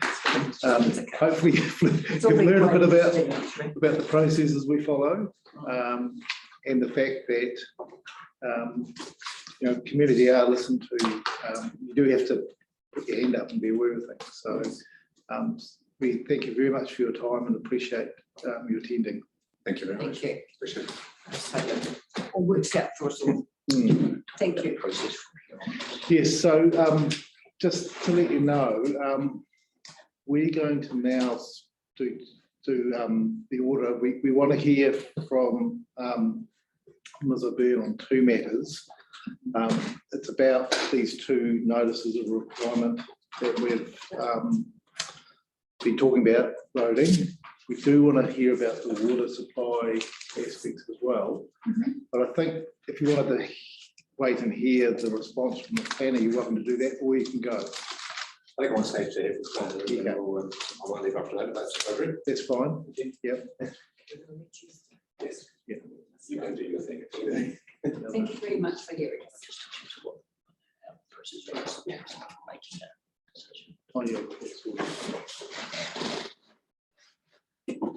So Ms. O'Byrne, the process now is for you to verbally respond to us about whether, after hearing the further evidence and submissions, you might want to add anything or to change your recommendations. Noting that you do have a formal written right of reply and you can reserve that, but you do have the opportunity now, while you ponder that,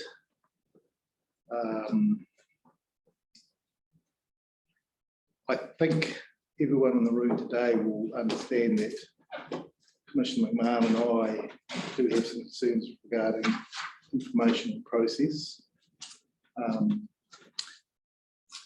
And we've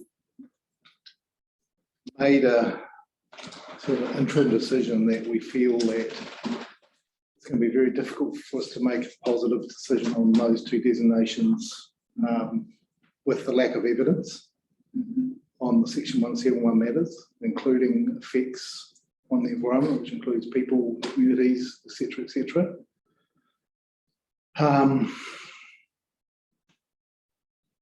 And we are hamstrung by that, Ms. O'Byrne. And because there's no ability in the process for us to receive any more information apart from the factual stuff we've asked for, and we have made a final decision, but we need to let the requiring authority and yourself know that that's our leaning. Now we can proceed on a couple of bases. We could give the requiring authority some time to think about that position and advise the hearing administrators off the position about whether they would like to proceed, given that we have signalled we're lacking key evidence on the 171 matters. And the ball's in their court whether they would like to proceed as we are and we'll make a decision. They've always got the opportunity to withdraw requirements. That's at their course, but I think it would be appropriate for us to know that before you lodge your formal right of reply. how the requiring authority wants to proceed. Well, it's the requiring authorities heard basically our questions and our, I suppose, our concerns on information and our leaning that we're going to struggle Yeah. on lack of information around the 171 requirements to provide a positive recommendation on this. Although it's not a final decision because we need to hear back from you formally with your view. Okay. Again, I'm dancing on a pinhead again. Sorry to use that term again, because this is quite a structured process. We have a decision to follow. I think it's only fair to signal our thinking. I would just add to that. I mean, I'm trying to be as transparent as possible. I mean, this is addressed to Mr. Eagle and Mr. Narston as the authors, but what I'm addressing this to is Mr. Langford as the infrastructure manager who signed the notice. And as the chair indicated, we're going to have some great difficulty issuing a positive decision on this, notwithstanding that there's some matters of factual clarification to come in. It's highly unlikely that they're going to change the view substantially because they're not evaluative matters, they are matters of fact. And I guess hand on heart, we're giving an upfront indication to Mr. Langford via his officers that we could continue on through the process and hear from you and then make our decisions, and those decisions would be issued ahead of the district plan recommendations on zonings and that sort of thing. Whether that's a wise use of our time or whether Mr. Langford wishes to reconsider whether he wants to proceed on those two designations, we're just providing that time and that opportunity for him to reflect on that, having heard back from Mr. Narston and Mr. Eagle. And we think that's an honest process. It's an efficient and effective process. And that's what I really could say on that. Yes. Okay, thank you. So pending that, do you have any further advice on this yourself and verbally? I think I have arrived at the same position with you in respect to NPDC 122, the Huaturhi Street Bridge. I acknowledge that that's an important route one, and that the bridge needs to be replaced, and that there might be some issues there with capacity with some of those southern areas opening up with future residences. But definitely what I've heard today is there's not enough detailed information in the NOR. There's no information on why it's needed. There's no designs or concepts. I'm concerned now about the time frame. Like it's a 5-year default in a district plan, and they've asked for a 10-year, and now we've heard about 40 years. And yeah, I just also including what the submitter has said as well, particularly Ms. Mays, she had some really compelling information. So I feel a lot more informed now, and I don't think it's appropriate to put it in. That's where I'm leaning with my thinking. NPDC 40, I'm a little bit less, I want a better word, less sympathetic. That one has been in the plan for some time, right back from 1987, and it has been in the proposed district plan. Sorry, the operative district plan and now the proposed district plan. So that should have been picked up by potentially buying a piece of land that would show on a limb, would show on a district plan. So perhaps I need to have a bit more thinking about that, given what you've said as well. But I can see 122 coming out, but maybe not the 40. Okay, so you will, in considering you'll write to us in terms of the formal reply. You'll look at the information that we've got and the additional information we've asked from council, the requiring authority. Sorry, I'm using. So you guys are representing the requiring authority in terms of notification and those sort of consultation processes. So I'd request that you weigh that in your Okay. recommendations as well. Yes.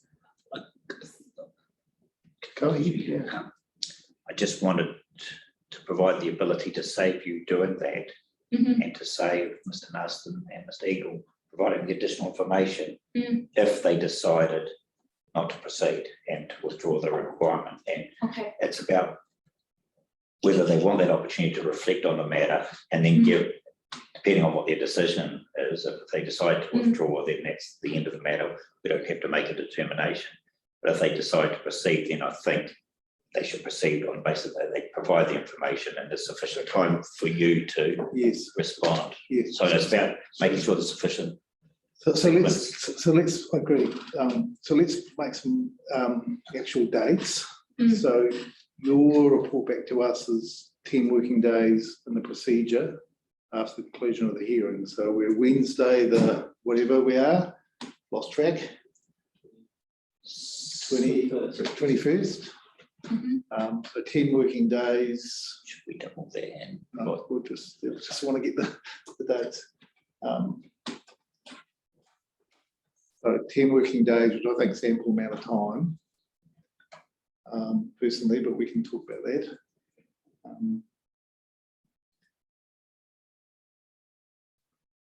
4th of August. 4th of August. If we were to provide a week from today for the requiring authority to reconsider and advise the position through the hearings administrator, that will give you another week. Is that going to be sufficient time, do you think, Mr. Naston, Mr. Eagle? Yeah. Okay. So if we could proceed on that basis, that we greatly appreciate it. the 5 days for the requirement authority to respond include giving us a yes or no, and if it's a yes, we're continuing providing the additional information. Yes. So just to be clear, so by next Wednesday, if it's yes, we'd like to proceed, for us to make a decision, we would want to have the information we've asked for, which is notification processes, consultation, and we've asked for various reports, maps and things. If it's no, we don't want to proceed, obviously there's no point in providing us that additional information. Is that clear, Ms. Byrne? Yes, thank you. Is that clear enough? Thank you. Like, I think we're finished with those matters. Thank you, Mr. Norton, Mr. Naston, and Mr. Eagle. We recognise that at least one of you haven't been involved in the past on this process, and Mr. Eagle, you're not normally I'm normally locked in the back room. involved in these. And look, all I already say, please don't take this personally from us. We're carefully going through a process. We have genuinely appreciated your involvement, your evidence, your answers to questions, your clarifications. That certainly brought the whole thing to life for us. So you've certainly added a lot of assistance to us, so we thank you for that. Right. Thank you. Yes, we're dealing with the waters matters now. Yes. Thank you. Thank you, Mr. Norton. We're now returning Paul, I think, on the Clean Waters matters. If you'd like to come and have a chat to us. Thank you. Thank you, guys. Thank you.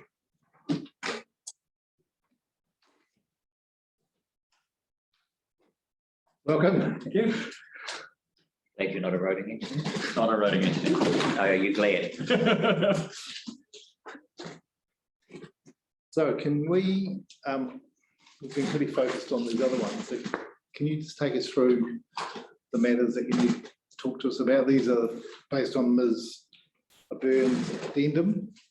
Is that the best way of?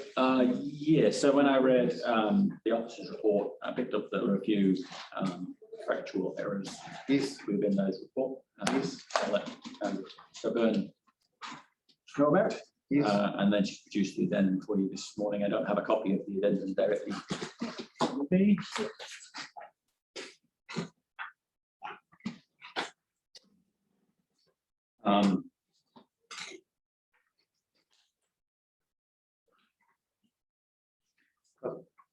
For me, I'm wondering whether we just home in on each of them in the planning map. So one by Yeah. one. If anybody like to go through them in order. Yeah, let's do that. I'm happy to do that. Yeah. So, Mangatee Sewer Pump Station is one of our, It's out towards in the middle of Belloc, Belmont. just north of Parklands Ave in the middle of Belloc.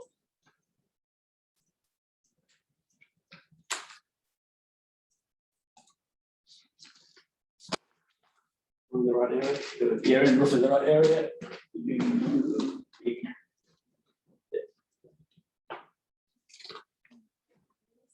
Yeah.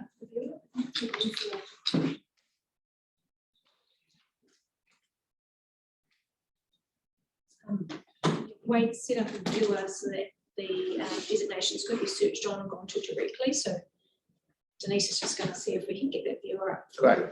Yep.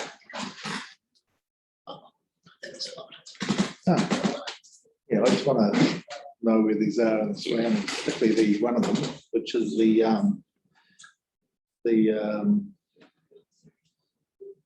Could you give me the exact number for that? NPDC 73. 73? Yeah.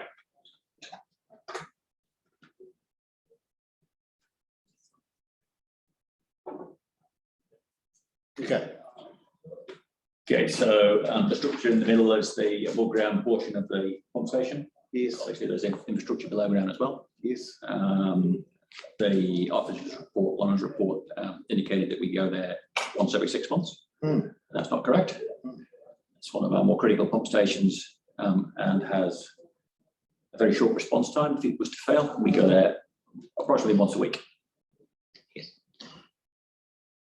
Every week. Okay, let's put in mind on the scheme of things. Yes, I mean, the question I would have, not to you, Mr. Paul, is to be Mr. O'Byrne, has that changed your, is that going to change your assessment of fix in any way? No. Right, let's move to the next one then, thanks. So NPD 74.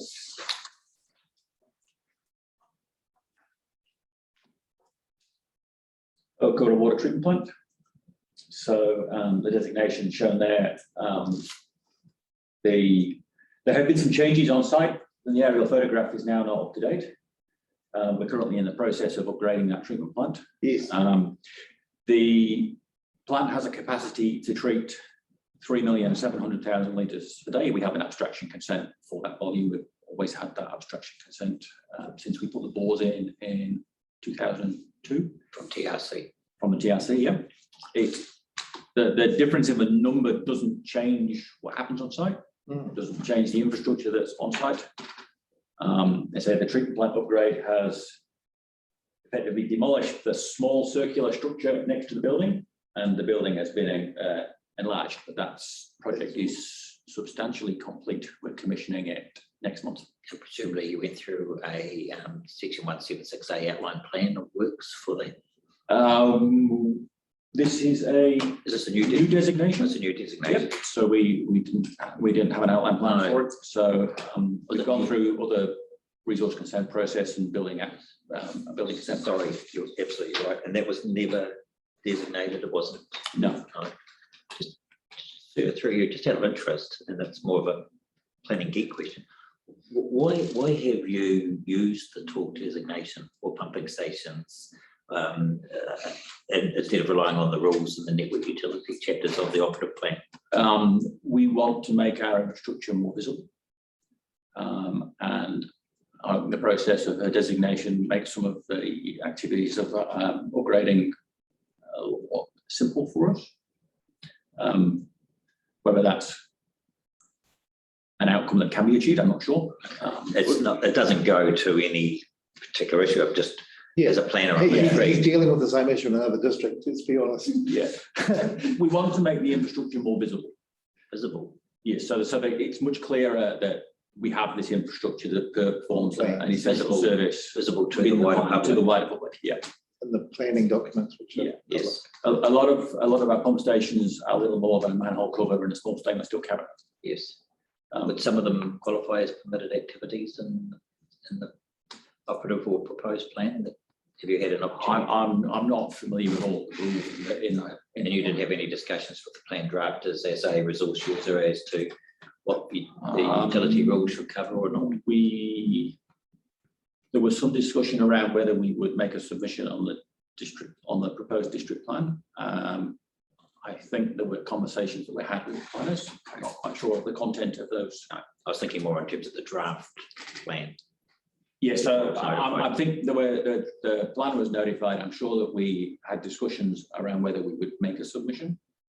And I'm not sure whether that was actually done or not. Yeah, look, again, I said it's more of an academic interest that I have.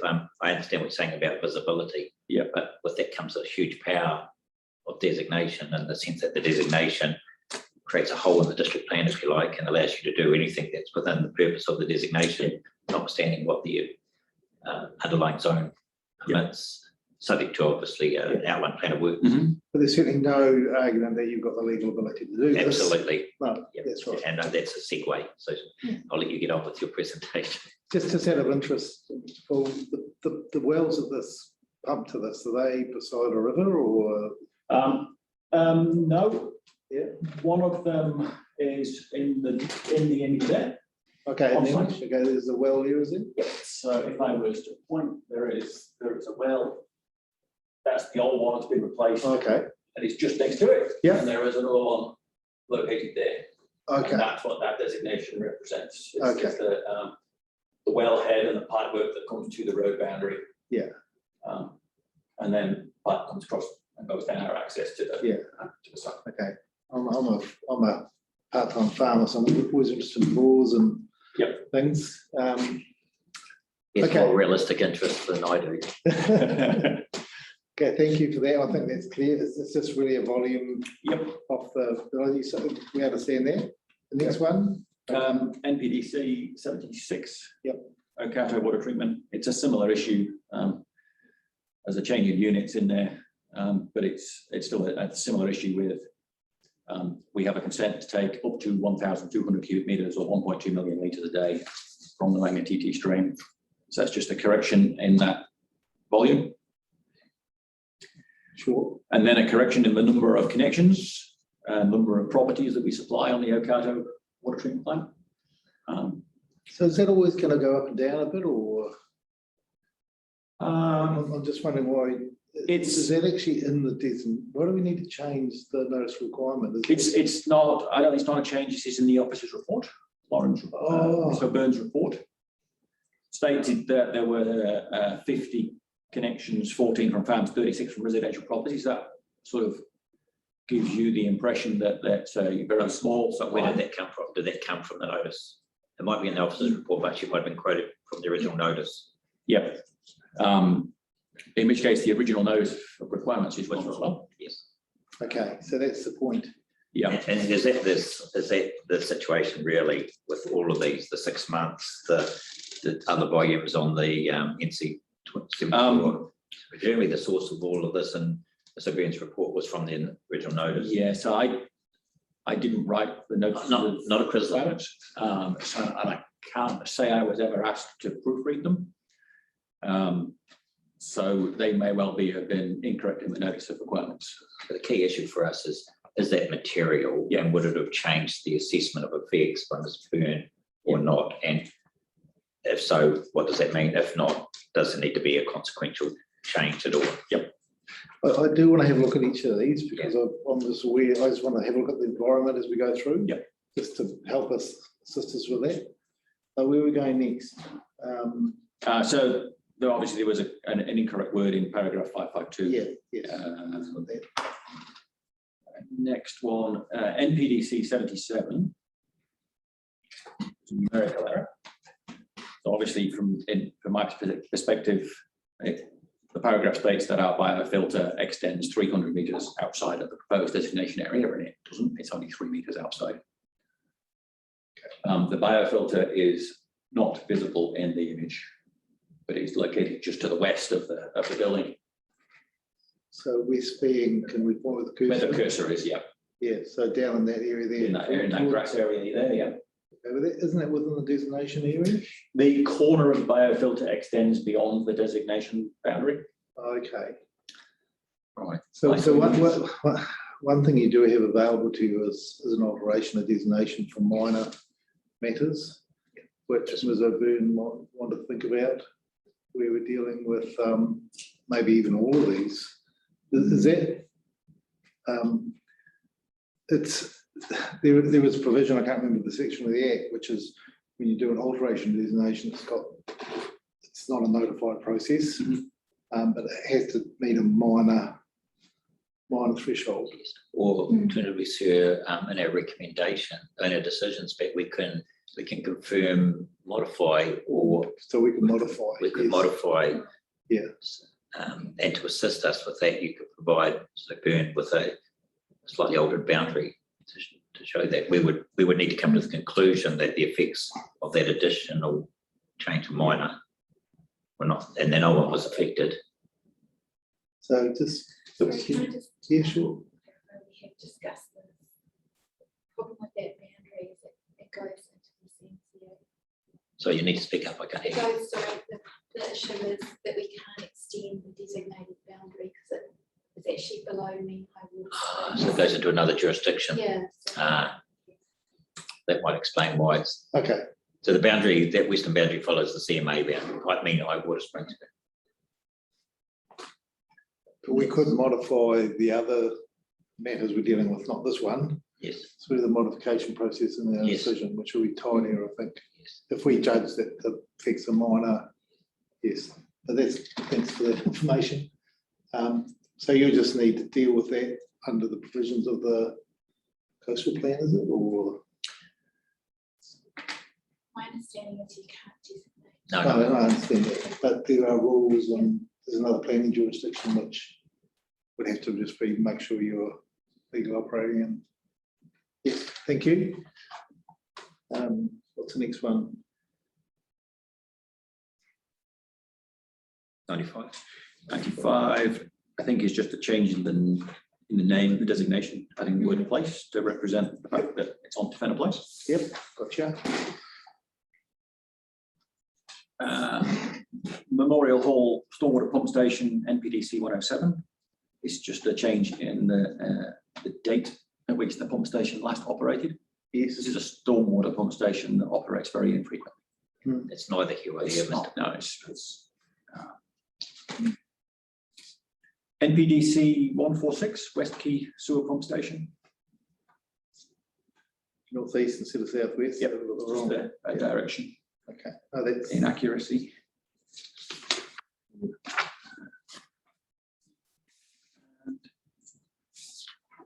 I think that's the last one, isn't it? The only other one is the White Outfall Oh, yes, I was pump on stage. station, NPDC 140. Yeah. Then is that a bigger facility? It is a larger facility. Yes. It's the circular structure. Okay, And that's obviously there's a significant underground portion, but it doesn't extend beyond the plan that you see there. so the sewer discharges to the Water River? No, this is an emergency facility. So under normal circumstances, sewage from Waiter is collected at the Waiter Transfer Pump Station and then Yes. pumped to New Plymouth. Yes, that's what I understood. There's above ground storage at that pump station, Yes. 8,000 cubic meters. If that becomes overwhelmed, or if there are mechanical or electrical or power issues, then there's an overflow from the White Transfer Pump Station, Queen Street Pump Station, but Norton Street Pump Station that will flow into a 900 mil sewer and then down to this outflow pump station. Okay, The way the pump station is configured, we try to hold as much of that as possible and then return it back to reticulation once the significant event has passed. But it is a fail-safe that if we are completely overwhelmed, the pump station will operate and will pump via an outfall and discharge about 1.2 kilometers offshore okay, through a pipe, through a pipe. and that's consented in It terms is of consented. TRC? Yep. Does that happen, I think recall something happened reasonably recently at Water River? I can't remember the exact numbers. We've had since 2014, I think, 2 events that were discharged which were weather related, and the weather, everything was completely overwhelmed. So stormwater getting into the sewer. Yep. And we've had a few where we've had mechanical breakdown, and we've currently got our project underway, which is looking at reliability and resilience of the Waikato sewer network. Okay. With a view to reducing the likelihood of this facility being used.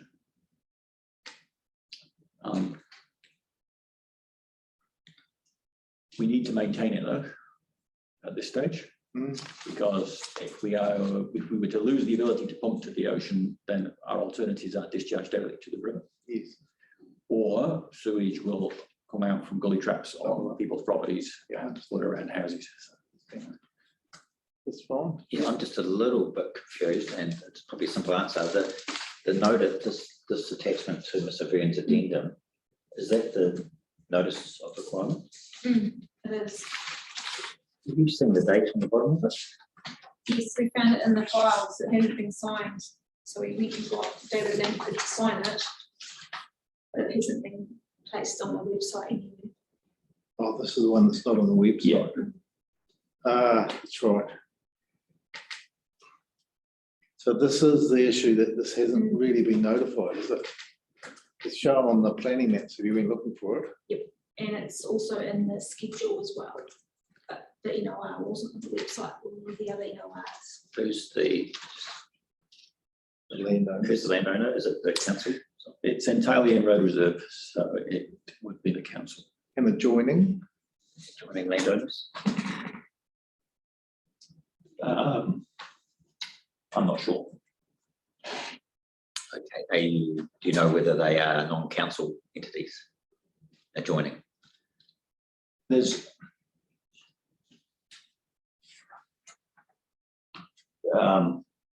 looks like a reserve there. It's a reserve. There has been some changes in land ownership and exactly how the land around it is managed. I couldn't say off the top of my head who the landowners are. So we'd want to know that in the reply, some information on that, because we'll need to make a call with it because of the notification. I think it was on the website, and people wouldn't have been directly notified because this is council land. Just follow that pathway, Mr. Byrne, and give us some information on that. It's just really about due process, Mr. Paul. Worst case scenario, it needs to be notified separately. Separately, yeah. Do you have any other questions? Don't think so. Not on this matter. No. Okay. So thank you, Mr. Paul. Okay. Thank you for sitting through today. That's all right. And certainly, your attendance, you obviously know this network at the back of your hand. You can quote the name of your pump station. You've been here a while? Or? I've been 16 years with New Plymouth District Council. Yeah. Okay. And that's, even though these are minor technicalities, these are critical for your network. So just take the time, is greatly appreciated. Just off the record, Mr. Paul, some of your colleagues at Nelson City contemplating the need to designate pump stations first, relying on rules and the plan. Yeah, we did debate. I had quite a debate and figured we would go through the process. Yeah, I'm working in the capacity as Mr. Byrne's capacity in that particular situation. Okay. Thank you for your time. Thank you. I don't through you. It's been, it may be that, and this is really a bonus on me, I may have some additional questions that I haven't put to you today about other designations that I really need to. In a very short period of time, ascertain whether there are any and include them so that you can cover them off in your right for the slide. Just trying to work out why that is. Yeah. Well, there is a reason. I don't really want to disclose it. Okay, we'll have a chat about that. Yes. You know. Maybe that there's nothing, but just wanted to double check I hadn't missed anything really. This one. Because it's a lot, and I mean, it's a very comprehensive 42A report. Beast. And I just, given that's be the last opportunity, I just want to make sure that in reading through it, I haven't missed anything that I should have perhaps asked. That's the real reason. Okay, well, we'll talk about that and we'll work back through the hearing administrators if we want to set a. Yes, different I'm hoping there won't be, but it's just, it's a safeguard. Okay. We'll come back to you on that. Yeah. Okay. So I think we're finished for today. Can I check, so whether you wanted the evidence provided by Cassandra and Stuart Christensen read out for the record? Oh, of course. Thank you for reminding me. Yes. Can you do that? And we'll read that into the record. This is associated with MPDC 122. I had that ready to go and it's slipped my mind. Just going to move closer to the mic. So just read it through us here, Charles, and a nice clear voice.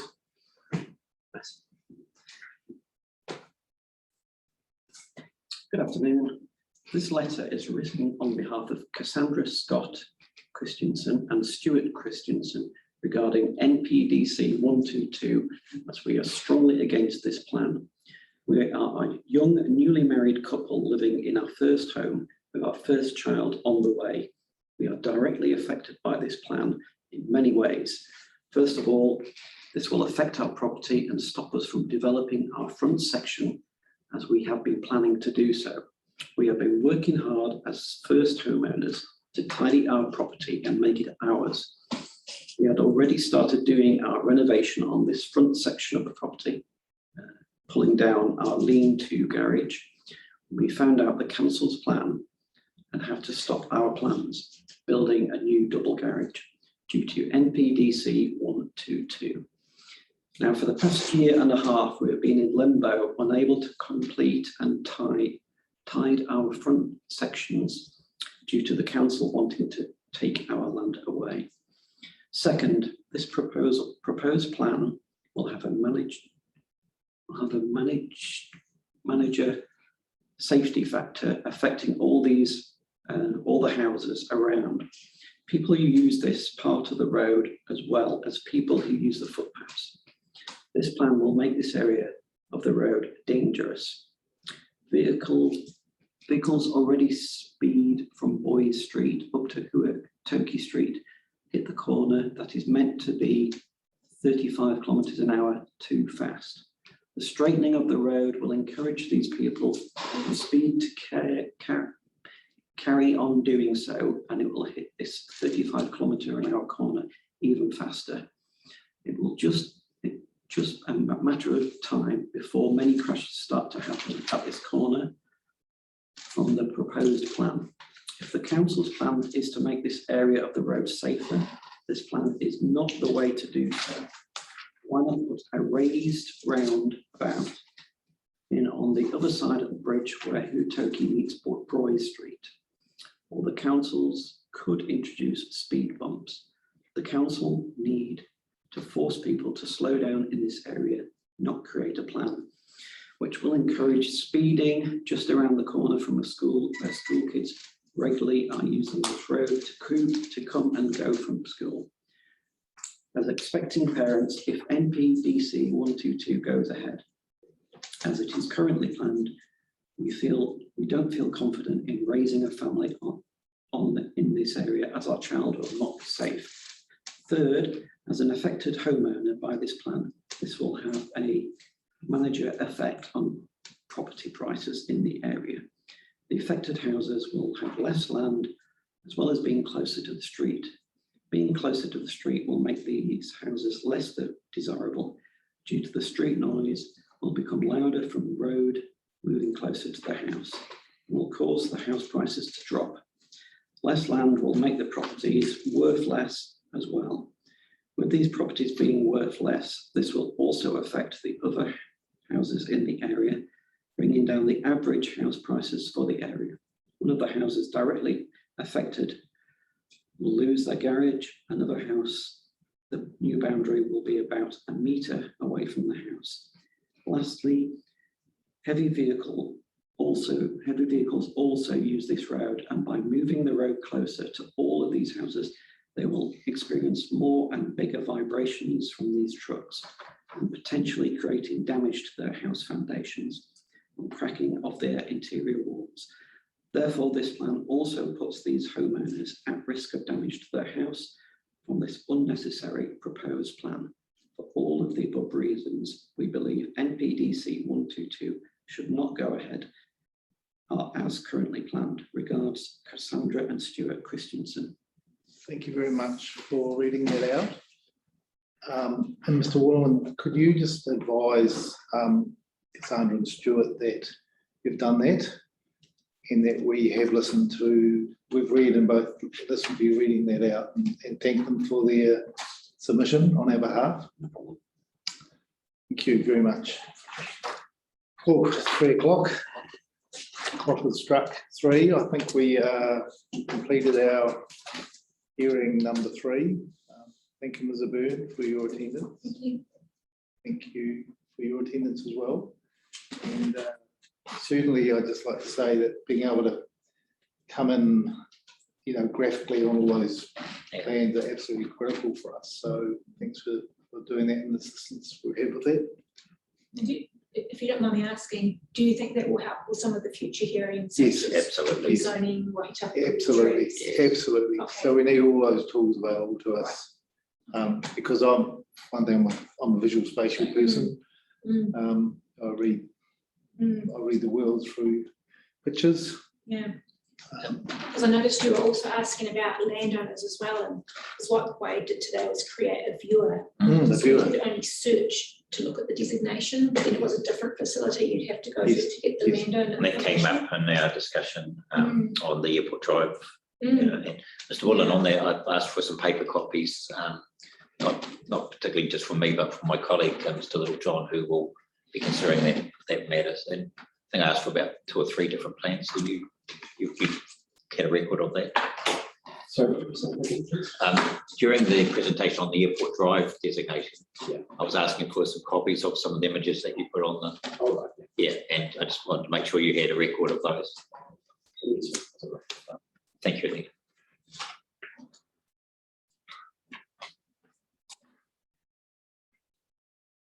All right, I think we can depart the scene, and got a session with Julie, I think, so every time Julie's around. Yeah.